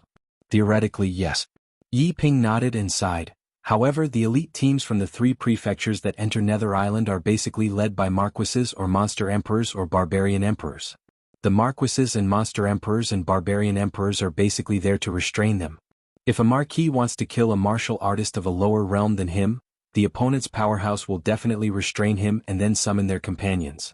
Therefore, it is usually the martial artists of the same realm in the team who attack each other. On the surface, you are a general realm martial artist, but your strength is probably enough to kill a level 1 martial realm martial artist, right? Therefore, you have a great advantage in the prefecture battle. This is why the family sent you to participate in the prefecture battle. You don't understand the specifics and it's hard to explain the situation. I'm just giving you a suggestion. Try to listen to Yi 13th and Yi 17th's opinions in the prefecture battle. The task was difficult. Yi Qinghan sighed deeply. The number 1 treasure of the prefecture battle, the spirit pills, was indeed not so easy to exchange for. Although the monster god and barbarian god prefectures had 200,000 elites, the points added up would probably be more than 1 million. However, in a chaotic battle like the prefecture battle, it would be quite difficult to obtain 10,000 points while preserving one's life. At least, Yi Qinghan felt that the difficulty was as high as the mountain in the Divine City, seemingly insurmountable. Late at night, Yi Ping explained many things to Yi Qinghan, and Yi Qinghan listened attentively. After all, this was related to his life and whether he could save his sister. The prefecture battle seemed to be easy to obtain points, but in fact it was extremely difficult. It was basically exchanging points with people's lives. After Yi Ping finished explaining the things that the family had ordered, he arranged for someone to bring Yi Qinghan to rest.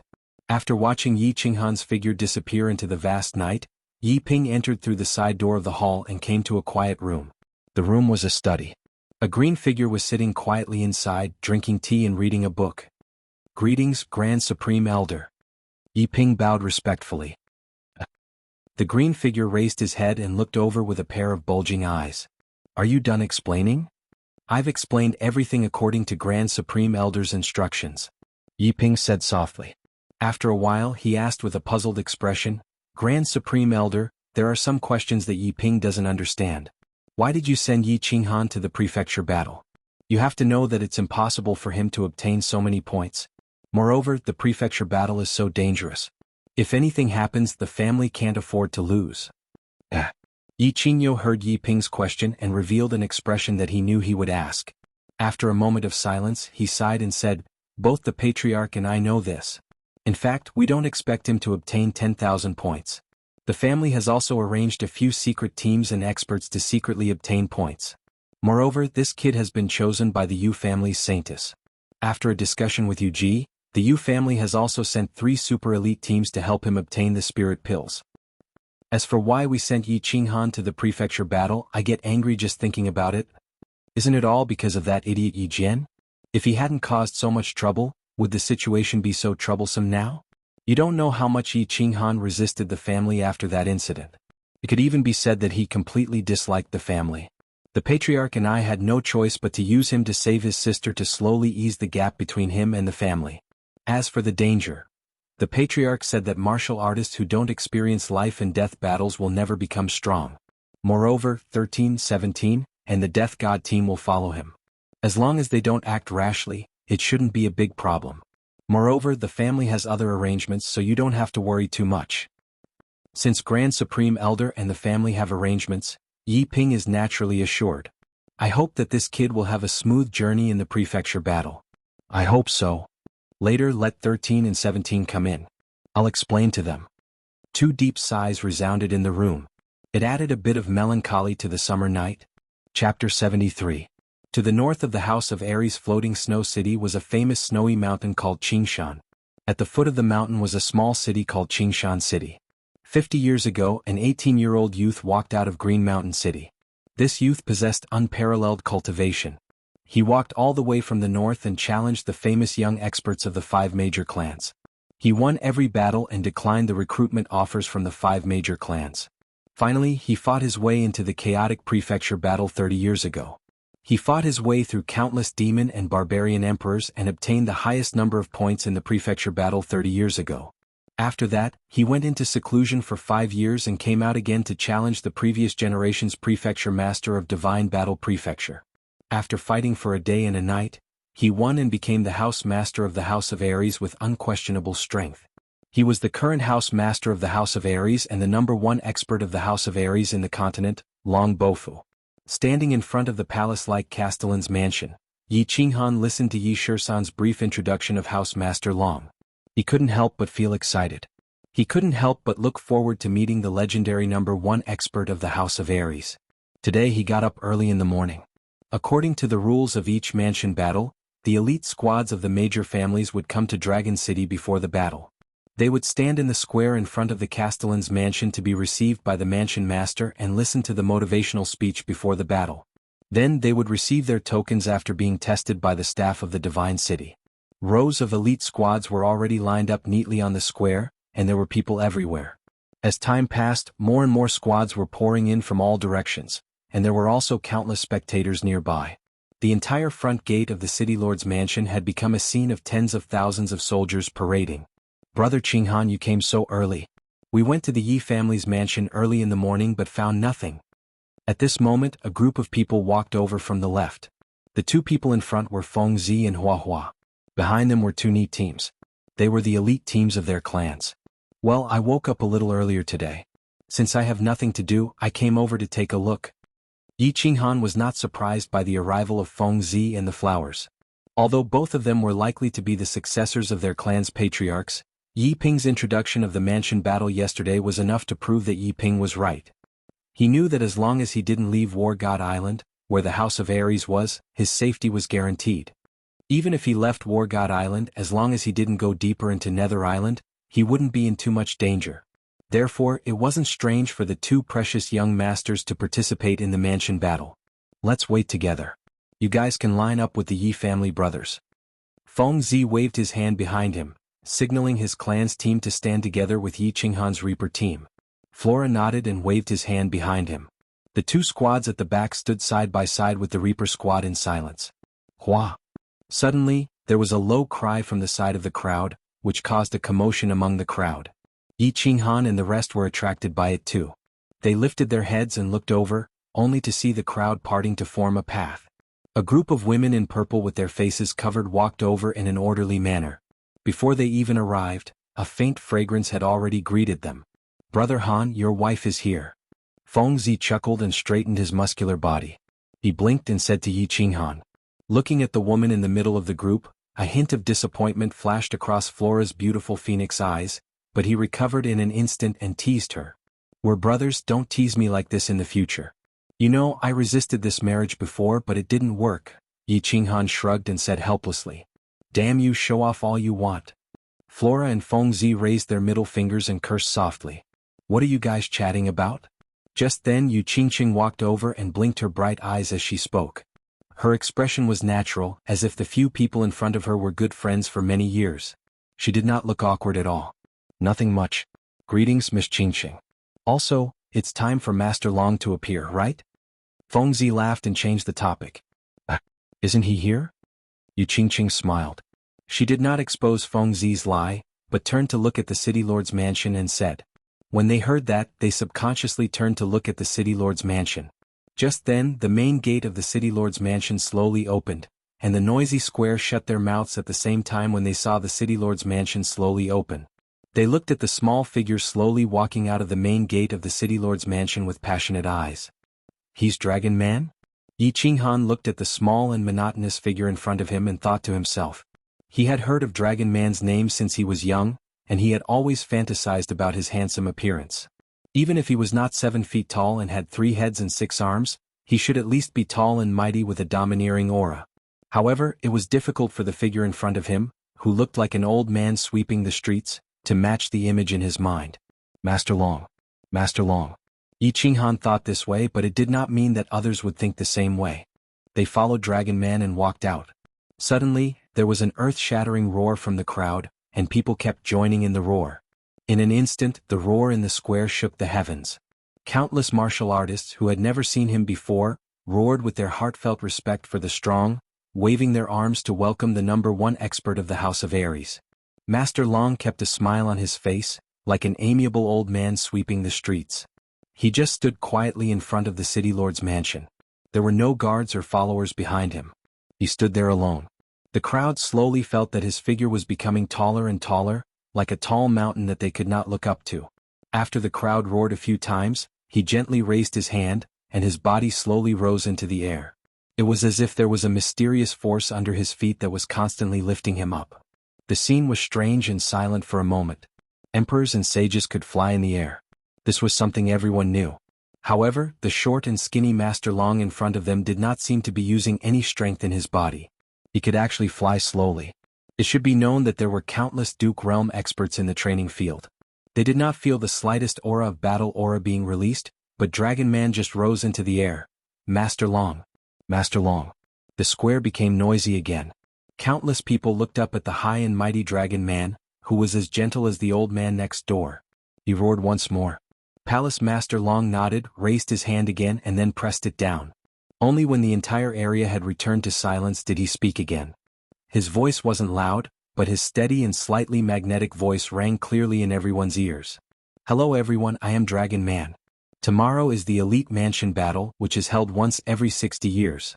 I have nothing to say, I just want to ask you one thing. Are you all ready? We are ready. The sound was like a tidal wave, instantly drowning the entire square. Yi Qinghan secretly clicked his tongue. It seemed that Master Long's prestige and popularity in the House of Aries were extremely high. Very good. The demons in the west and the barbarians in the south have also said that they are ready. Then young lads, polish the weapons in your hands and fight. 30 years ago, I and countless warriors used the weapons in our hands to completely beat the demons and barbarians to the ground. Now it is your turn. The glory and dignity of the House of Aries will be in your hands. In 3 years I will be waiting for your return here. Master Long's voice continued to be calm and friendly, but the domineering and confidence in his tone was exceptionally clear. Fight, fight, fight. Following Dragon Man's words, the emotions in the square were completely ignited. Countless people waved the weapons in their hands and roared. After Dragon Man finished speaking, he once again smiled warmly, waved his hand, turned around, and then turned into a shadow, disappearing from the Castellan's mansion. Then rows of warriors in white robes walked out of the Castellan's mansion. Each of them held a white crystal pillar in their hands and lined up in front of the square. At this time, 3 white-robed warriors appeared out of thin air above the Castellan's mansion. One of the white-robed warriors flew to the front alone and shouted in a deep voice, "Now you will receive badges according to your individual strength. There are 100 crystal pillars in front of you to test your strength. As long as you activate the battle chi in your body and attach it to the crystal pillar, you will be able to test your strength. Then you will receive the badge and activate it with a drop of blood. Now warriors who want to enter the mansion battle line up to receive it." Feng Zi nodded and took the lead to walk towards the white crystal pillar. He stretched out his left hand, and battle chi slowly appeared in his palm. Then he touched the white crystal pillar, and the white crystal pillar suddenly changed color, turning a deep yellow. Third layer General Realm, dark yellow badge, activate it with a drop of blood. The white-robed man next to the white crystal pillar said coldly. He took out a dark yellow ring and handed it over. Feng Zi took the ring and put it on. Then he squeezed a drop of blood from his other hand. The ring lit up, and a faint battle character appeared on the dark yellow ring. Chapter 74. The white-robed man nodded and looked at everyone with a puzzled expression. He said, "Depending on your strength, you will be given the color of the badge. After you wear it and activate it with your blood, you won't be able to take it off. If you want to take it off, you either have to chop off your finger or die. If there's nothing else, you can go to the Divine City to remove it or come here to remove it." Next. After everyone went to collect their rings, Yi Qinghan watched for a while and understood the rules of the badge. He also understood why Elder Yi Ping said he could hide his strength last night.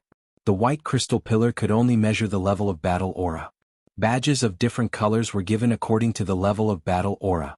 Ordinary soldiers could only receive white rings, elite martial artists received red rings, commander-level martial artists received orange rings, general-level martial artists received yellow rings, martial artists received green rings, and Duke martial artists received cyan rings. The color of each martial artist's ring was different according to their strength.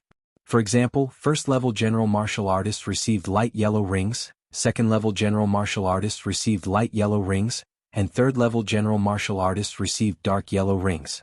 On the surface, Yi Qinghan was a first-level general martial artist, so he would definitely receive a light yellow ring when collecting his badge. However, with his overall strength he would definitely receive a dark green ring.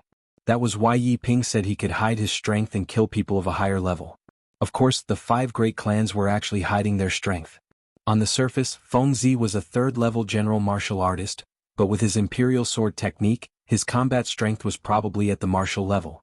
Not to mention Wuxia, a third-level general martial artist could easily assassinate a first-level general martial artist after he stealthily activated. Presumably, there were also a few people in the Demon God's estate and the River Barbarian God's estate who could hide their strength. Therefore, it was impossible to deduce a martial artist's true strength just by looking at the surface of the ring. The process went quickly. 4 hours later, everyone had collected their badges and rings. As expected, Yi Qinghan received a light yellow ring. What surprised Yi Qinghan was that Yu Qingqing, who was a third-level general martial artist, received a dark yellow ring. It was just that he did not know what level of martial artist she could kill if she coordinated with the Yu clan's spirit technique. When Yi Qinghan was staring at the ring in Yu Qingqing's hand, Yu Qingqing probably sensed it. A trace of craftiness flashed across her eyes. She leaned over and said softly, "Haha, I can kill a normal second-level martial. Of course, I can't deal with someone with a strong soul. Yi Qinghan, don't underestimate women. I'm not a vase. F***ck. Yi Qinghan's heart skipped a beat as he stared at the pair of spirited eyes that were right in front of him. He thought to himself, it seems like I can't underestimate the disciples of the 5 great clans. A woman like this is actually so terrifying. At the same time, he smelled the faint fragrance coming from beside him. His mind was shaken, and an indescribable feeling surged in his heart. Yi family manor in Dragon City. Yi Qinghan gathered Dongfang Dao's group of 5 in a side hall for the first time. He wasn't disgusted by the 5 of them following him.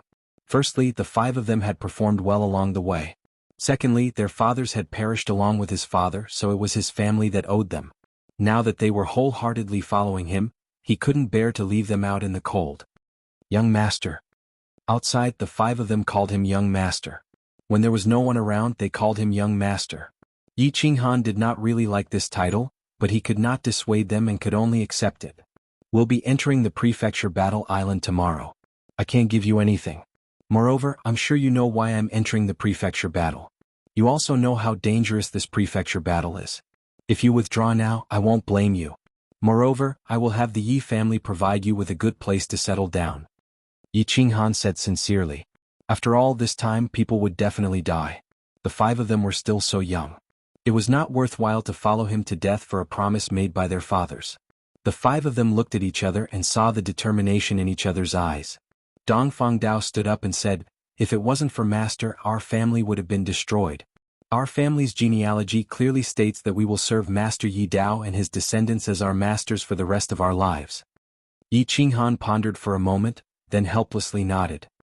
He took out a booklet from his bosom and handed it over, saying, "In that case, I won't say anything more. These are the 5 king-level secret skills I asked the Yi family.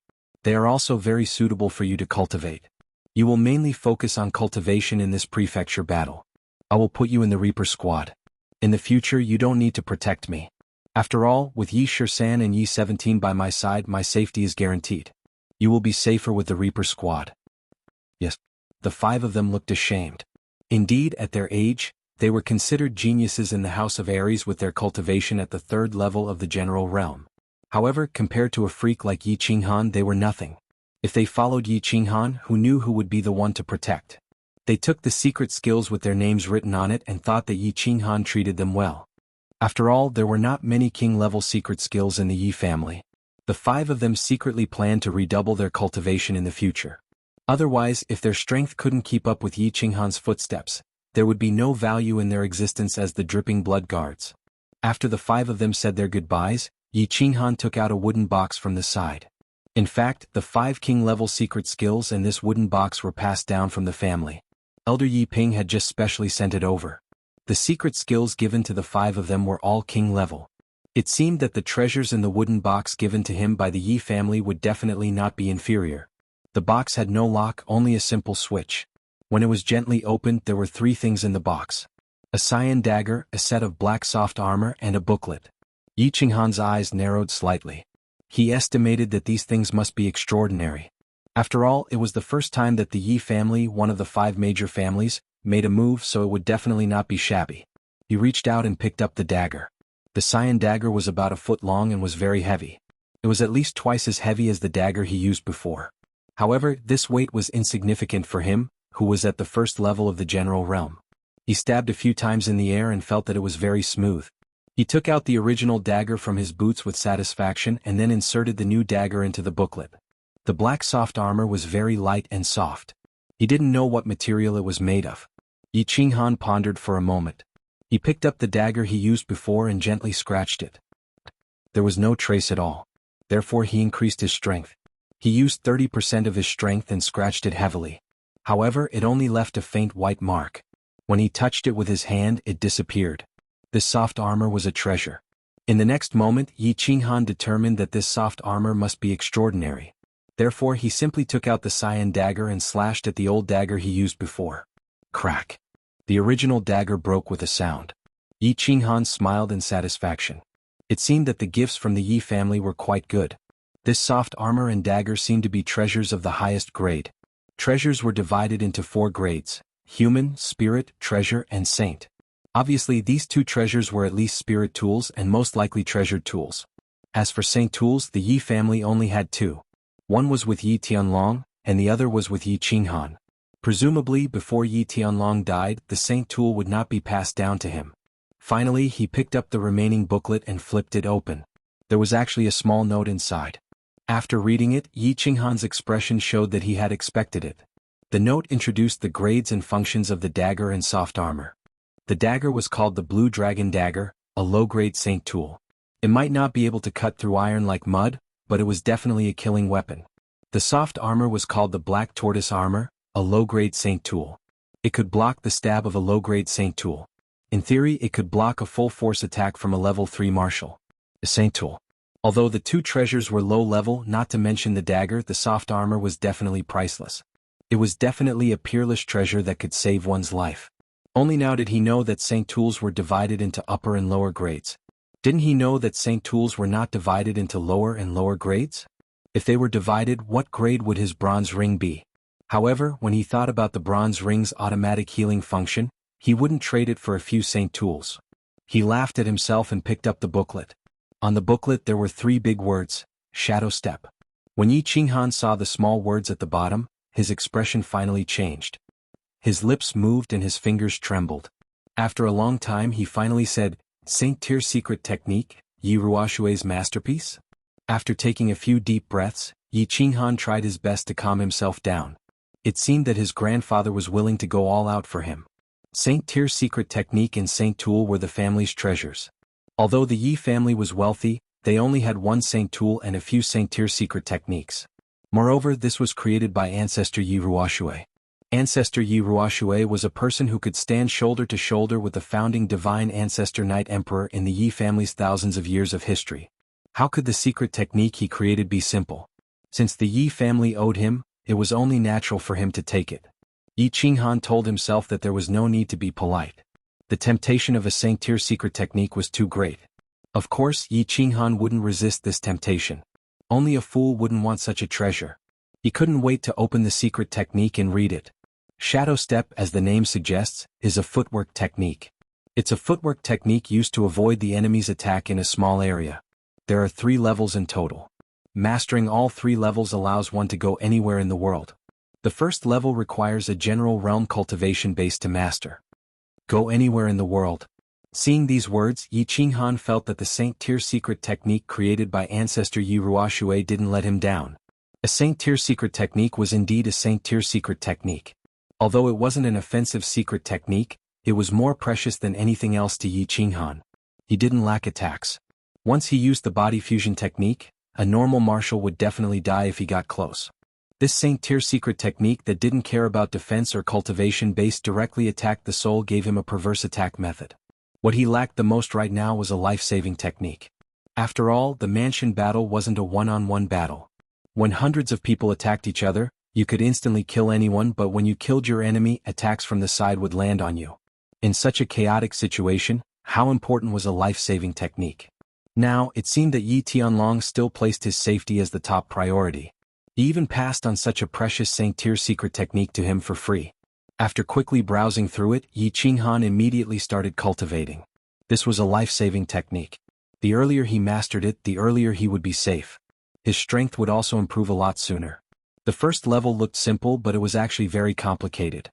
First, he had to release his battle chi from the soles of his feet and use it to speed up his footwork. Then, he had to continuously practice 18 seemingly awkward footwork techniques. Releasing battle chi from the soles of his feet wasn't difficult because he had experience in releasing battle chi. On the other hand, he had to practice the 18 awkward footwork techniques continuously. In the end, he had to master them all and form his body's instinctive reaction. After reading through it, Yi Qinghan pondered in silence for a while. Then he started the boring cultivation of releasing battle chi. The next day, early in the morning, when the first ray of sunlight from the east shone into the room, Yi Qinghan opened his eyes. He hadn't slept the entire night, but with his general realm cultivation, he didn't feel the slightest bit tired. He just felt a little dispirited after a night of cultivation. He forced himself to stay awake, stood up, and stretched his body. Then he washed his face and rinsed his mouth. After a quick breakfast, he walked to the entrance of the manor. Outside, Yi Shisan and the others were already waiting for him. Yi Qinghan smiled and entered the carriage. With a wave of his hand, he signaled for them to set off. The group arrived at the plaza in front of the city lord's mansion. He had long noticed that there were 3 huge teleportation arrays on the right side of the plaza. However, they were guarded by soldiers, so he couldn't get close. Now, if he wanted to teleport to the prefecture's battle island, he had to use the teleportation array. The plaza was already filled with people. Everyone was lining up to enter the teleportation array. Beside the teleportation array, there were more than 10 white-robed people like yesterday. They were constantly activating the teleportation array, sending groups of people over. Young Master Feng and the others are over there. They're probably waiting for you. Yi Shisan's eyes were sharp, and he immediately saw Feng Zi Hua and Yu Qingqing standing near the first teleportation array on the left. They were looking left and right. It seemed like they were waiting for them. Yes, let's go. Yi Qinghan got off the carriage and ordered everyone to follow. He asked the coachman of the Yi family to send the carriage to the manor, and his group walked over to Feng Zi.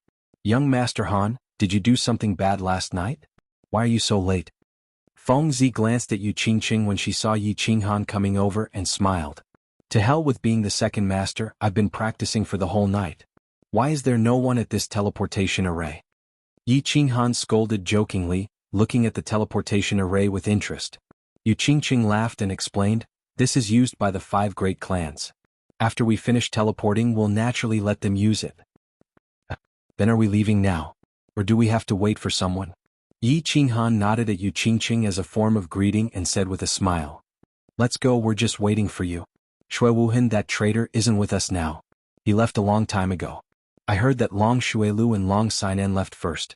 Long Xinan is the daughter of House Master Long, Hua said disdainfully. It seemed that the more she looked at Shui Wuhan, the more she disliked him. Yes, let's go. Yi Qinghan nodded, then made a gesture of invitation to Yu Qingqing. Yu Qingqing didn't stand on ceremony. She nodded at the Pink Legion behind her and led her elite team to the teleportation array. The few white-robed people beside the teleportation formation reminded them. Then they inserted a few white crystals into a few corners of the teleportation formation. The teleportation formation suddenly erupted with a dazzling white light. Then with a flash, Yu Qingqing's group disappeared. This teleportation array is very simple. I wonder what the white crystals in their hands are? And what's the principle behind this teleportation array? Yi Qinghan looked at the teleportation array with interest. He felt that this thing was too magical. Such a simple thing could teleport so many people 1,000 miles away in an instant. This was no different from a godly skill. I'll leave first. See you later. Feng Zi saw that Yi Qinghan had no intention of leaving, so she laughed and teleported with her people. Flowers and grass followed behind and brought people to teleport over. Finally, it was Yi Qinghan's turn. The group walked into the teleportation array. The people in white robes reminded them coldly, "Don't be nervous, don't panic, and don't resist." Then they activated the teleportation array. There was a flash of white light. Yi Qinghan felt that the light was very dazzling, so he closed his eyes. Then he suddenly felt a huge suction force sucking his body into the air. He also felt that his brain was slightly congested and he was a little dizzy. Moreover, his ears were ringing. It might have been a while or it might have been a long time. The terrifying suction force finally stopped, and his head slowly stopped feeling dizzy. Yi Qinghan opened his eyes slightly. After getting used to the light, he opened his eyes curiously to observe the surrounding scenery. At this moment, an old voice suddenly resounded in his ears, "Welcome to the official battle island. Here you will experience the massacre of blood and fire, and enjoy a year of hot-blooded passion." Chapter 75. An old voice. Yi Qinghan turned his head in puzzlement and saw an old man standing at the side of the team unknowingly. This old man was dressed in a gray robe and had a head of white hair. He looked slightly old and was looking at them with a smile. Why is there an old man? Isn't the elite prefecture battle only open to those under 30? Yi Qinghan immediately became vigilant. This was the prefecture battle island. Danger could come at any time. At this time, Yi Shisan pulled his sleeve with a smile and whispered in his ear, "Don't be nervous. He's one of us, an elder who guards the island. Of course, he's not going to enter the Nether Island." After saying that, Yi Shisan pulled his sleeve again and cupped his hands at Yi Shisan. "Greetings, Guardian Elder." "Greetings, Guardian Elder." Yi Qinghan and the Reaper squad responded immediately and saluted. "You're the disciples of the Yi family, right? Your courtyard is in the southern yard. Follow this road and there will be someone there to receive you." After saying that, the gray-robed old man disappeared in a flash. Teleportation? Yi Qinghan narrowed his eyes and turned to look at Yi Shisan in horror. This gray-robed old man was too terrifying. How could he disappear into thin air? "I don't think so." A trace of respect and worship flashed in Yi Shisan's eyes. After a moment of silence, he said, "This guardian elder should be at least in the sage realm.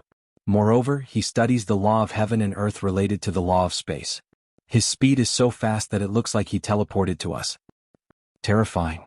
Staring blankly at the place where the guardian elder disappeared, Yi Qinghan was silent for a long time. Originally, he was very proud of his strength and became a little lax in his cultivation. Now, it seemed that his cultivation had not reached the threshold of cultivation. There were too many people in this world who could kill him in a second. However, this guardian elder showed off his skills as soon as he arrived. He must have known that those who came to the prefecture battle were the young elites of the House of Ares. He must have been a little proud and arrogant. He also wanted to warn them that there was always someone better than them. Only by maintaining a vigilant attitude would they not easily fall in the upcoming battle. "Let's go." Yi Qinghan smiled and said softly after figuring out the cause and effect. He took the lead and walked toward a courtyard in the distance. The battle island wasn't big. With a single glance, one could see the boundless deep blue ocean in the distance. Other than the small plaza that Yi Qinghan had just teleported to, the island was surrounded by courtyards. The battle island was guarded by a sage realm expert, so it should be very safe. The rows of green bricks and black tiles in front of him made it very easy to explain. Since the flames of war couldn't spread here, this was the base camp of the Divine Battle Residence, a place for everyone to rest, cultivate, and recuperate. Of course, it had to be better and more comfortable. The southern courtyard was not big, but it was very elegant.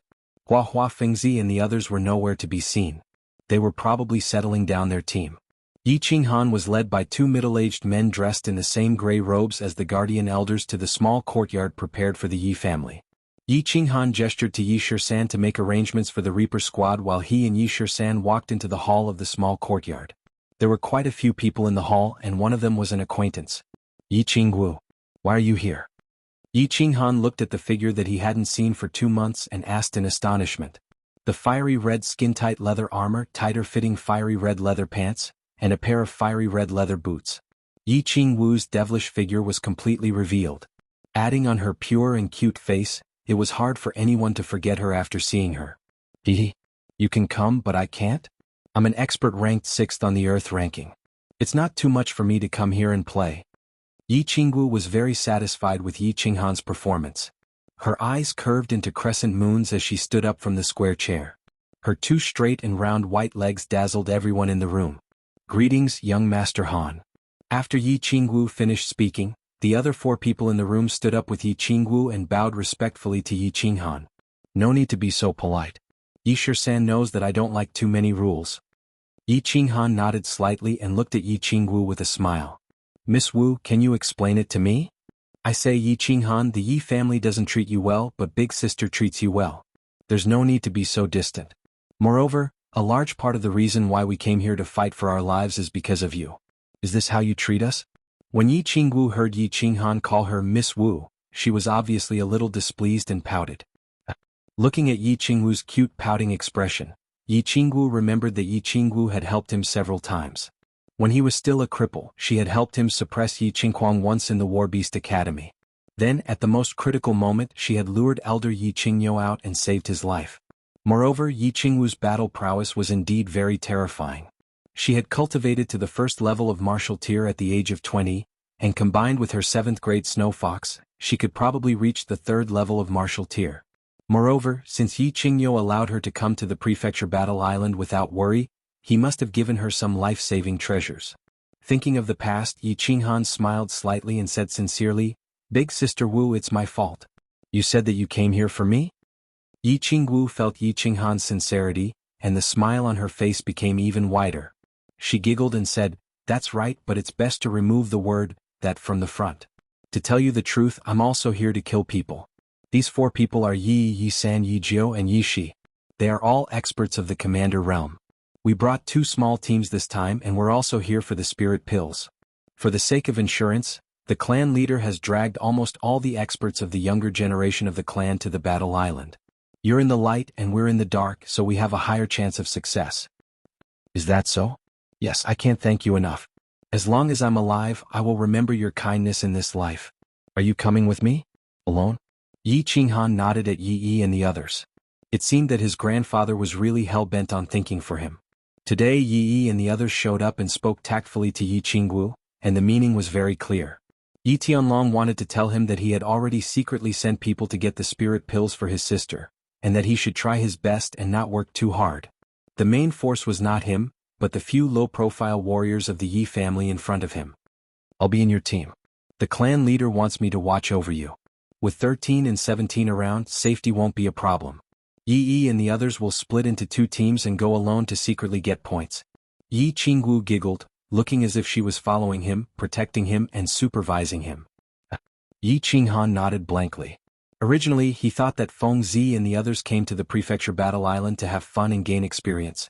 Now it seemed that the nature of his coming to the prefecture battle was the same as theirs. But thinking about it, he had a sacred beast. Although his strength was not bad among the elites of the 3 prefectures, in such a chaotic situation, with so many demon emperors and barbarian emperors who could easily kill him, it would be strange if the Yi family was willing to let him take the risk alone. Practice hard. Yi Qinghan thought to himself. He still felt uneasy putting all his hopes on Yi Yi and the others. His sister was only relying on soul-nourishing medicine to keep a trace of her soul. If he wanted to save her, he had to get the first treasure of the prefecture battle. Looking at the current situation, if he only had this little strength, Yi Qingwu and Yi Shisan would definitely not bring him to kill wantonly and get a large number of points. Only with his strength could he protect himself from the attacks of demon emperors and barbarian emperors, who were comparable to Marquis realm experts. Could he use his abnormal body fusion technique to kill a large number of demon kings and barbarian emperors and get enough points to exchange for the spirit pills? I'll go back to my room to rest first. Call me if there's anything. After thinking things through, Yi Qinghan chatted with Yi Qingwu and the others for a while. Then he went back to his room alone and prepared to practice. Patriarch's move is really brilliant. Under the tremendous pressure, this kid's cultivation base would definitely soar by leaps and bounds. This brat's comprehension is so high, his cultivation won't be too slow. I'm really looking forward to the scene of this brat sweeping across the fire dragon continent with a mature sacred beast after he reaches the Saint Realm. Looking at Yi Qinghan's determined figure gradually disappearing outside the door, Yi Qinggu twitched her nose and said with a smile. As long as young Master Han doesn't die, the Yi family will definitely be able to suppress the major clans and the demon and barbarian residences for 200 years. Yi nodded and said with certainty. Then he looked at Yi Shisan and his eyes suddenly became fierce. He shouted in a deep voice, 17 tell 13 that even if you all die, you must protect the safety of Miss Wu and young Master Han. I, 3rd brother, 9th brother and 11th brother will go first. You all take care. Eldest brother, 3rd brother, 9th brother, 11th brother, you all take care too. Yi 17 nodded with a heavy expression. They were all orphans adopted by the Yi family. Among thousands of people, they relied on their amazing talent and diligent cultivation to be given the titles Yi to Yi 30 by the Yi family. But as they continued to carry out missions, only a dozen or so of the 30 of them survived. This mission seemed to be the most difficult and dangerous. Who knew how many of them would survive in the end? His heart was a little heavy and sad. Yi, be careful. Hunt for points under the premise of protecting yourself. The Patriarch has ordered that as long as you complete this mission, the 6 of you will be completely abolished as death warriors. The family will give you the position of clan elder. This is the last mission, so everyone take care. Haha, Miss Wu, don't worry.